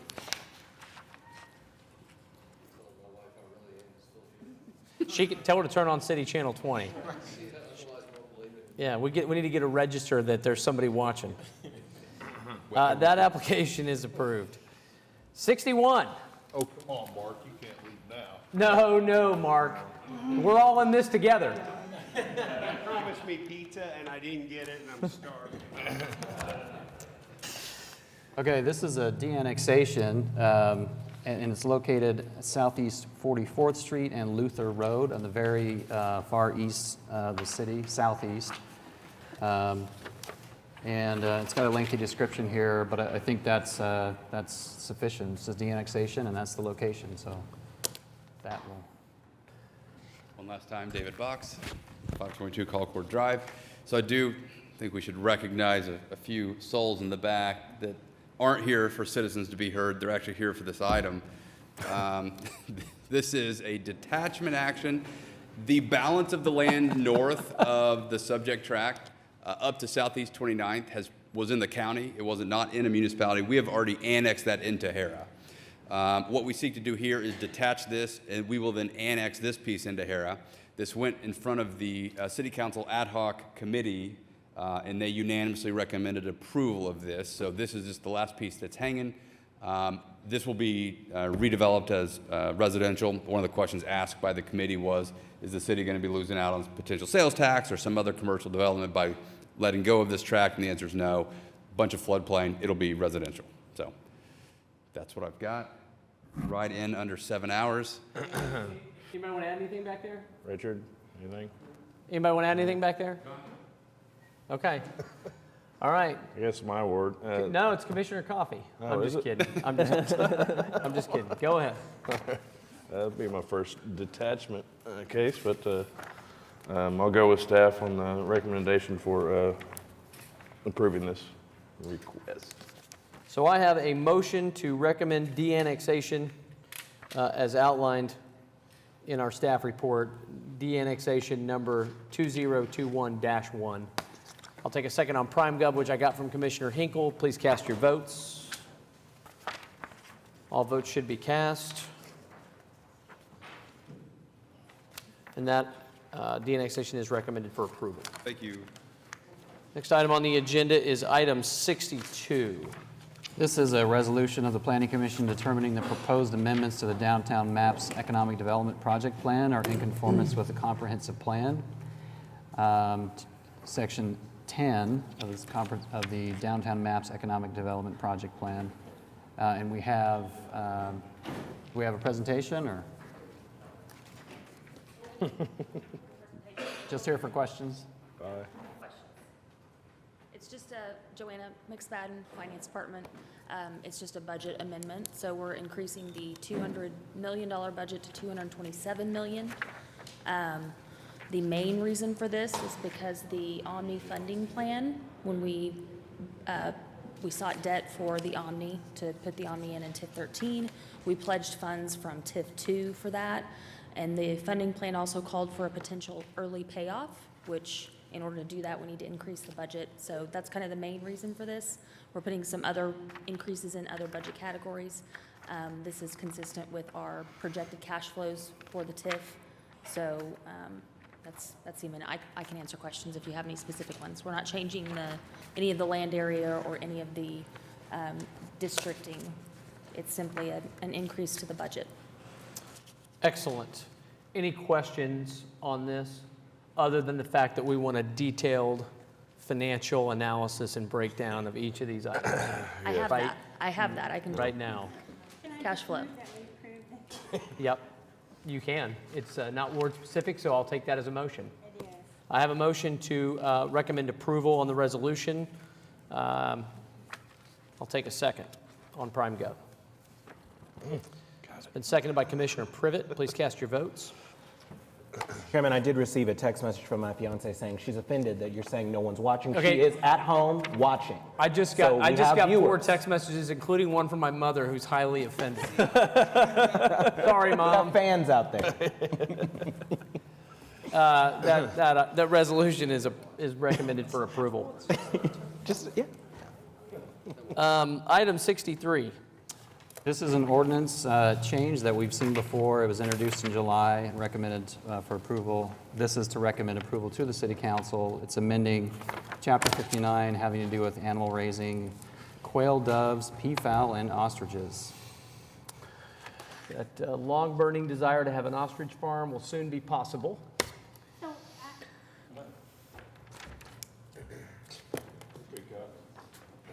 Yeah, that was the one question that I had about this. I mean, chickens, turkeys, ducks, guinea fowl, geese, ostriches? I mean, are we talking about people keeping these as pets? No, these, Tick eaters. I got you.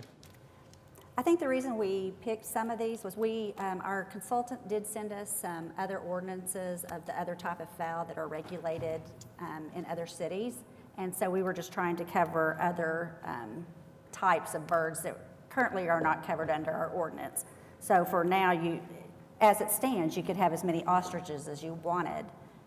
There's nothing, or any of these other type of birds. There'd be nothing that would prohibit that. But by adding them and including this and expanding this, then they would have to be on 1 acre.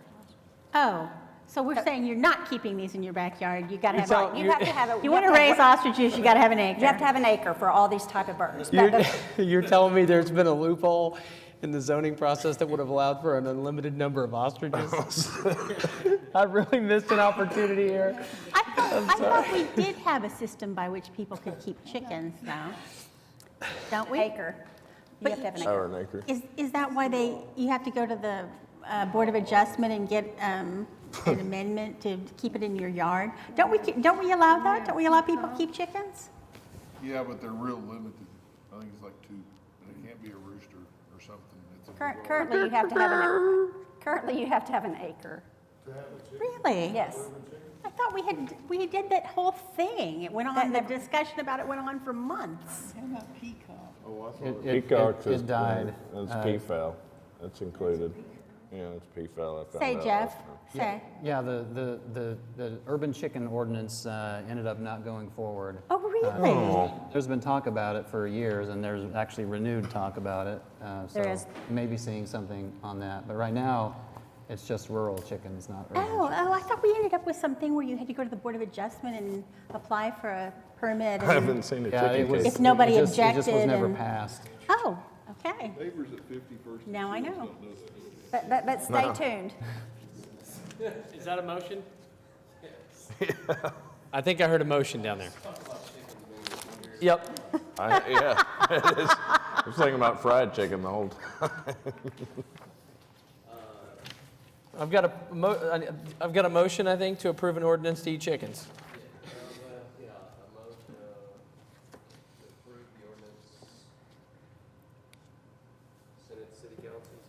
Yep. Yes, there we go.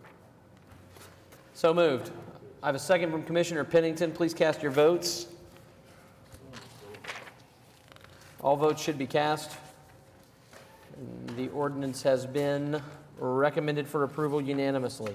Just when you thought the party was over, I feel this is a bit fruitless, but item 38, which we continue to the end of the agenda, we had an applicant and we had a protestant. I would just make a motion that we continue this for or I request a motion that we continue this for 2 weeks. And then staff, can somebody try to get a hold of the applicant and alert them to the rehearing on, would it be August 26th? 26, yeah. Yeah. So moved, Mr. Chairman. Yep.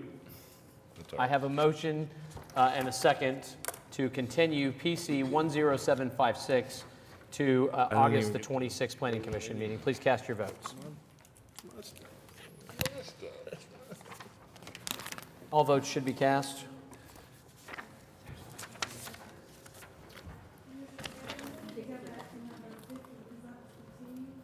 $50 was continued formally. You didn't get the vote? Well, it was continued as a part of the new request motion. So we would need to re-vote if necessary for items 39 and item 50. Did you get that? At the beginning of the meeting. We had to do a voice vote. We did a vote, okay. Yeah, but I'm saying, do you need to get it back for, do you need us to re-record that for formal purposes? Well, I'm right here. Can we just do continue? Yes. Yeah. So an item we continued. It was before we had everything working. So Cindy just wants to confirm. So we have 2 items that were requested for continuance, both to the next meeting, August the 26th. Item number 39 and item number 50. Item number 50 is PC 10753, and item 39 is PUD 1814. there's no objection to those continuances, I take a motion. Mr. Chairman, I move that the continuances be granted as read. Okay, I'll take the second on Prime Gov. Been seconded by Commissioner Privet. Please cast your votes. Only an hour. All votes should be cast, and those continuances are approved unanimously. Can we do anything else today? Okay. We're going to try to skip these. There's no planning commission committees. Do any planning commission members have anything they want to say? I actually had several things I wanted to say, but I'm not going to do it. Let's do this again, shouldn't we? Let's do it again. Planning department. I just have one question for the commission. We have an affordable housing study that is finished. We've done council briefings, and we will be coming forward with that soon. Does the planning commission desire to have a study session? It's a study, so it would just be being action. Or we can just send us a copy? Send a copy. We can. Let's do it Would you that like way. us to present in the meeting? Yes. Okay. I think you just send us a copy, and we'll just do it that way. Okay, we'll forego the study session and give a presentation at the planning commission meeting. Are you saying send us the study, we'll review it, and then we'll decide later whether we need a study session or not, or No, whether we'll just adopt it? Yeah, we'll just have it presented given to us in advance, and then introduced at the meeting, and then we would vote on it, having had time to review it on our own, instead of having the study session. But what if after we read it, we have a lot of questions and want to talk about it a bunch? and You should we reach think out we to need staff and ask all the questions you want. Okay. But then you won't have the benefit of all that. I know. No, that's not, that wasn't, no.